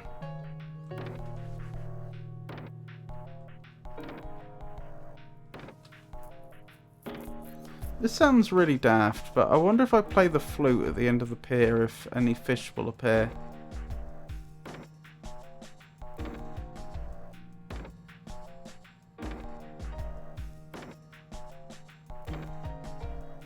No! Well, that's unfortunate.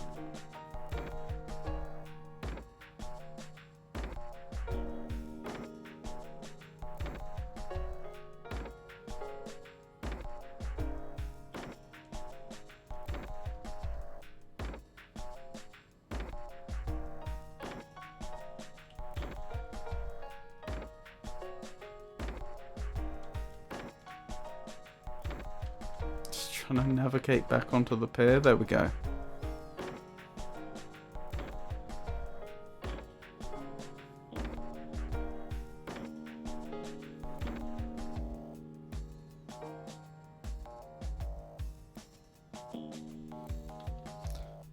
Play flute. That wouldn't be a good idea right now. Okay.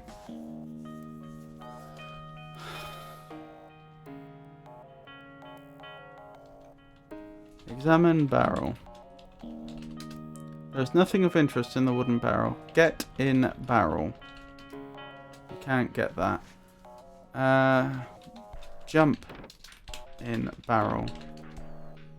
You just jump on in.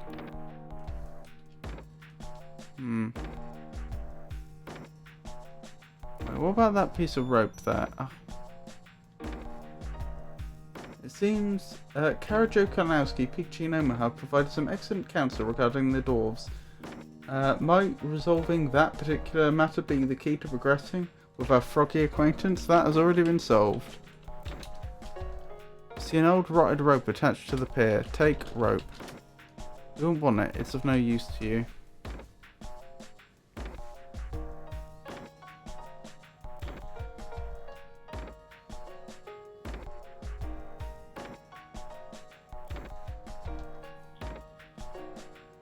I didn't say anything. Rusty tools, pay attention. That was solved already.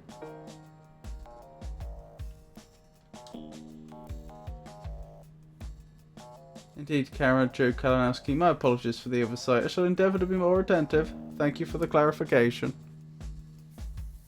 Well, I can head back to the waterfall. See if I can figure something out. My concern is that I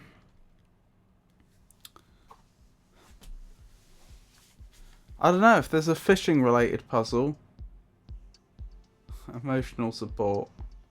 My concern is if there's a fishing related puzzle, surely that requires interaction with the fisherman. And yet I have no idea what to do about the fisherman. Oh no!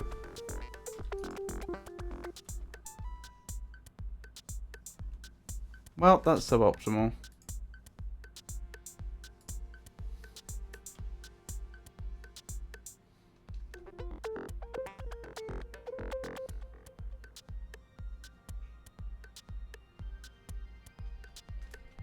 Hang on, could I just give the pouch to the... Could I give the diamonds to the fisherman? It's not yours to give. I thought it literally was. I thought they just gave it to me.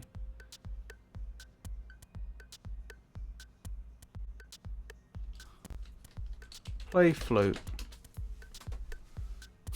Just walking into someone's house and start dancing and playing the flute.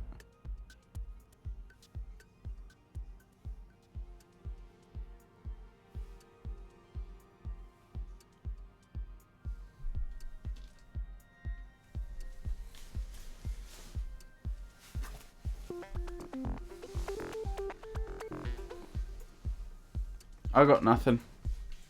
I don't know what, if anything, I can do with regard to the fisherman and his wife at this juncture.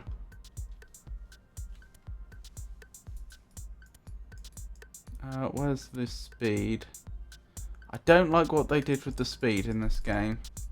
I preferred it, I said this before, I preferred it when they just had presets. Checking walkthrough.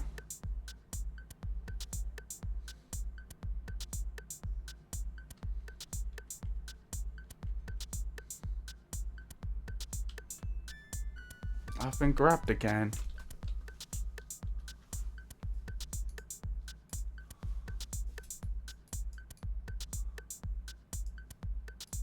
I haven't forgotten the fact that there's a crypt door that is currently locked. So that's another location I will probably be exploring at some point. It's nice that they let you just walk into their house and without warning. Indeed, it was a simpler time.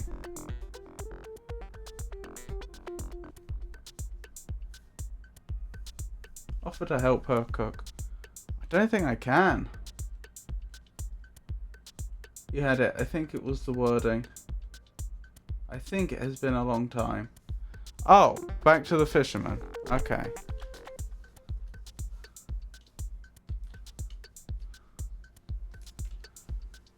Okay, open pouch. Give pouch to fisherman. Oh, now they're accepting it. You offer the pouch of diamonds to the fisherman, who takes it gladly. Wife, give the girl my fishing pole in trade, he tells his tired wife. Obediently, she retrieves the pole and hands it to you. Thank you very much, she says, smiling. You've certainly helped us. Why didn't he just get it up and hand it to us? Again, I said right at the very beginning of this game that I was concerned about the female representation. And unfortunately, that seems to have been borne out so far.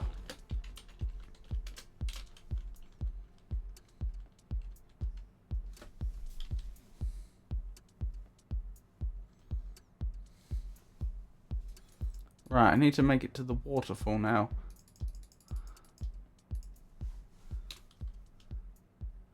Sorry, Kara, if that led to you going to great lengths to look something up, only for me to solve it. I've been caught again while you were midway through investigating.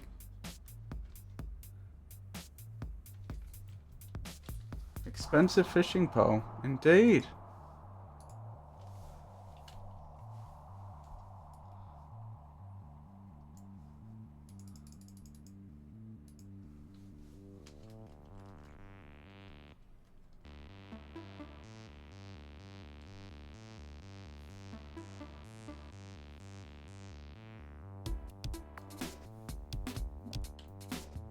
The dev is a woman, I know.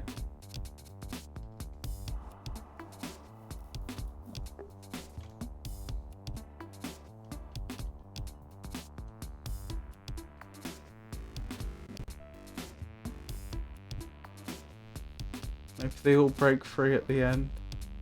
Maybe.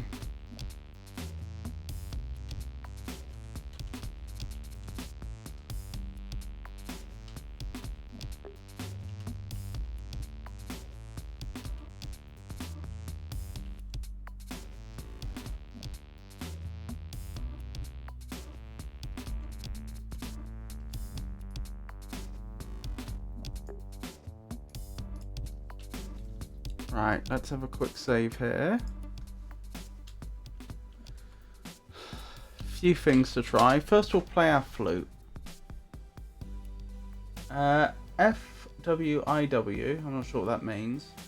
Rosella is a progressively strong female lead for a 1988 video game.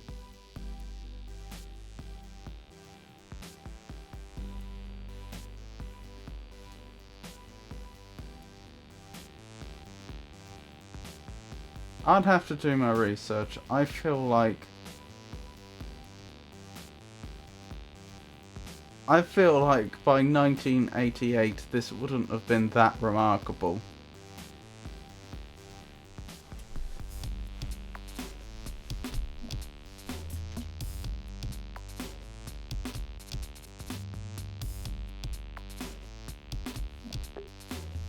What year did the original Aliens film come out?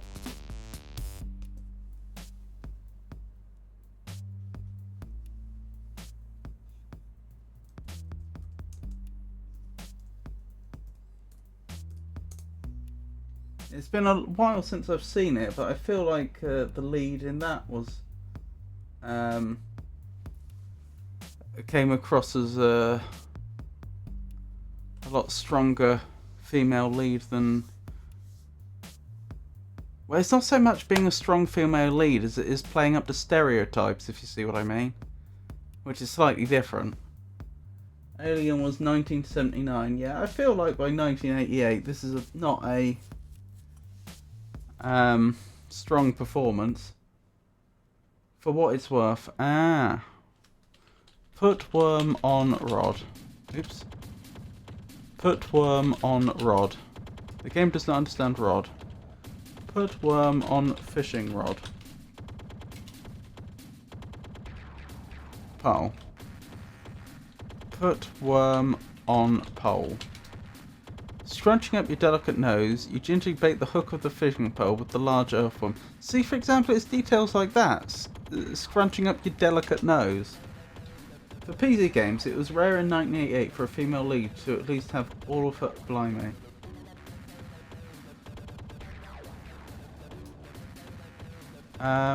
Fish? How do I instruct the... Oh, cast pole. You don't see any fish here. Maybe that's not what I'm supposed to be doing then.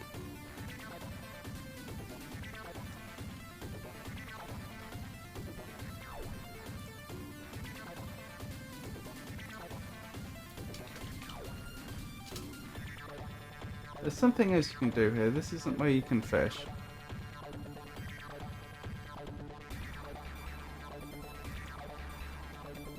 What have I got? Silver flute, lantern, gold ball, small crown, cupid's bow, shovel, baited fishing pole.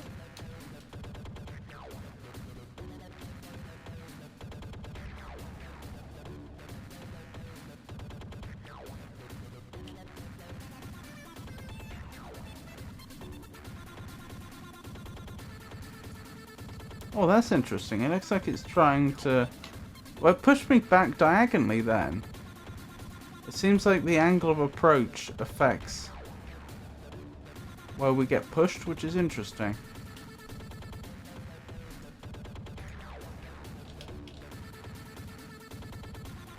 It is true.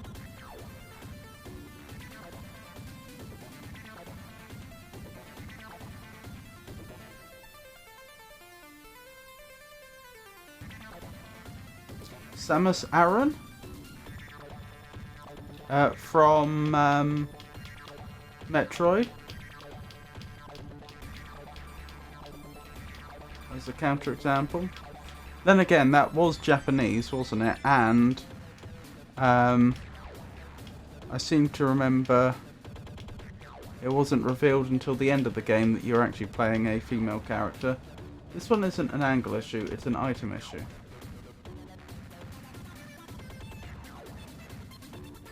When you say an item issue, do you mean I don't have the item or I don't know how to use what I have?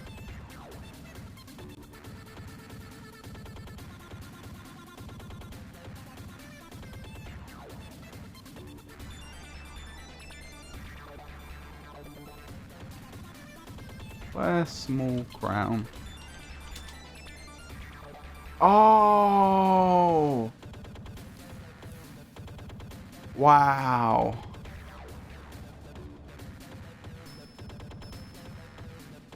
Yes, and hidden in that game was Samus in a swimsuit. Goodness. It sure feels good to be yourself again.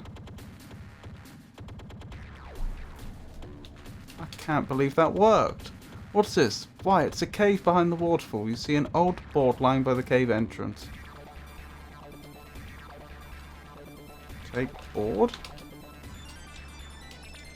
What sort of board? Where? There? Take board. Is it an ore? Look at board. It just seems to be a plank of wood.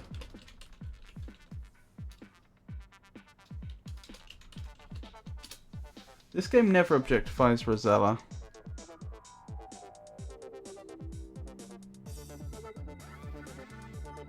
No. I don't know. I feel like playing up to harmful stereotypes is probably worse, though. Ah. Grr. Light lantern. The game does not understand light. Light lantern. Are these the dwarfs? Using a flint attached to the oil lantern, you light it. The lantern burns with a bright glow. Watch out!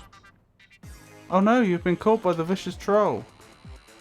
Fate be what it may, you are dragged off to meet it.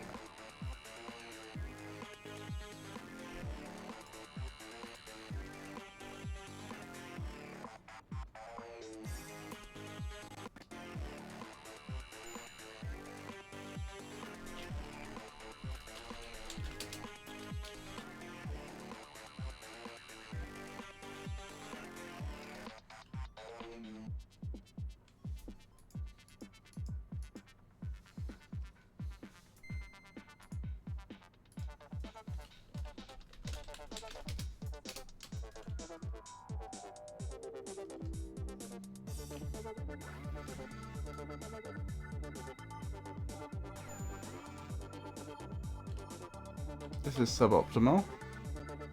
Oh no, I think this is actually a puzzle. I think the game actually wants me to race the troll. Which I'm not happy about.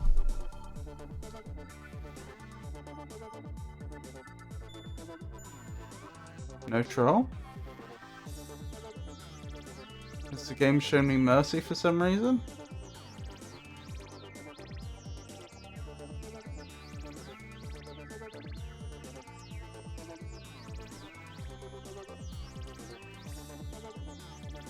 RNG.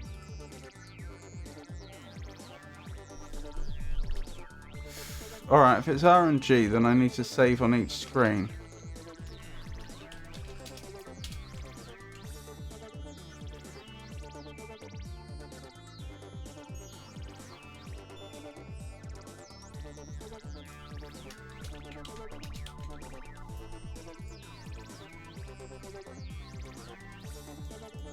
That didn't go well.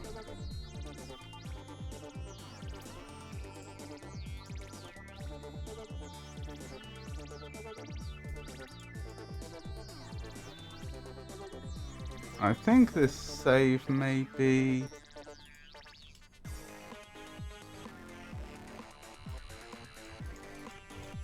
no good. Okay, fine.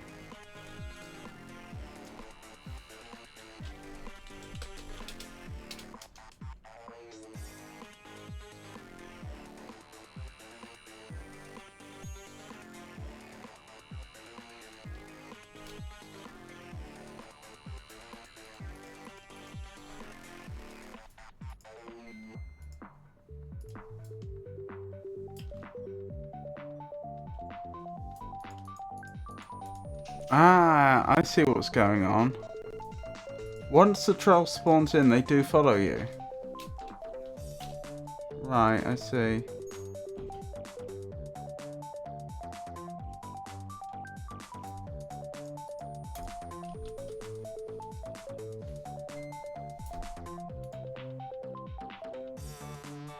Okay, if that's how it works, then... okay, I need to go in here. No troll. No, there is a troll. Right. I need to keep doing that till the troll doesn't appear. Which appears to be now. Got it. Now I save. Now I go to the next area.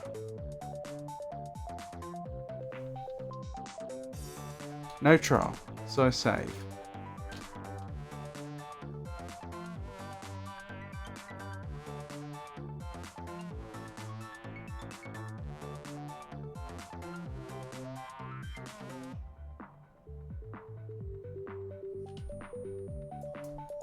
There was a troll there, so we go back.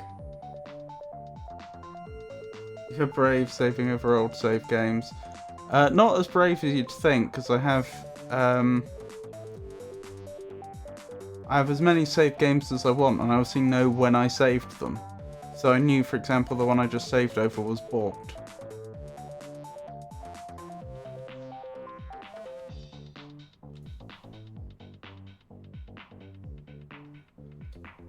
Oh no, sorry, that wasn't balked at that point. It was just earlier. But I knew it was safe to do so. At worst, I end up going back to the start of the cave system.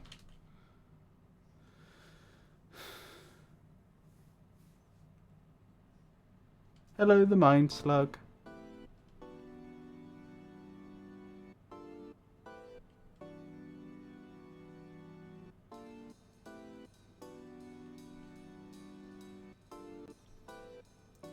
Which way am I going?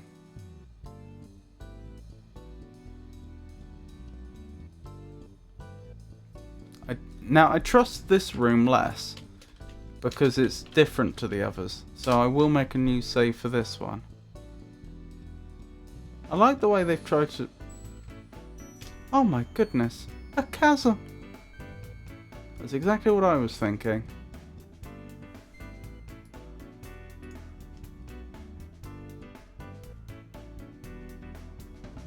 I was going to say, I like the way they've done the lanterns glow.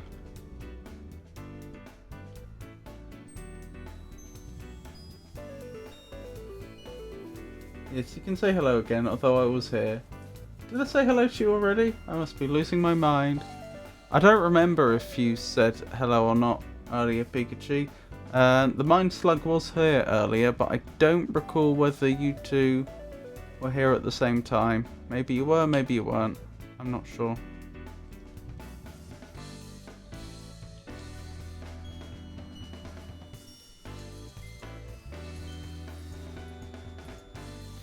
Do you know what would be a good idea? I should just look in this room and see what it says. No, do not save.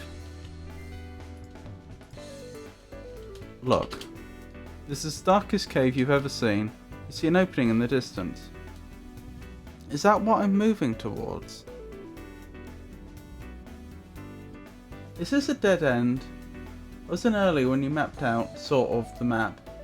I also talked during the dwarves coming in one by one with the soup. Yep, I remember you, Mind Slug. You and Pikachu have both been here for this stream. I just don't remember if you were here at the same time, if that makes sense.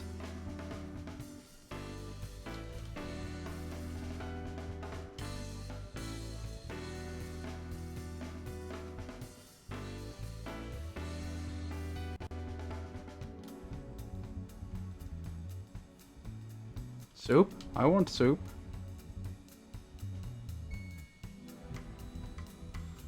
Yep, the dwarves in their house, they have like a big cauldron, which is just absolutely full of soup.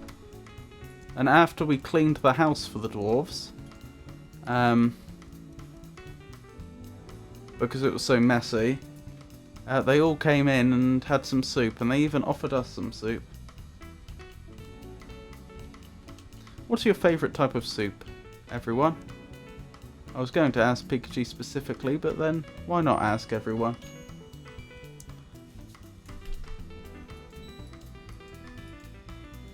Estus soup. What is your favourite kind of real world soup?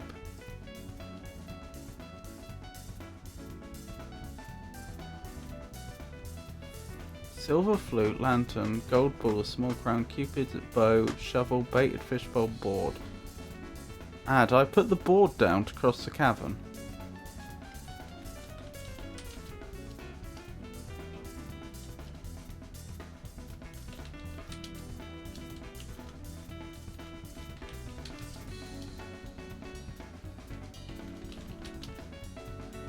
Feeling in the dark, you managed to place a board across the crevice. Now, can you cross it safely? May I say, I think that this is a terrible puzzle, and the reason I think it's terrible is because... Hang on, did I get that number wrong? Is because there is literally no... Yeah, I did. There is literally no way you could have solved that without dying. This puzzle would be impossible without even knowing it ahead of time, as in you've played the game before or seen someone else play, or you die at least once. Well,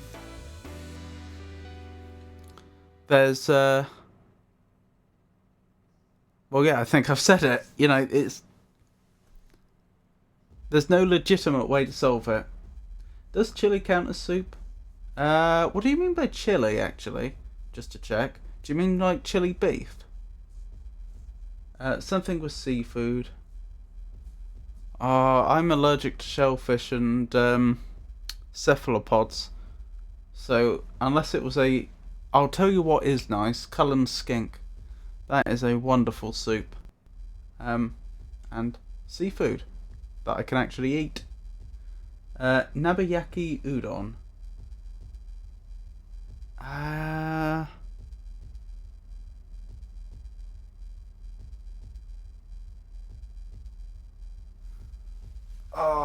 I should remember what Yaki is.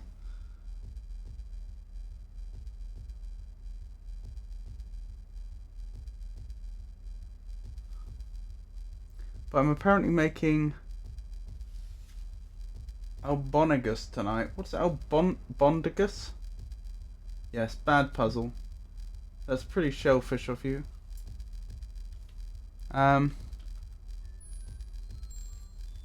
There's a reason I saved after placing the board.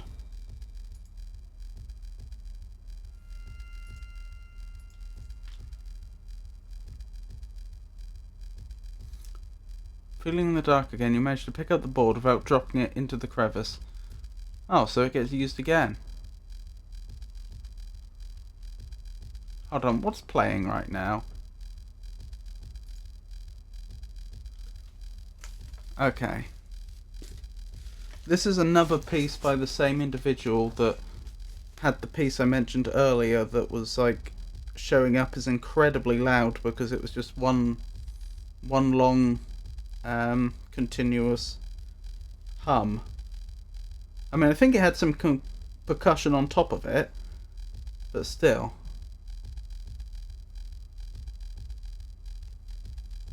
But I'm writing this one down to remove it from the playlist.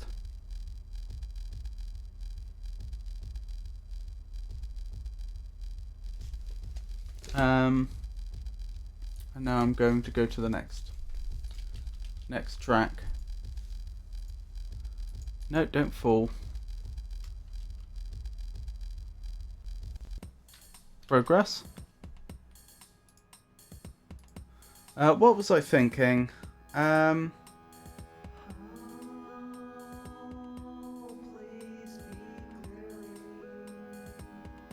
Cullen skink is delicious. Can't eat shellfish. Yeah, what's Nebeyaki udon?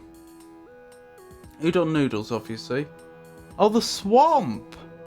This must be where the magic fruit is. Huh. I wasn't expecting us to get here so early in the game. We're not even a quarter of the way through. And yet I thought we'd get here after we'd defeated the witch.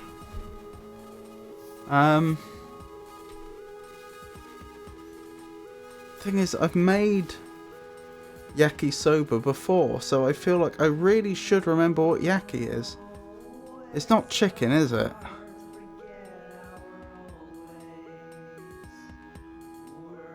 Well, that is suboptimal. Oh no, what did you do, Rosella? Did you know that some swamps are quagmires that will suck you under? As you take your last breath, you can contemplate this final information.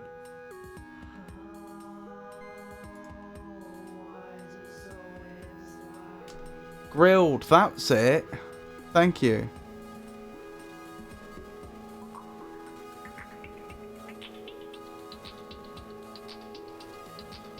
As in teriyaki. That's it, because that's like glistening grilled, isn't it? Because it's like a glistening sauce. And then they grill it.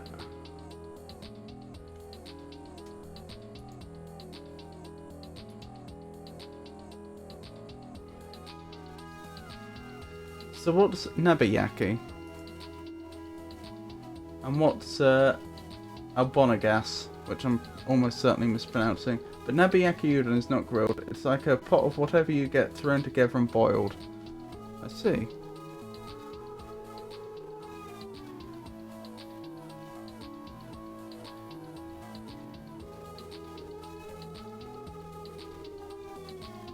So am I supposed to be looking at where there's exposed bits of ground as an indicator of where the water level is shallow? Nope. Jumping?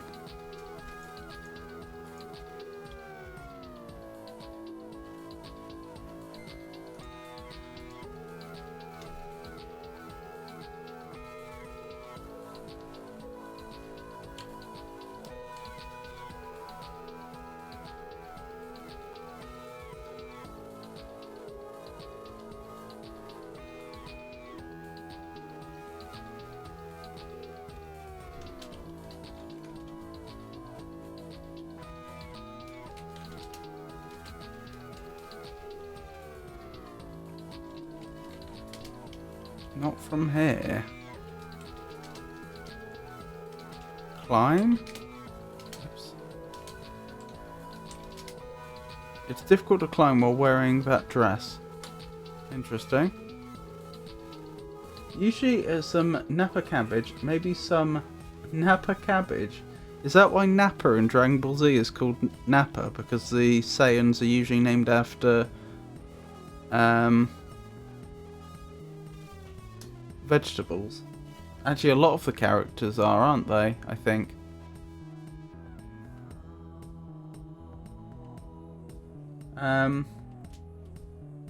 Maybe some chicken, maybe some fish, some enoki or shimeji mushrooms, etc. Udon, of course, and you have a side of ponzu sauce that you use for taking items out of the pot to dip in. Interesting. I've not heard of ponzu sauce. Yes, they are named after food usually. I find the recent discourse on various dishes such as nabayaki udon and albondigas to be quite engaging. It offers a charming contrast to the challenges Rosella faces in the game. I legitimately don't know what I'm supposed to be doing here.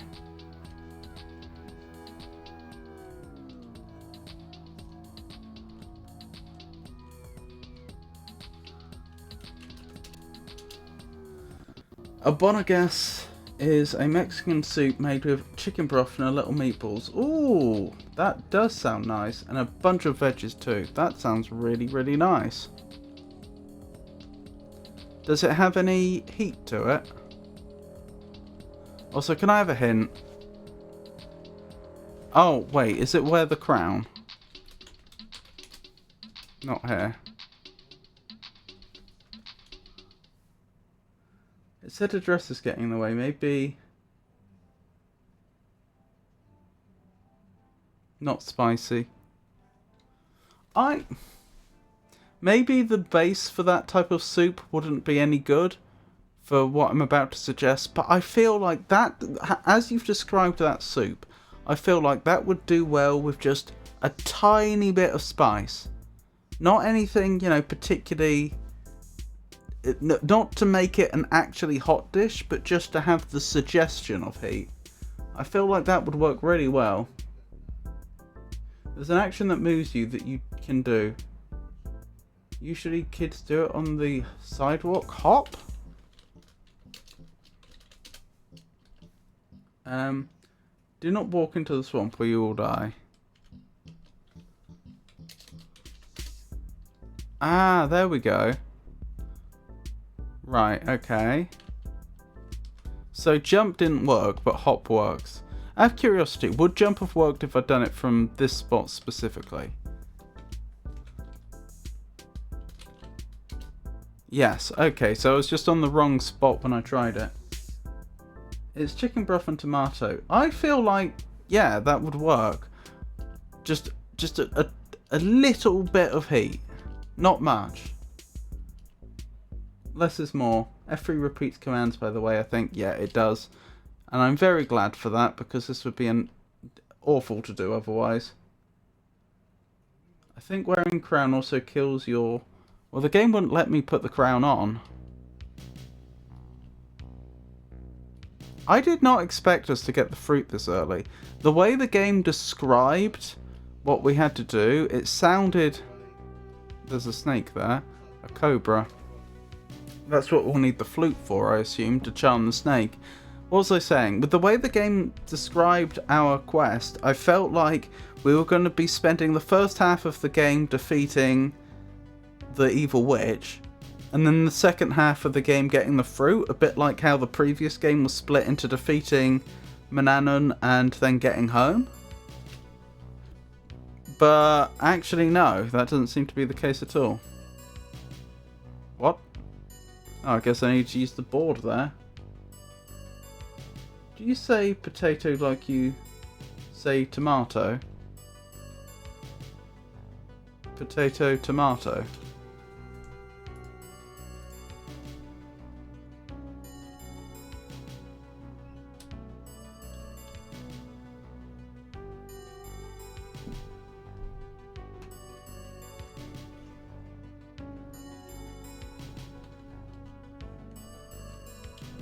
Why don't you say it the same? Because they're different words, which are pronounced differently.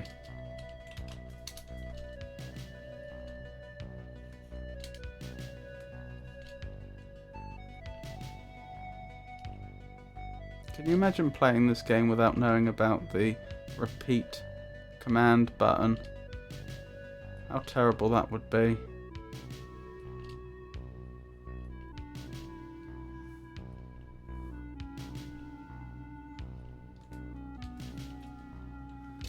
Put board. Yes! No! Why, Rosella? But they're spelled almost identically.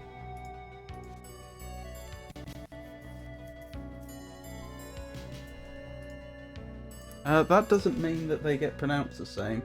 Hold on, I've actually got a list of this somewhere.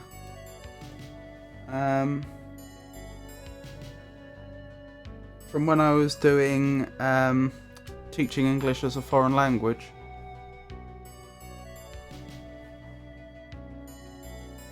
When this thing wants to load.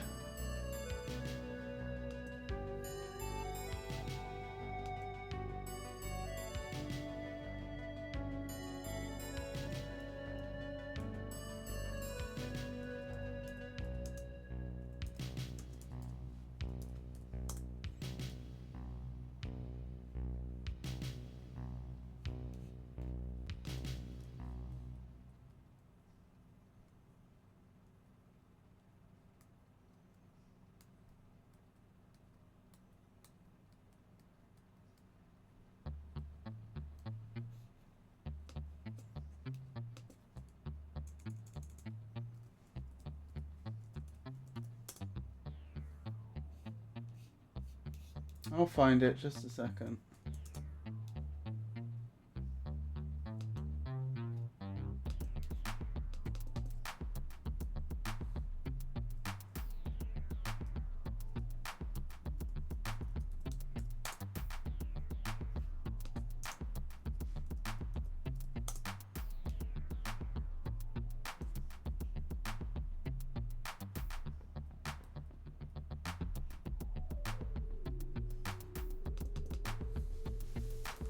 Oh.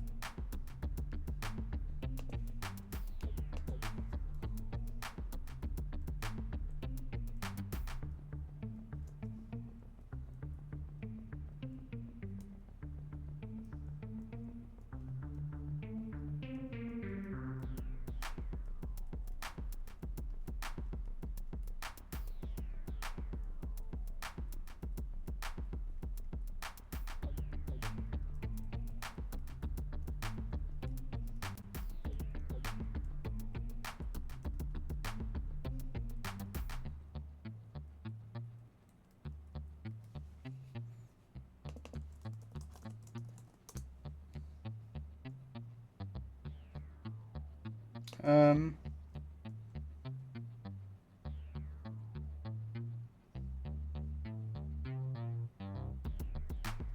I don't think it would take me this long to find it.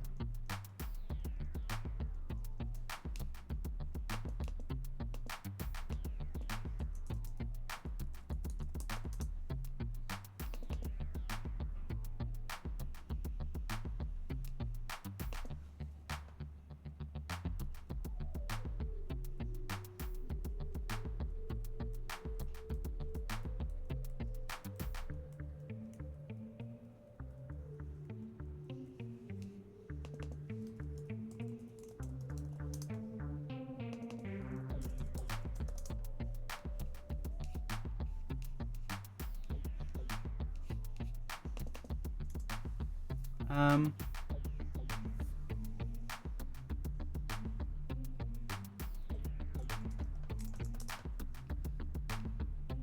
Found it. Sorry, that took me longer than it should have. So it's just a few words that are spelt the same, but are fairly universally considered to be pronounced differently. That's the first group of words. So through and cough, where and clear, here and there, daughter and laughter, and design and signature. And then they've got another example of words that are pronounced the same but spelt very differently. Beer and peer, care and pair, sign and line, mean and scene, right and flight, hour and flower, half and laugh.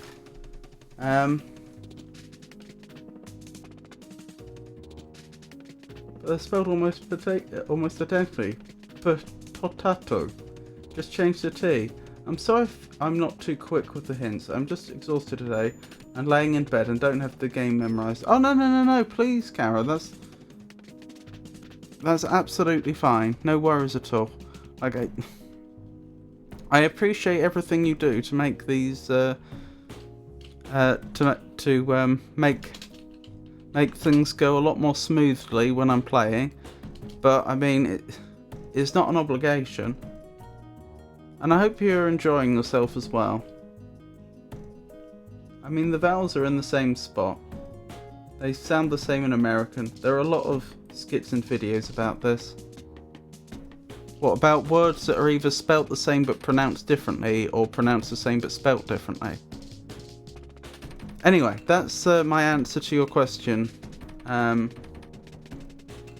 Pikachu. Tomato and potato may have similar spellings, but they're pronounced differently. At least in my accent. Your accent may be different. Yes. Hey, it worked!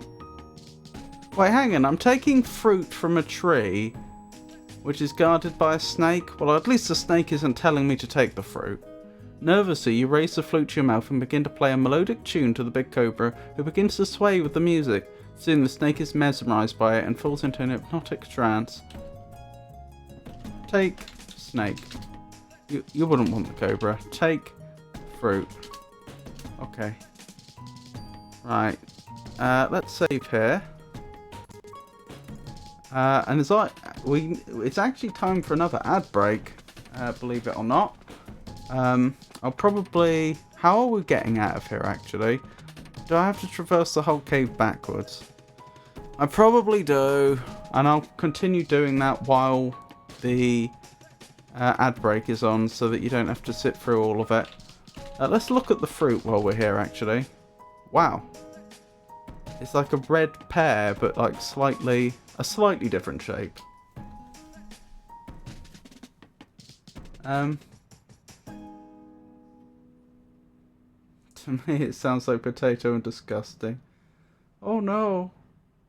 You sure you don't want to change to an American accent for a day? Not presently, no. I just looked up King's Quest Dead Ends and you're going to hate me. What? But that fruit is delicious. Are you on a save where you used an arrow? Yes. I used an arrow on the unicorn. Zing. Parent and parent. Look like a gourd. Using one should be okay.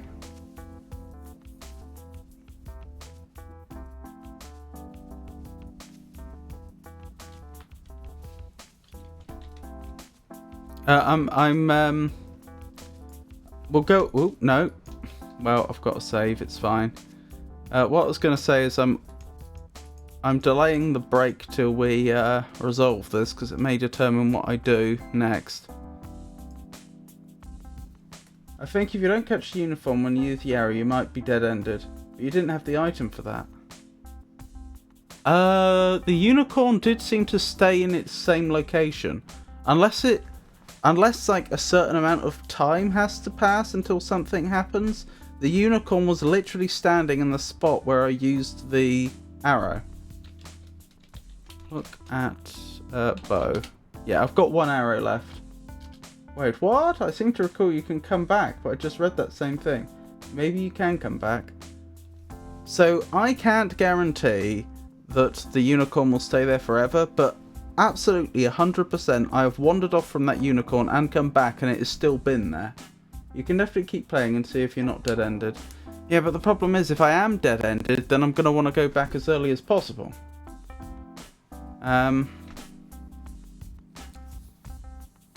Is the only concern whether the unicorn will be there?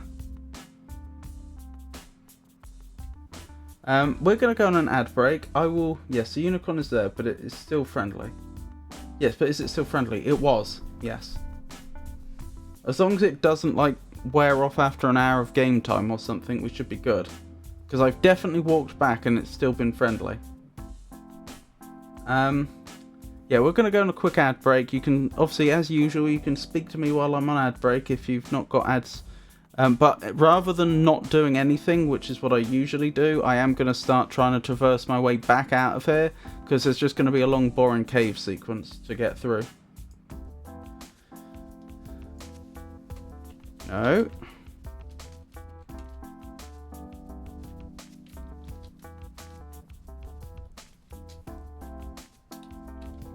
Sticking through the ad break supports the stream, thank you. Stay tuned. From which African country does the celebrated golfer Nick Price hail? Find out when the ads end in about 3 minutes. I have no idea. None at all.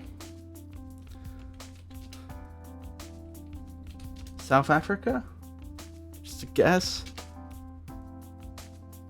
Well, just proceed and see. I will say that there are certain things you must finish by the end of the night, and it is already dark out. Oh, is it already dark out? I didn't even realise.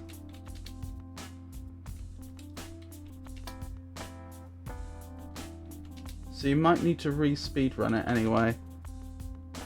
I don't even remember everything I did. And I know what you're probably thinking, why didn't you write it down? But it takes ages to just do everything and write down what you're doing. Please just speedrun me out of here. Don't make the player do this again. They're going to make the player do this again.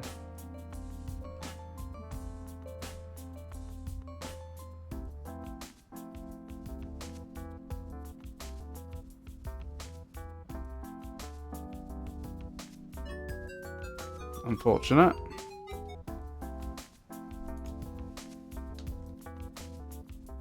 Yeah, the sky colour has been changing.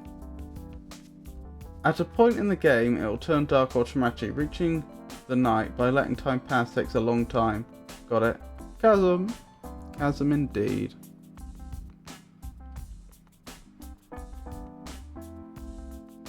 How far can I get, though, before it's too late that far?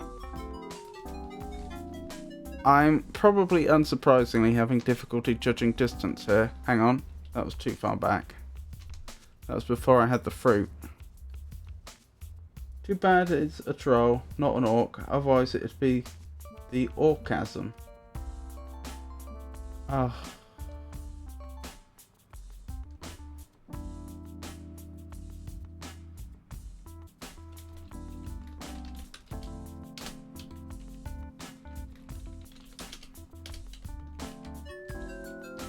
That didn't work.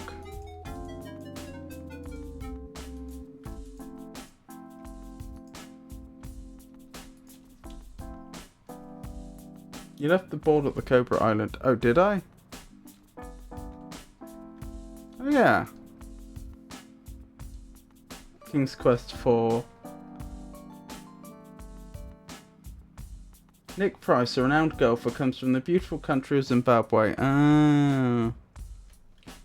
That what would have... I know I got it wrong. That legitimately would have been my second guess.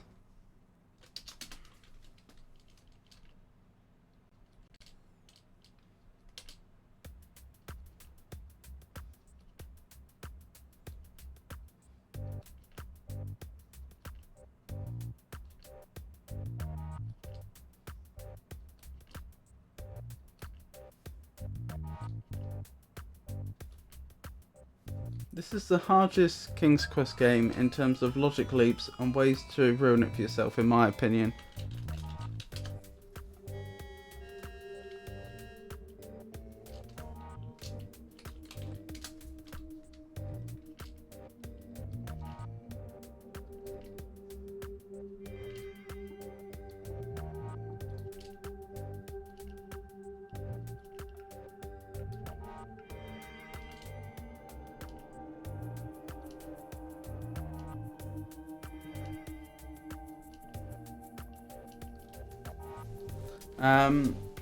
Right.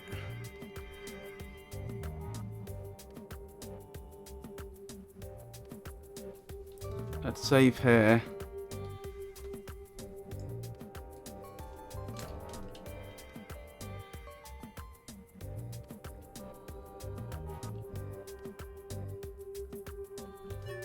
No.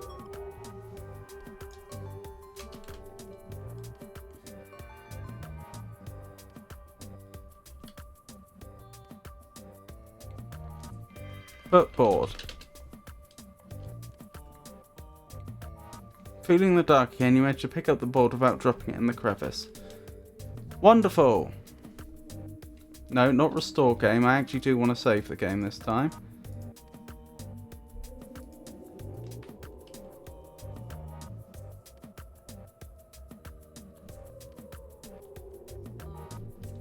Are the trolls going to continue spawning? Because if they were to spawn, they would spawn next to where I appear, which would seem unfair. Oh my goodness. Yep, they are going to keep spawning.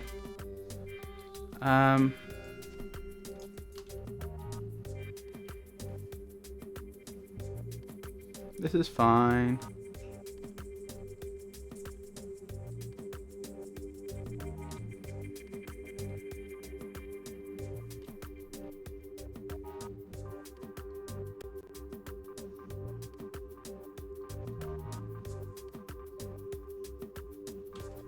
Oh, no troll. Let's save here.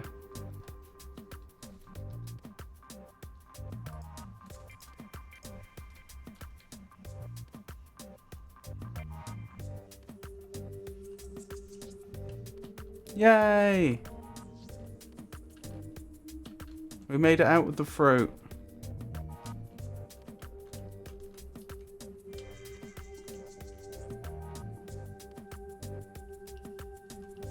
Where crown?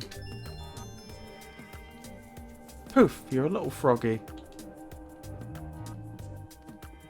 You don't like the clammy feeling of being a frog. You look around, decide there's no reason to be one right now, and remove the little gold crown. Wait, does that mean that that prince could have stopped being a frog at any point by just taking the crown off?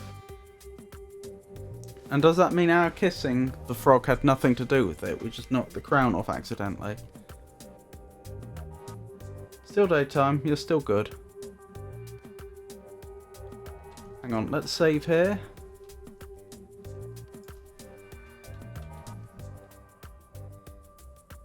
What did I just do? Oh, I reloaded from ages ago, didn't I? Sorry.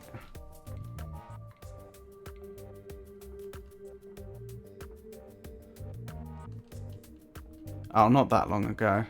We're good.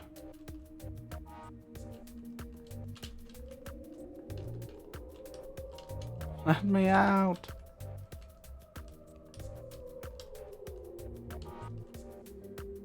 Please.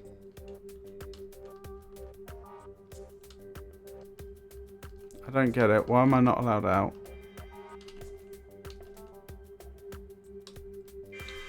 Seriously, why can I not leave? There we go.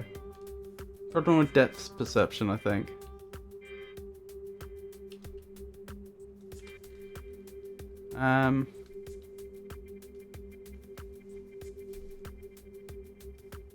That's restore. Let's not make that same mistake again.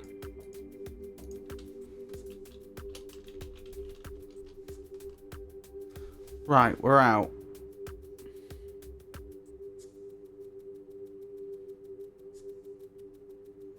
So, I want to head towards where the unicorn is to make sure they're still there and still friendly. They should be. But that doesn't mean it wouldn't be nice to verify it.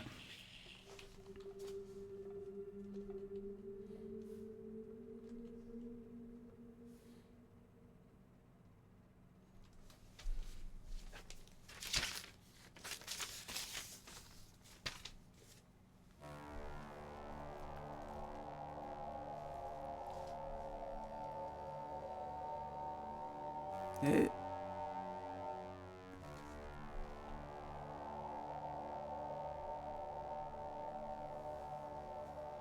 Where am I? Oh, I think I know where I am. Sorry, I was just looking at my map trying to remember how this all connected up. I think I want to go this way?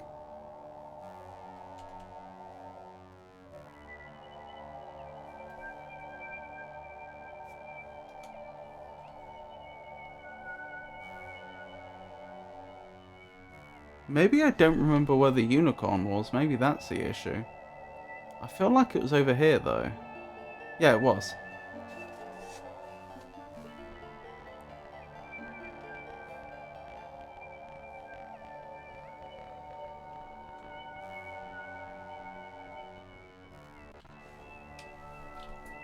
Pet unicorn.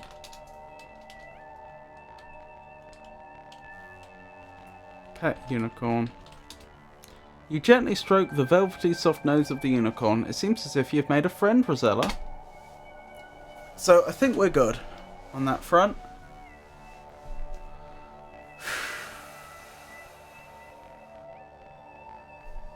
What do I do now?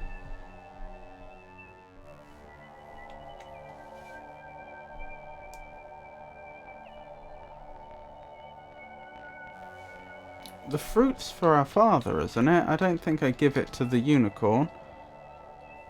But I could try. Oh, your fishing pole is baited. Good point. Give fruit to unicorn. You're not carrying anything the unicorn would want. I mean, I could try fishing off the pier, but I feel like if that wasn't working for the fisherman, why would it work for me? Never know, though. I might end up catching a wish-granting fish.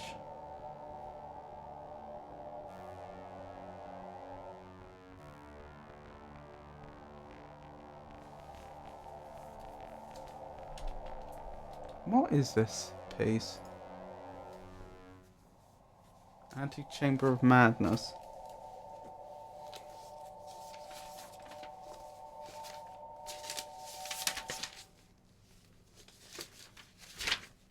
And it just ended.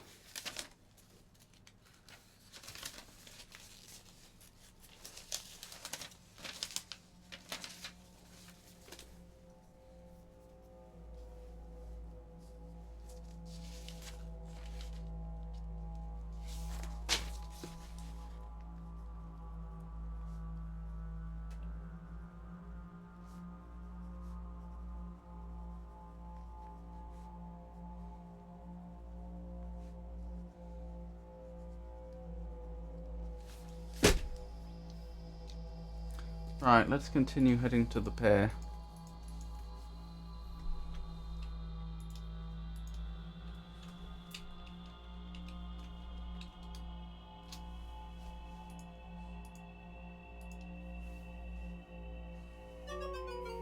What?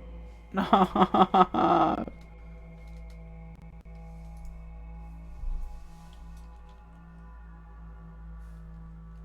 The wish granting fish is nice, but I'd love a fish granting wish.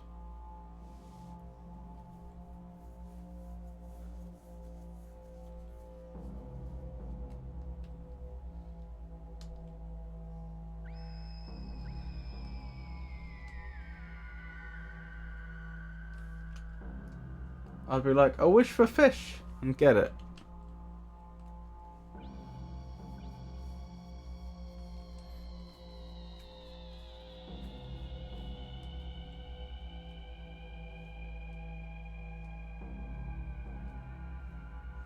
I've often felt like if I actually had access to a wish granting being, I would not be confident enough to make any wish. Because without some very precise information on how they're going to interpret the wish, it's just not worth it.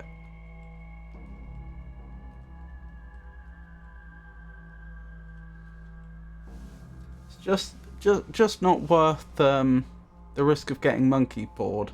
You know, you say, I wish for fish, and then they give you a fish head or something. Not as in like a fish head appears in your hand, as in they turn your head into the head of a fish or something. It appears King Quest IV presents quite a formidable challenge, as Omaha and Karajo Klonowski have noted. It's truly admirable to see the community's collective endeavour to navigate its complexities.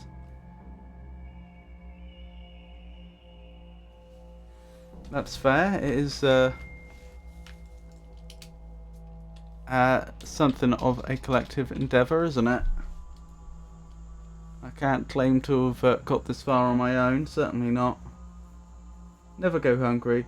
It's like, if you found yourself stuck in time loop, how long would you go before trying something truly dangerous? Oh, if I was stuck in a time loop, here's the thing. I feel like I would get on really well in a time loop. Like, assuming like it's something like Groundhog Day, like I get to live the same day over and over again, not like I'm stuck in the same 5 seconds. That would be annoying. But yeah, I mean, I feel like if I actually ended up in a Groundhog Day type situation, which obviously is impossible, but you know, as a hypothetical, yeah, I think I would be there for a long time before I chose to leave. Many years at least. I wish for all people in wheelchairs to walk again, if they pay me a weekly subscription fee. The Mind Slug. Oh my goodness.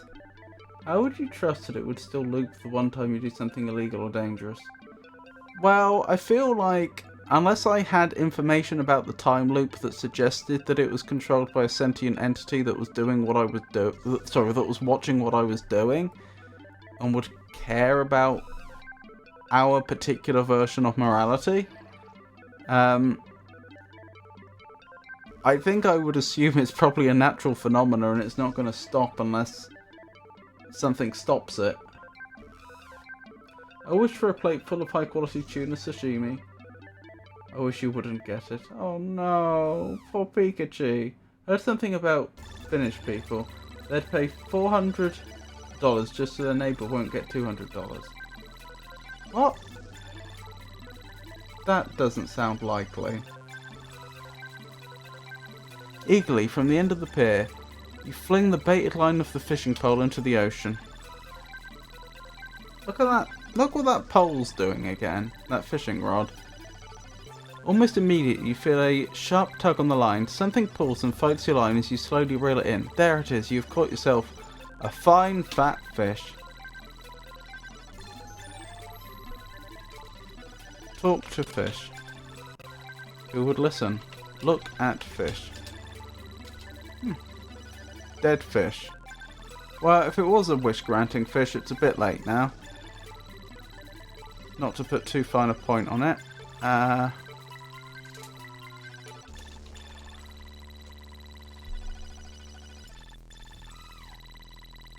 That's an interesting idea. Finnish people said yes, though. Really?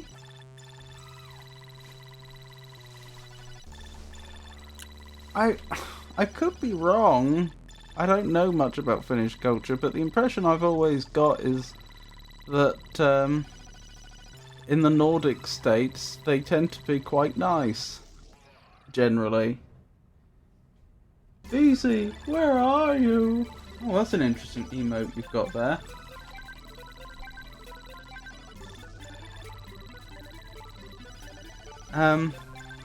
Fish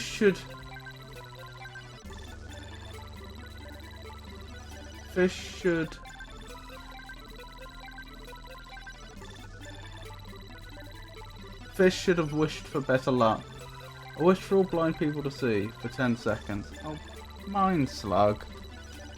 That's not very nice.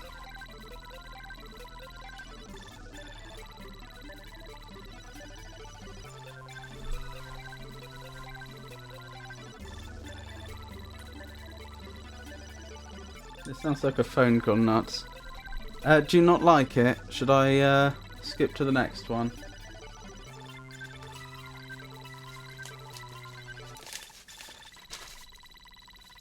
I'm just writing it down so I know it's one that we want removed. It's reached the end anyway.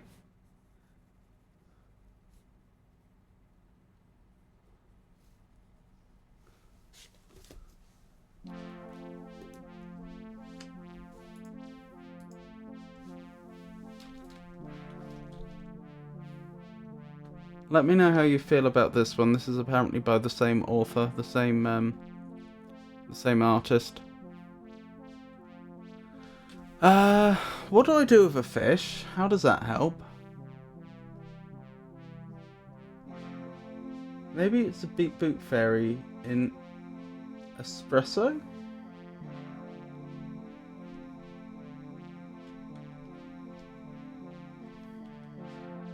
Composer.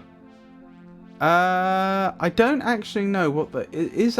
They do call it the artist, don't they? Let me check. Yeah, they call it the artist. Track, artist, album, source, license, license link, and then some other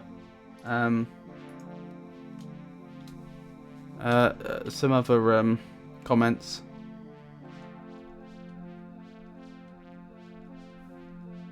So I don't think artist means composer necessarily. I think it could mean composer or performer.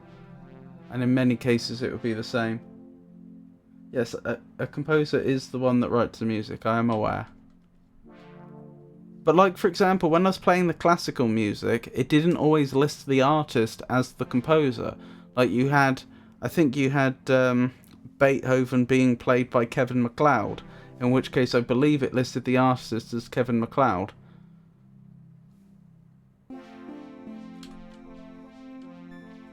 Oh, that was bad luck. No, do not save. I want to load. Wait. Yeah, that is the end. I was thinking, why isn't it showing us the death screen yet? I guess I could offer the fisherman the fish. It seems...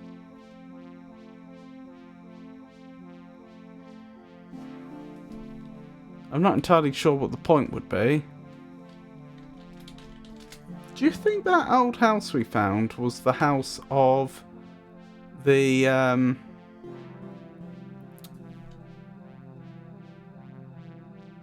evil witch, Lolotte, before she moved into the castle?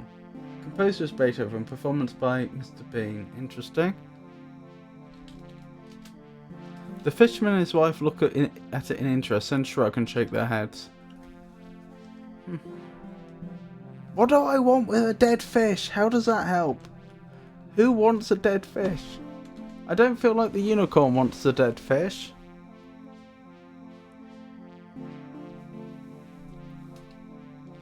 Welcome back, Tato. What have I got? I've got a silver flute, a lantern, a gold ball, a small crown, Cupid's bow, a shovel, a fishing pole, a board, a dead fish, and some magic fruit. Eat fruit. You take a bite of the luscious looking fruit. Mmm, delicious. Before you know it, you've eaten the whole thing. Wow, a feeling of vigour and vitality courses through your body, giving you boundless energy and that wonderful glow of good health. Yeah, I wasn't supposed to do that. My score went down. Is your name pronounced Tato or Tato?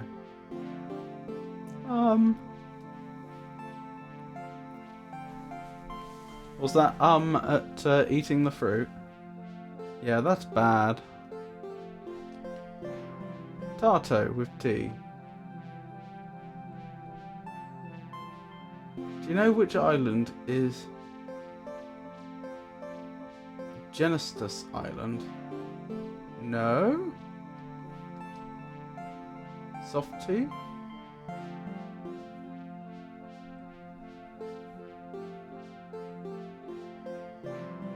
In fact, I don't even know.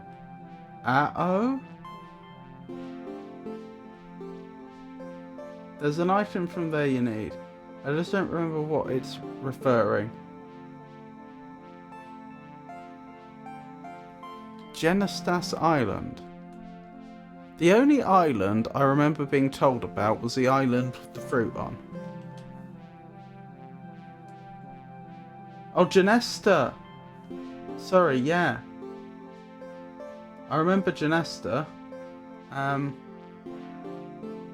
Genesta's Island, I'm with you. Sorry, the lack of apostrophe rather threw me there.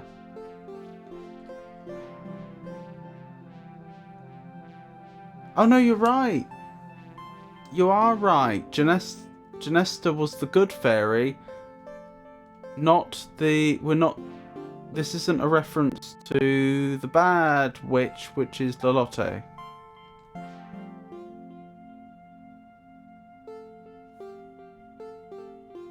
The good fairy, okay. Isn't it a hard T? T in pot and soft. T is in gato. Sounds like the T in both. The Spanish word for cat.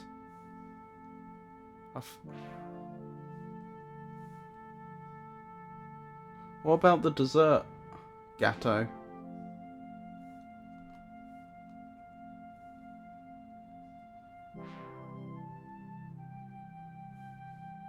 That's spelt differently though, isn't it? I've forgotten how that's spelt.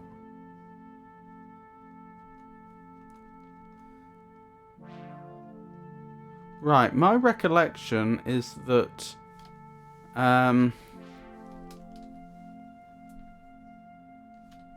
Genesta flew off in this direction, I think, to the west, which would imply I need to get eaten by that whale again. Do you have a feather? I do not have a feather. I am but a featherless chicken. So, PZ Tarto.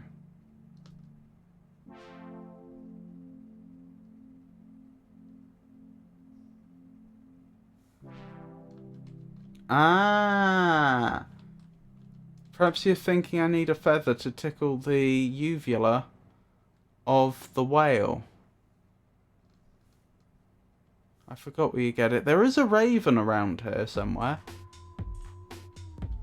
But I don't recall that raven ever dropping a feather. I guess.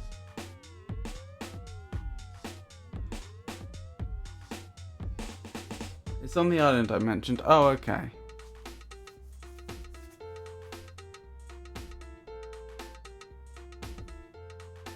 Do I want to get eaten by the whale at this point? I'm going to forget and keep calling you Tato.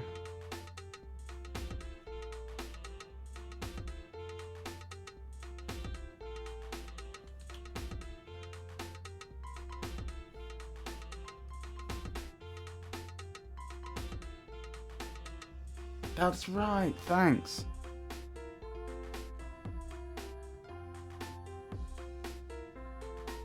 That didn't go to plan. You make a tasty morsel for the hungry shark. No whale bad right now. Okay. Get in barrel. You can't get that. Yeah, that's better because my Discord handle was...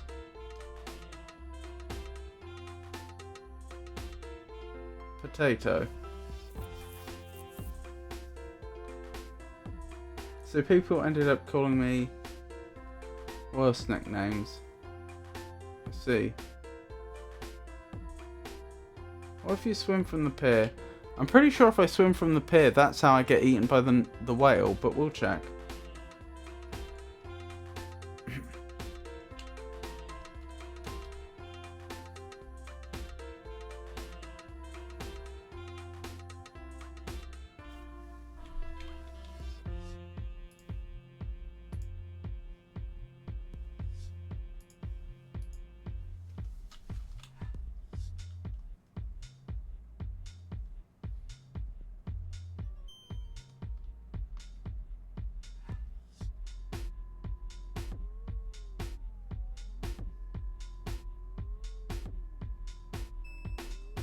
Yeah, this is how I get eaten by the whale. The whale's coming for me. The whale is critical, but at this minute it's also fatal. Why are potatoes everywhere these days? I feel like every 9th person I meet on Twitch is a potato. Am I missing a meme or something?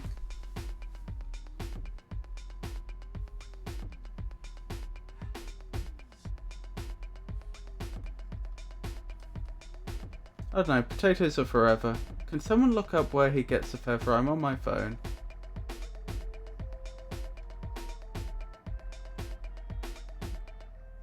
Do I even want to know? We will overthrow the government. It's on her island.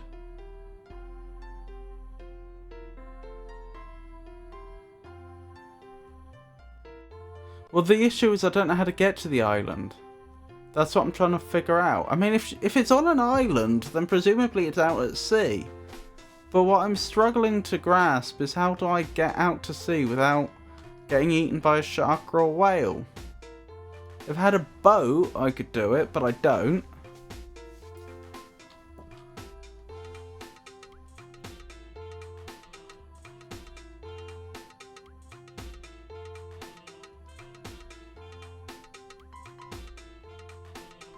I'm just following the coast trying to see if I could see anything out at sea, but I couldn't.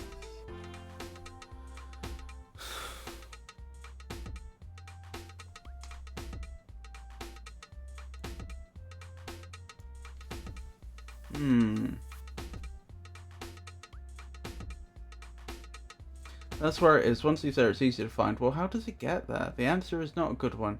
You need to swim. The shark and the whale are RNG, I think. Oh, why? I don't know how to hit.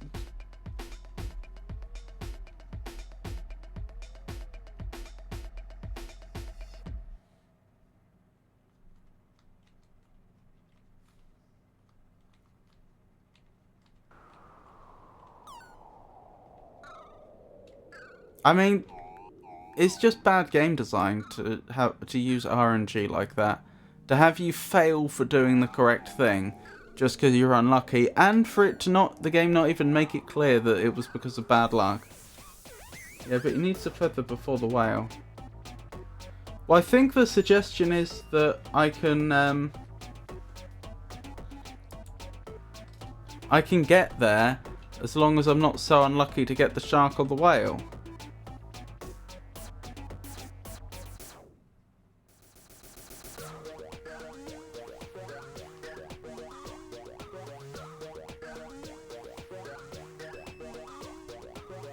So save swim, reload if needed, swim again.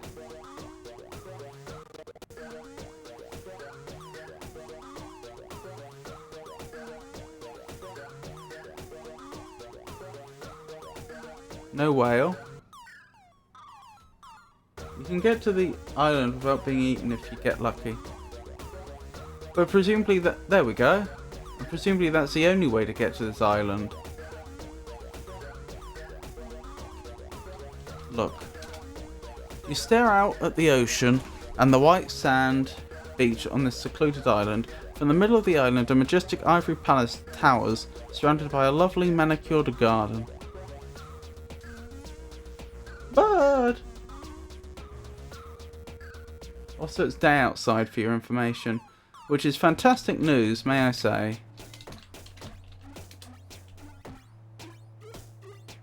Burb! But yeah.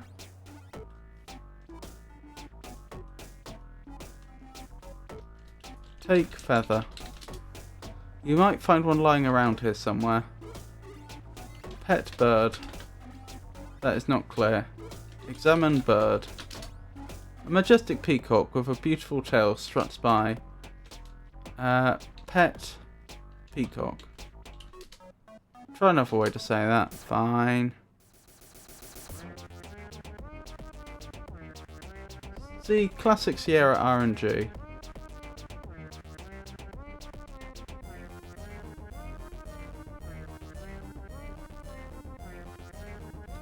Take feather.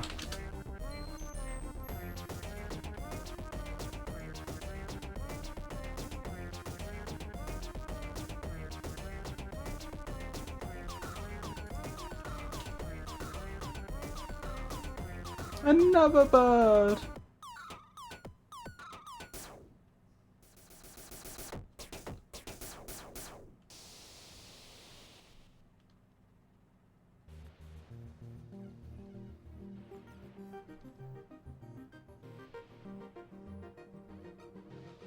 Ooh, and another bird.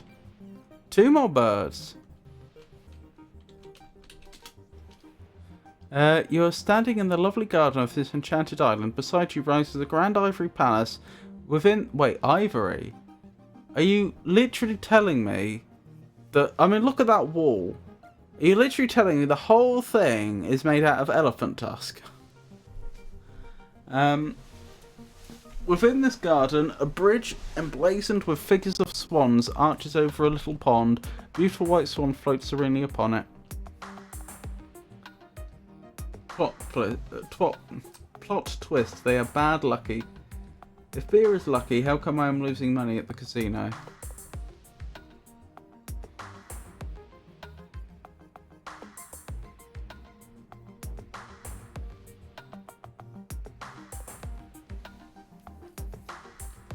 Genesta, good fairy, very magic. Big game, ivory huntress.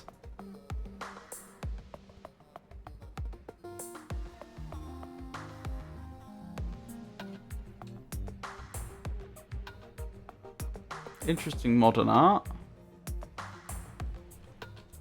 Look at statue. Depicting the statue, a pair of dolphins leap gracefully from a wave. Oh, that's what it is. I can read it now. It just looked like abstract shapes at first. Genesta's tiny fairy guard... Sorry. Genesta's tiny fairies guard the palace door. Oh no, they wouldn't make it out of elephant tusks. This is walrus ivory, much rarer and more destructive to harvest.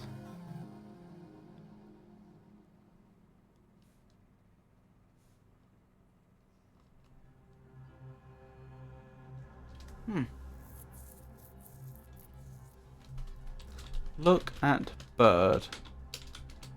There are many exotic birds on this island. Look at... Is that a parrot?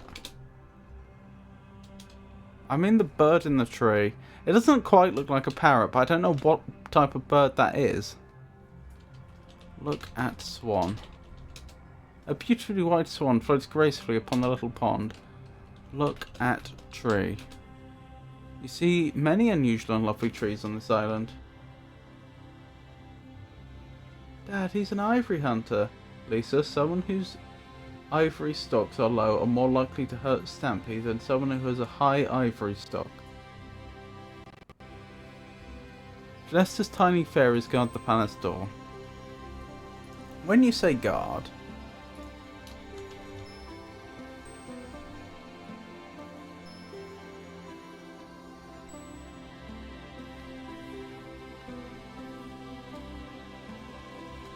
Open door. Okay, not particularly guard then. You know how you can tell Genesta is a good fairy? Not really. I feel like Rosella just made a call on the spot there when she was being spoken to through the mirror.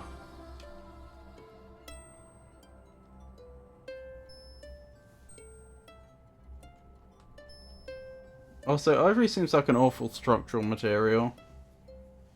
Cockatiel? I don't know. Handrails on the stairs.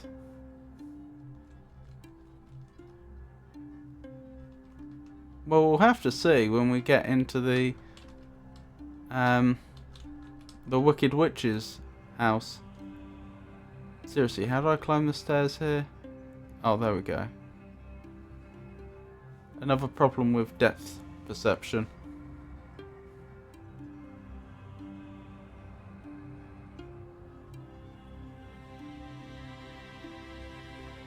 Interesting.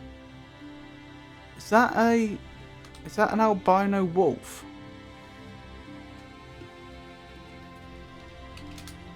Genesta's bedchamber is very beautiful and serene. Genesta lies very still upon the seashell bed. Her concerned fairy helpers hovering near, and her pet snow leopard lying close by.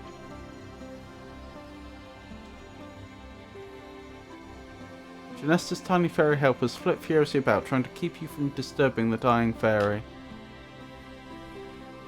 Pet leopard. That's probably not a good idea. Fine. Talk to Genesta. As you attempt to speak to the gravely ill Genesta, her small fairy helpers flutter madly about, trying to prevent you from disturbing her. I can't help but notice she's dropped her wand. And the main characters of these games do tend to be kleptomaniacs. Take wand. That belongs to Genesta. Okay, fair enough. Can you talk to the fairies? Talk to fairies. You speak to little fairies, but they do not respond. Perhaps they cannot talk. Apparently not. Swat the annoying fairy.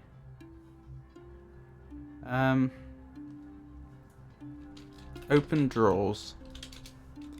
No, it's private. Is there anything else here? Bed chamber. Seashell bed. Pet snow leopard. Take leopard? Not this cat. What do you think Genesta's Wi-Fi is called? I'm guessing something like Good Fairy or W Ivory Fi. Ivory Fi.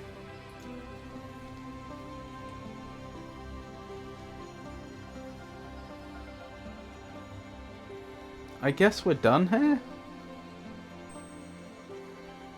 Maybe...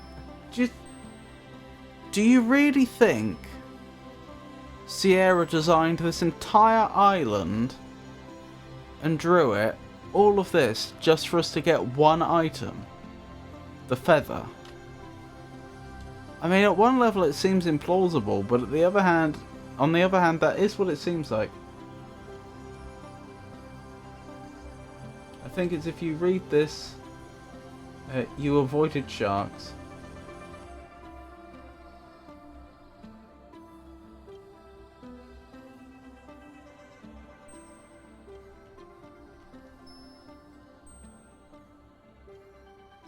So I guess the plan is to get eaten by a whale now?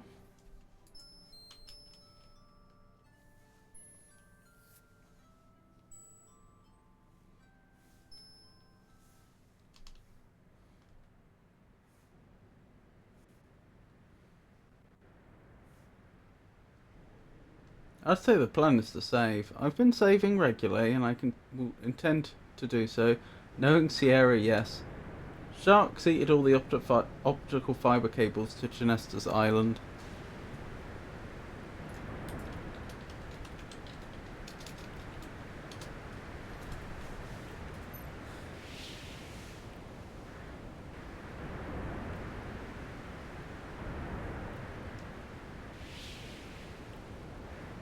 I see no shark or any whale.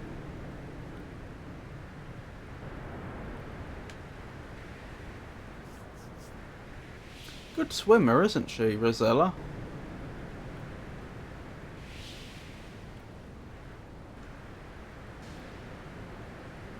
Again, no whale, no shark. Must be hard to swim in a dress. I feel like it wouldn't be hard to swim in a dress, but it would slow you down. Nope. Like it would create a lot of drag in the water. Have you tried it? It's hard. I had to swim in clothing for a sailing license.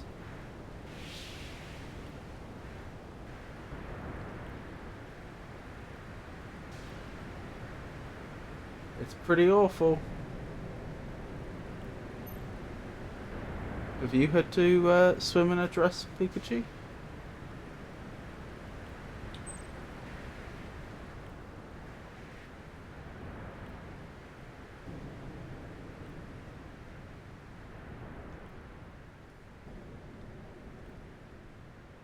I'm going back here because it feels like off the pier is the place where we've most reliably found the whale.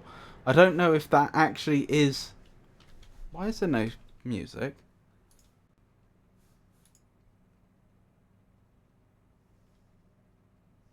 I don't know. I'm going to write that one down so I can investigate.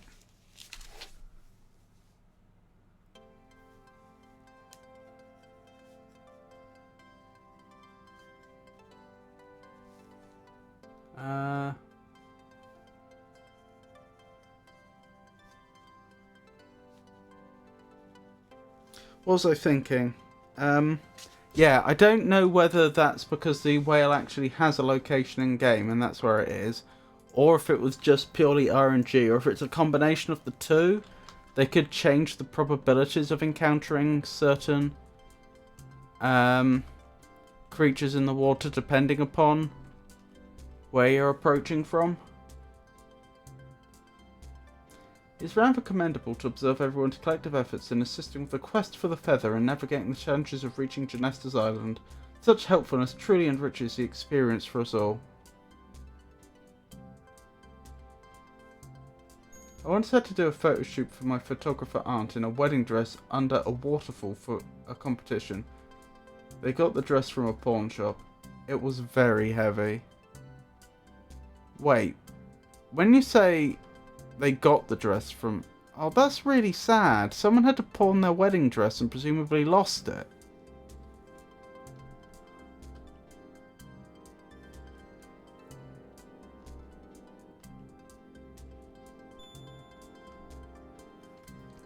Poor soul.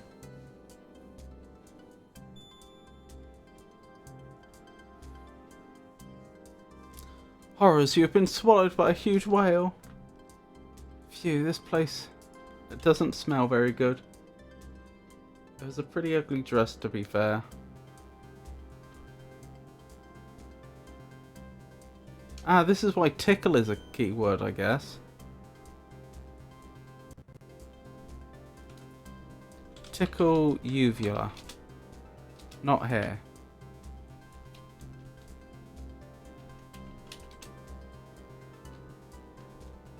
As I pointed out earlier, why does the whale have human teeth?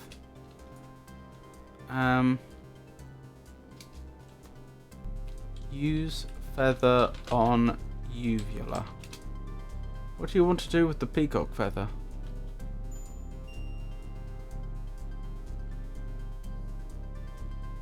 I think there's something in the water. Oh yeah, there is. Take bottle, but it just advertises a police quest game.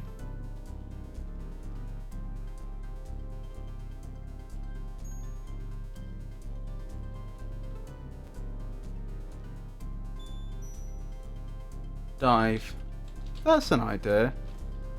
That is not clear. Save the fish. Climbing this is the worst movement puzzle ever. Oh! It's a puzzle. I genuinely didn't realise that. Why do I slip? What is it that's causing me to slip?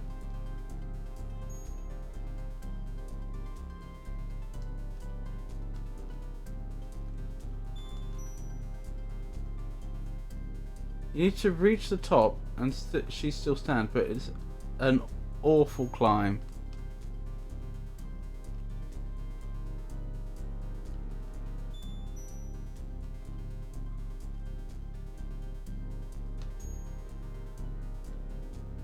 Hey Mama Bear, it's lovely to see you.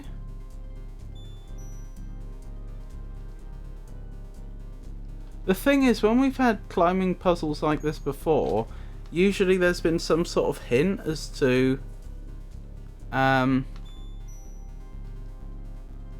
like why we're slipping at a particular point, such as, you know, your foot's not resting on anything solid or something, but I'm not seeing any of that here. Mama Bear is a... Oh, sorry. Happy Monday. I'll be lurking, but still sending all my hype, positivity and love your way. Let's start this week strong and face it all together. Support is the spark that reminds us we are never climbing alone. Very topical. Hope you have a stream full of joy, laughter and unstoppable good vibes. Thank you, Mama Bear. It's lovely to see you as always. I still need to pop into one of your room streams sometime. But I really appreciate it. You always leave the loveliest messages.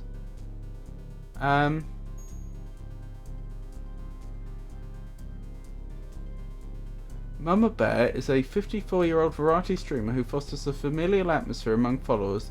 Their streams prioritize LGBTQIA+ inclusivity, mental health awareness, and neurodivergent support. Monthly self-care streams are featured. Recent content includes 7 Days to Die gameplay.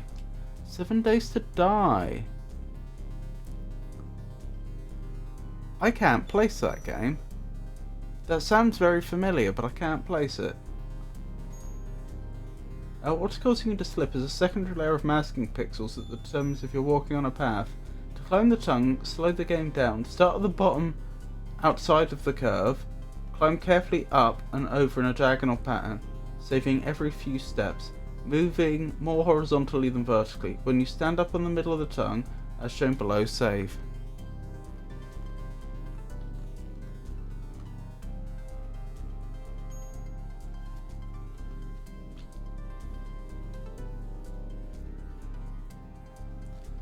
What do you mean by start at the bottom outside the curve? Oh, we're dead.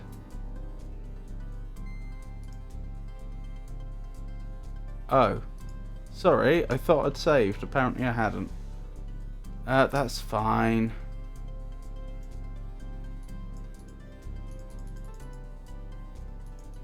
I'll speed it up and it won't set us back that far. Oh, not at all. Hang on, let me slow us down again.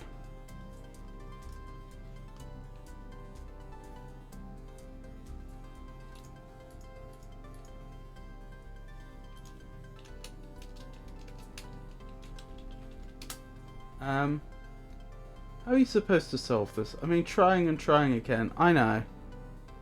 Unfortunately, some of the puzzles in this game are like that.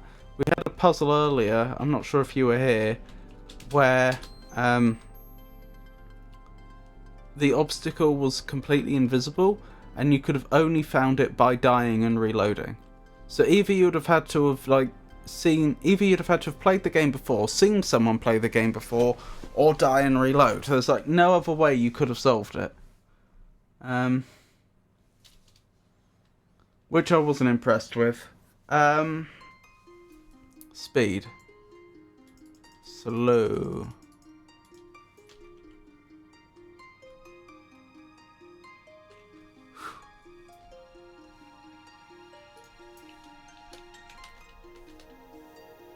Yep, that's what they expected.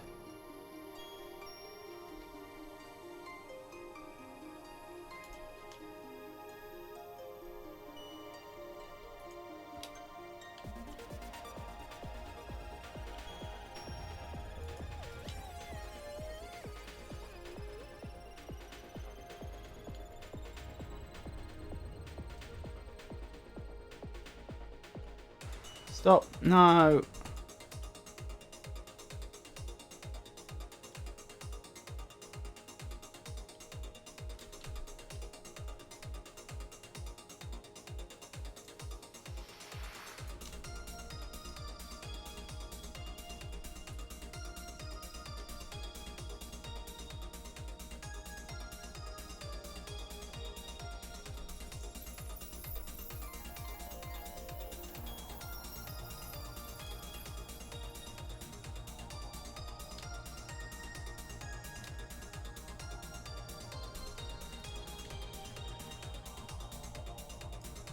No.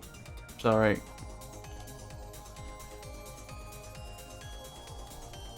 Trying to get my saving and loading the right way around.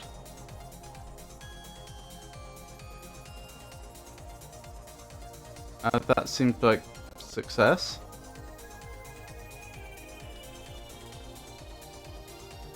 Huh. I don't know why it suddenly started working, but great. Right, let's try this again. Tickle uvula with feather.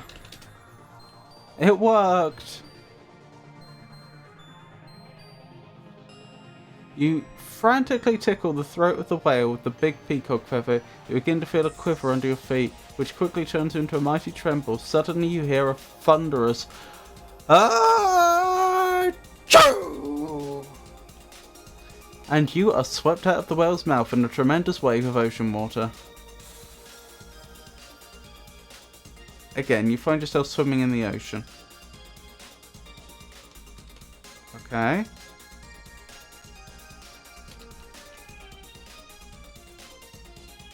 Well done, thank you. Hang on, let's turn the speed of the game up again. And probably save again at that point.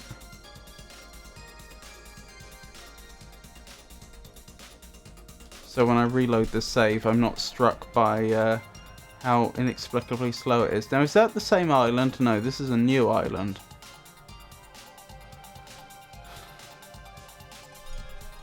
Look. You have found yourself stranded upon a desert island. Also, it seems have others before you. Now, what are you going to do, Rosella? It's a very good question. A very, very good question. Look at anchor. You see nothing special.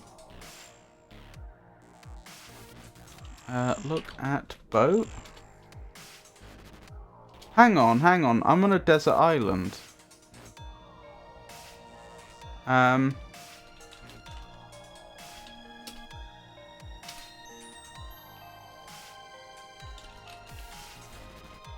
I have a shovel. I wonder if there's buried treasure here. Gee, there seems to be writing on the note. Read note. Help, the girl's in... Blimey. Interesting.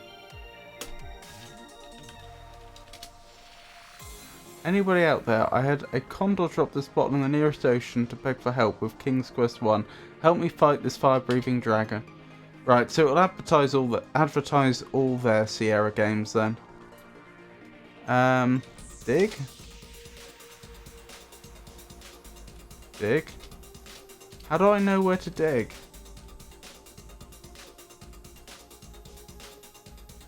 Do not leave here quickly, there's a critical item hidden. Dig?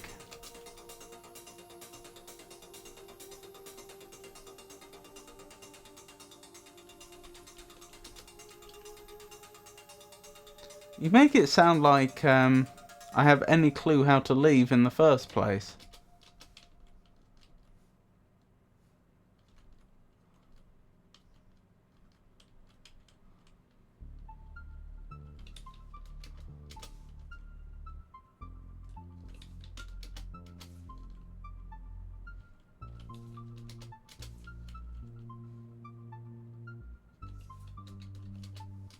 How colourful.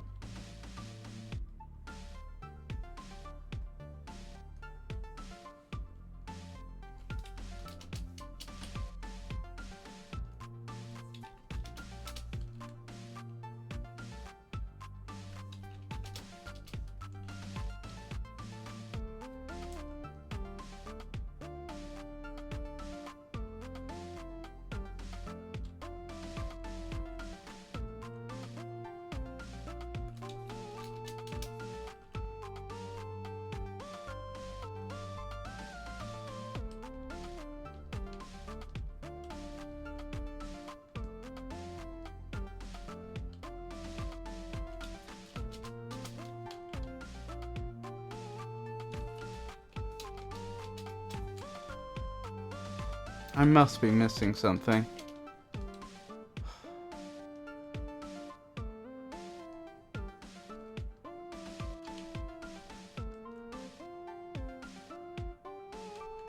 Wait, I could climb the tree. It's difficult to climb while wearing that dress. Shake palm tree. Shake tree. I hope I don't get brained by a coconut.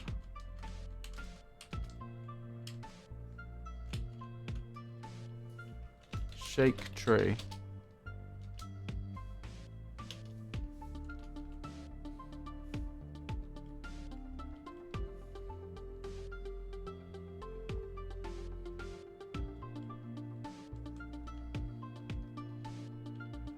Maybe I leave here by swimming. As ridiculous as that sounds.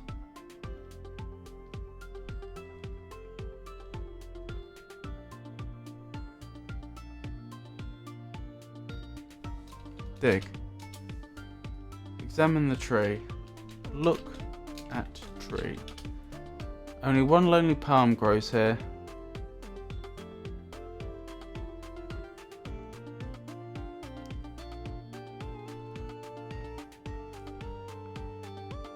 Shake palm. Shake palm. Try another way to say that. Yeah, I think if look at tree works and shake tree doesn't, I think that means it doesn't understand the verb. The noun is fine.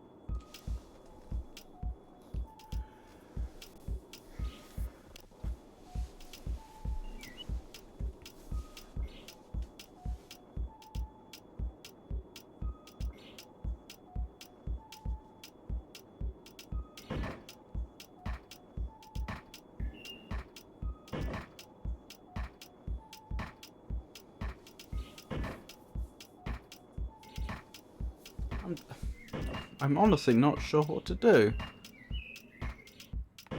What items do I have? I have a silver flute, a lantern, a gold ball, peacock feather, a small crown, a cupid's bow, a shovel, a fishing pole, a board, a dead fish, magic fruit, glass bottle, note.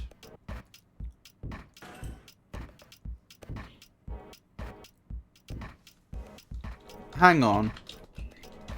We've had this problem before where sometimes we've had to do the same thing multiple times.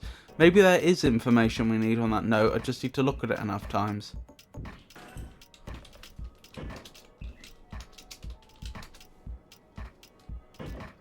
Drug dealers are terrorizing the city of Lytton.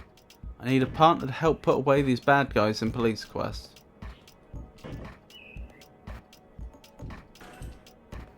I see a beautiful mermaid in King's Quest 2, but she won't help me. Tell me what to do.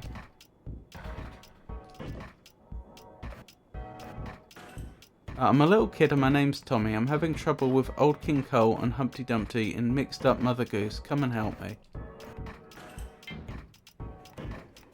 Hey, I need help here. The wicked horned king has had me thrown into his dungeon. If I don't get out of here, then evil will rule the world in the Black Cauldron. Help, I'm about to get blasted by evil Sarians in Space Quest. Anybody have a handy ray gun out there?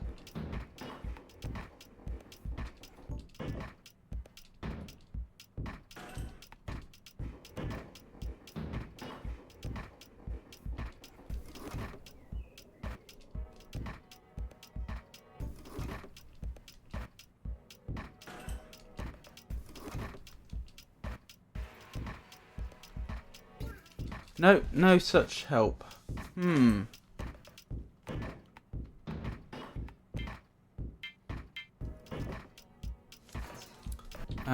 Look at Gull. You see many seagulls gliding through the air in their never-ending quest for food. Give fish to Gull. Try doing that somewhere else.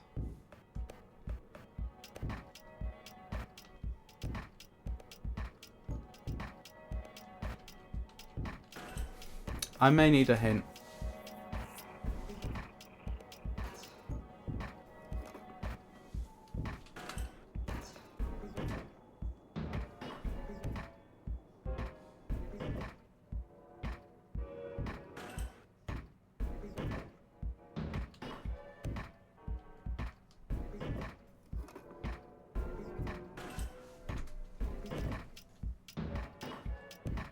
I'm not sure how I feel about this piece.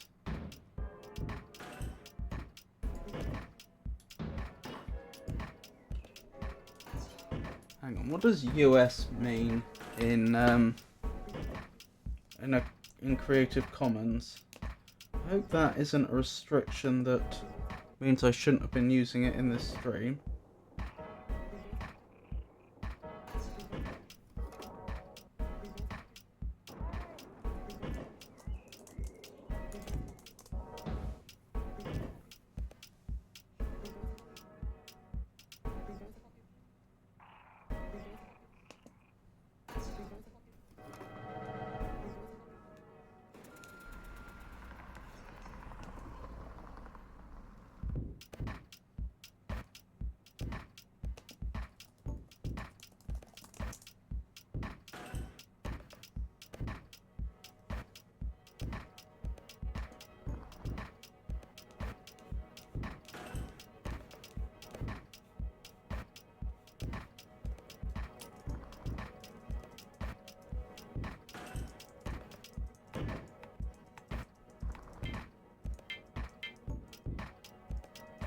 Yeah, I don't see US listed here anywhere.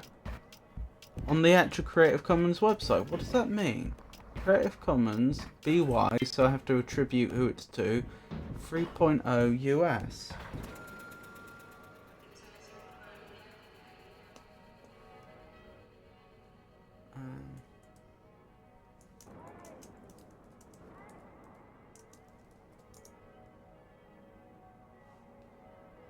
Oh, United States?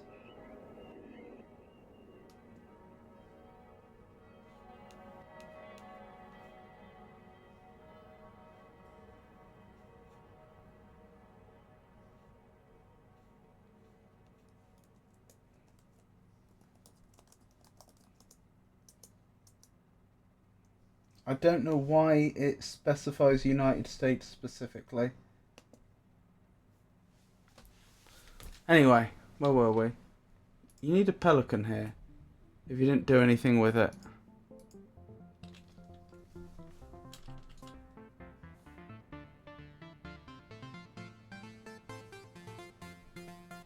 You mean, oh, that pelican. Look at pelican. A pelican visit you on this desert island, but the other clue, there's something here on the screen you need to look at closer. Alright, what do I see? I see a mast in the water. I see a boat over there, both of which I've swum out to and it just takes me to the next screen. There's ribs of a ship sticking out of the sand. There's part of a ship here that's sticking out of the sand. I see little bits of grass. A lot of grass by the palm tree. For some reason. And there's the anchor there.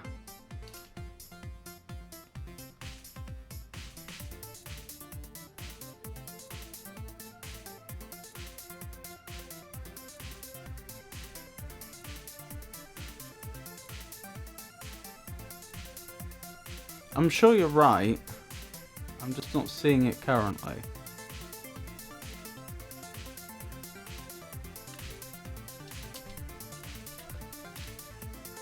Give fish to pelican.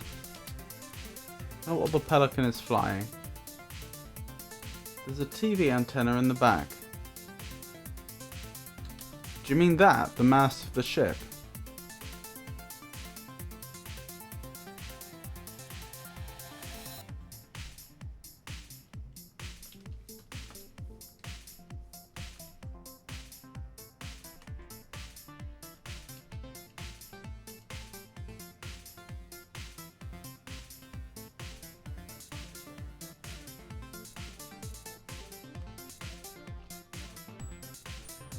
There we go.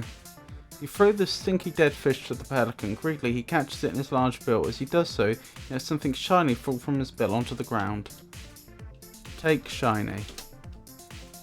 Try that one again. I couldn't make much sense of it. Look at shiny. Look at shiny object. The game does not understand object. Look down. You see a shiny whistle lying on the ground. Wait, that actually works? I didn't think that would work. Could I always specify do things to the thing that's like near me, like below me? I mean, there's a verb you need to use to explore things closer. Okay, examine. I assume I blow the whistle and that somehow gets me off the island, although I'm not entirely clear on the details. Examine anchor.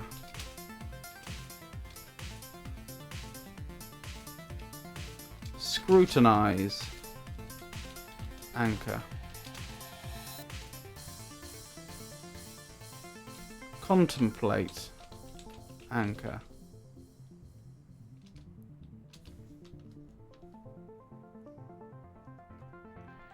Where was that list of verbs from the manual? And it's doing the thing again where it's not updating. There we go. Bait, blow, bounce, break, bridle, calm. Am I going to bridle the unicorn? Cool, cast, catch, clean, climb, close, command, cross, cure, cut. I thought we couldn't climb anything in the dress.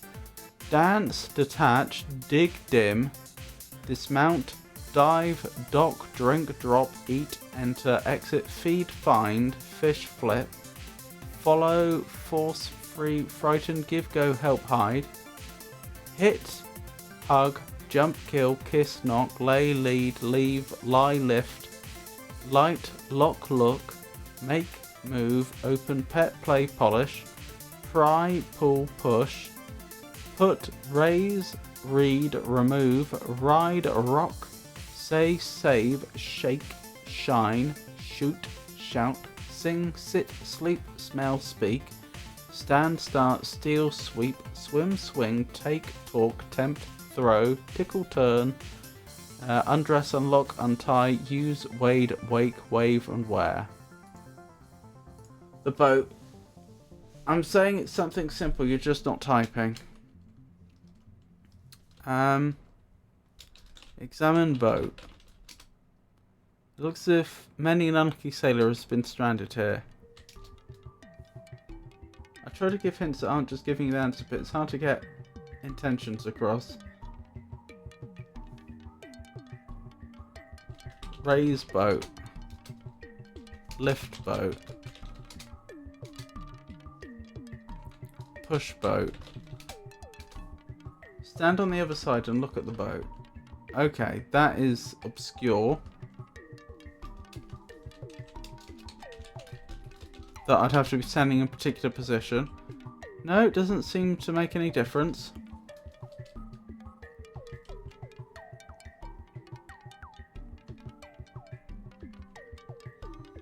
This side.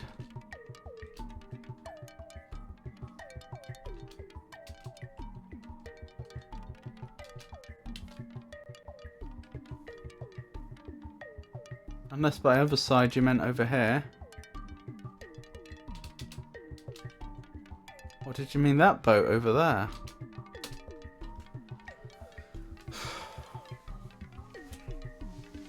Look inside boat, or look at ground, or maybe look down. Look inside boat. Looks as if many an unlucky... Yeah, that didn't help.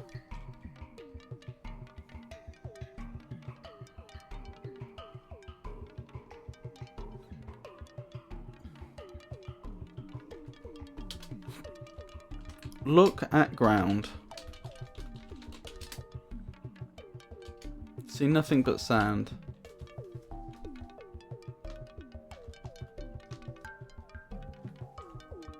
Wait, what? Why are you doing that? I didn't tell you to do this. Or did I, when I said look at ground?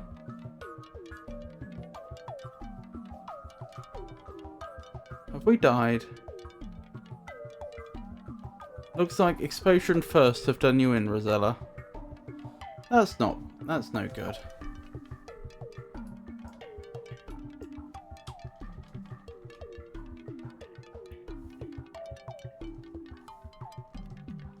Still hasn't put us back very far.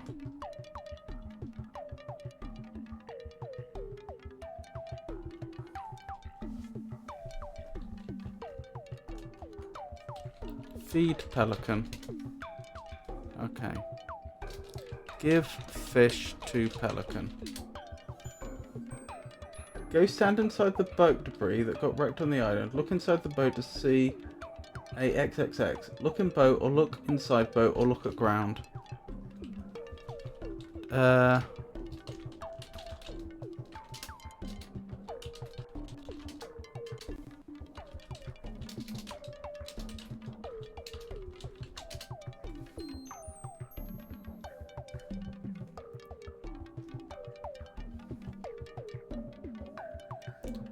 How would anyone...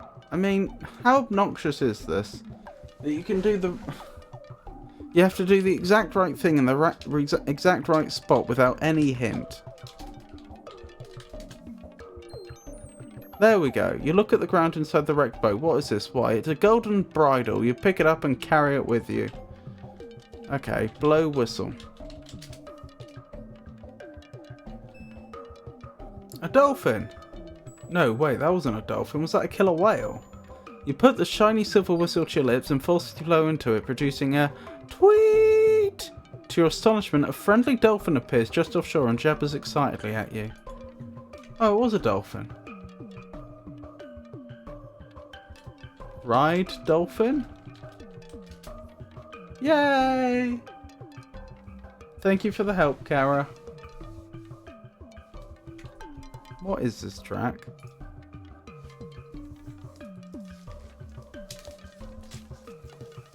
Ethereal Cafe.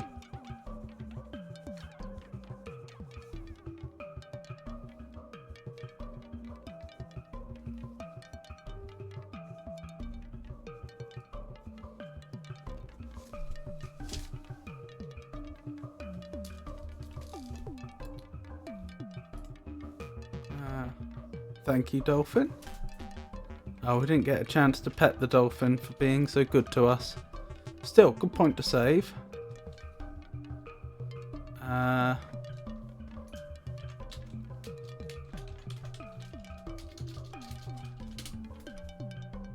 Where is... There it is. Right, let's move on to the next track.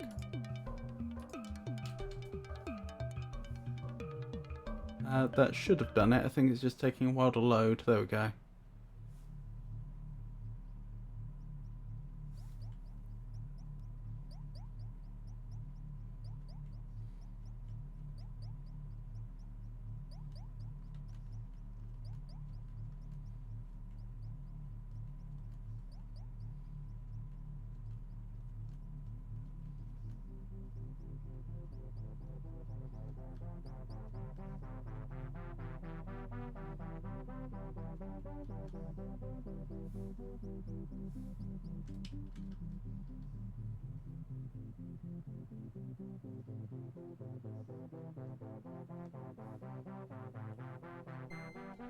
There's the unicorn.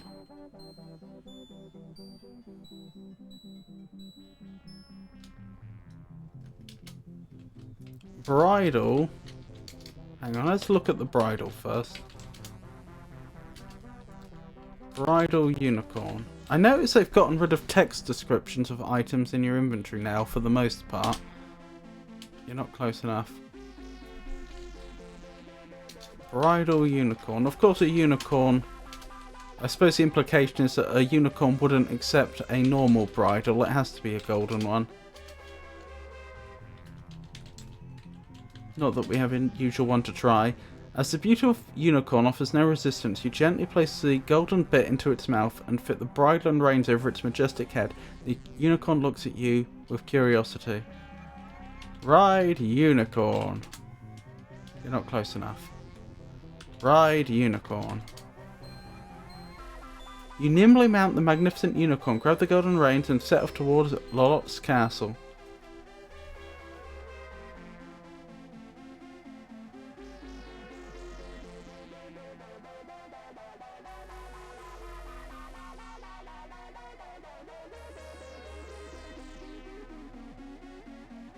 Poor unicorn. It deserves better than this.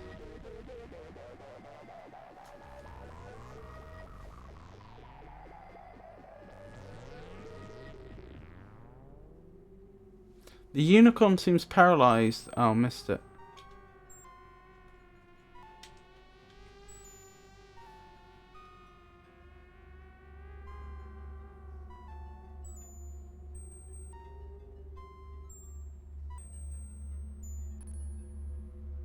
Okay then.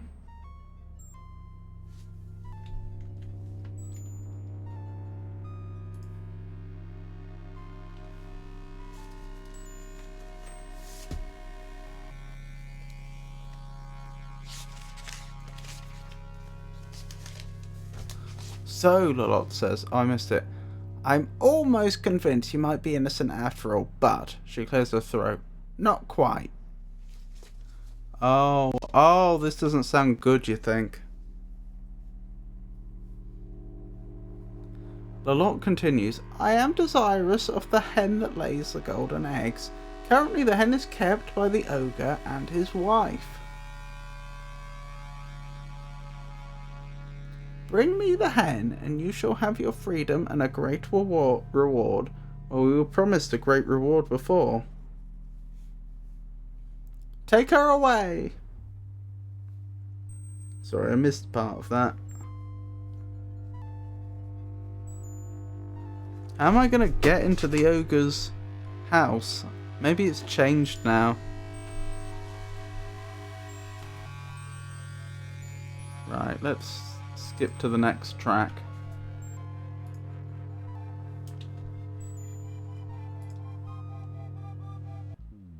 Karajo Kalowski, thoughtful hints for examining the boat are quite splendid. It's always a pleasure to see such considerate assistance in chat.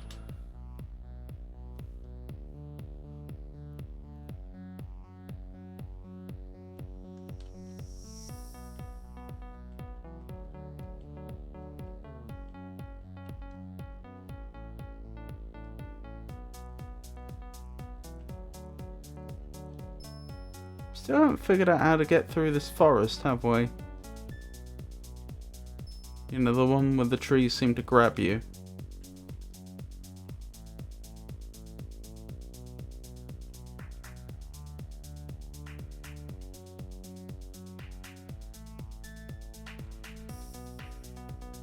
Oh no, I've been grabbed.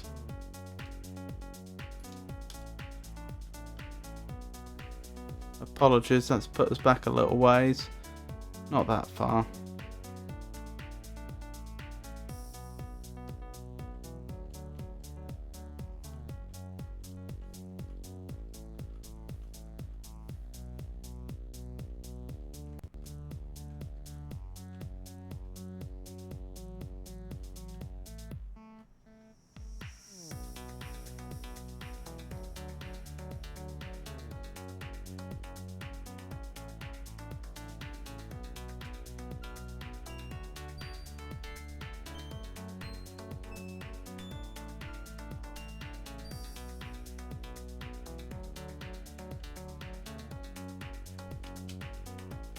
Bridal unicorn. Bridal unicorn. Ride unicorn. Can I skip this bit? No.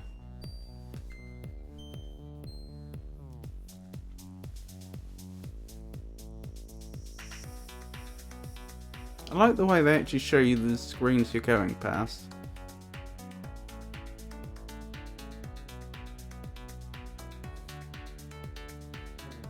After this game, they are all point and click, so you won't have text parser issues. Interesting.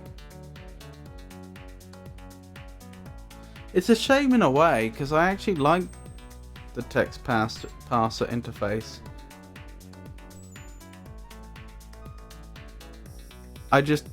It's just you have to put quite a bit of work in to make it good, if you see what I mean. You have to think of a lot of special cases, because not everyone's going to be using the same words to describe actions or objects. Like that last one, the thing that I found really irritating about that wasn't that there was a text parser. I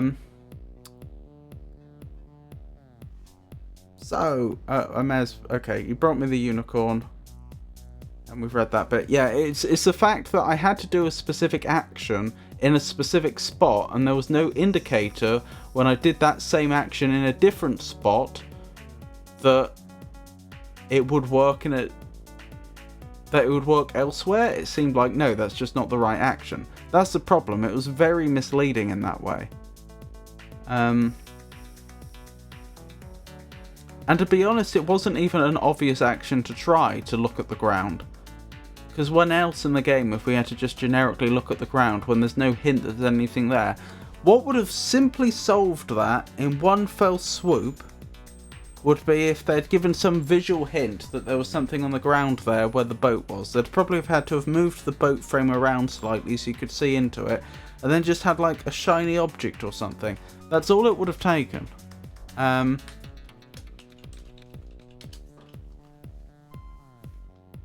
But I appreciate the concern, Kara. And it's not like we haven't had text parser issues at all, but like I say, that when we have, it's usually because the developers haven't made sure that their parser is lenient enough.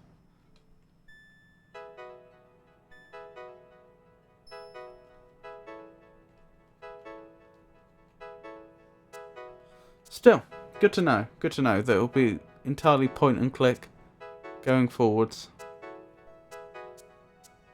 The ogre sees you. You'd better run, as she'd like to have you for dinner. Oh, this is the female one. Wow, she moves a lot quicker. Whoa! I wasn't expecting that. Poor Rosetta, it looks like you'll join the deer in the stew pot tonight.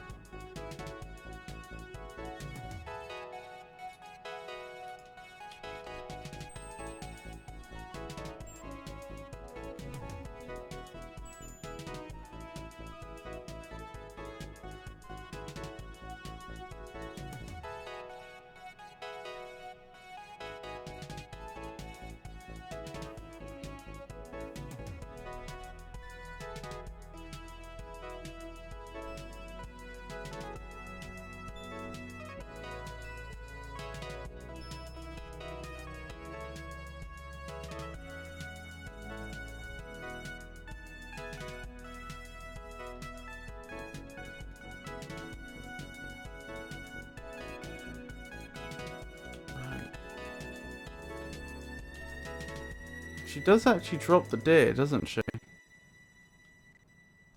Like, you actually see her with the deer on screen. Open door. Watch out, a very unfriendly bulldog rushes towards you. Okay. That's good to know, because that establishes the fact that it's not that I'm missing some item, like a key that would let me get in there. The game has moved on.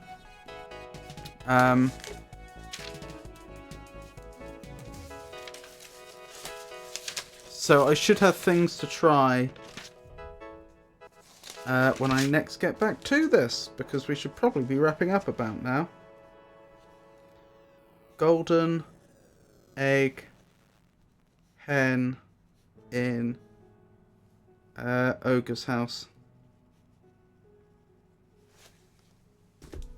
Rightio, let's see who's streaming right now, so I can see if I should be raiding anybody. Next stream will be Wednesday, but that's going to be more of Elden Ring. It won't be till Friday that we get back to more King's Quest.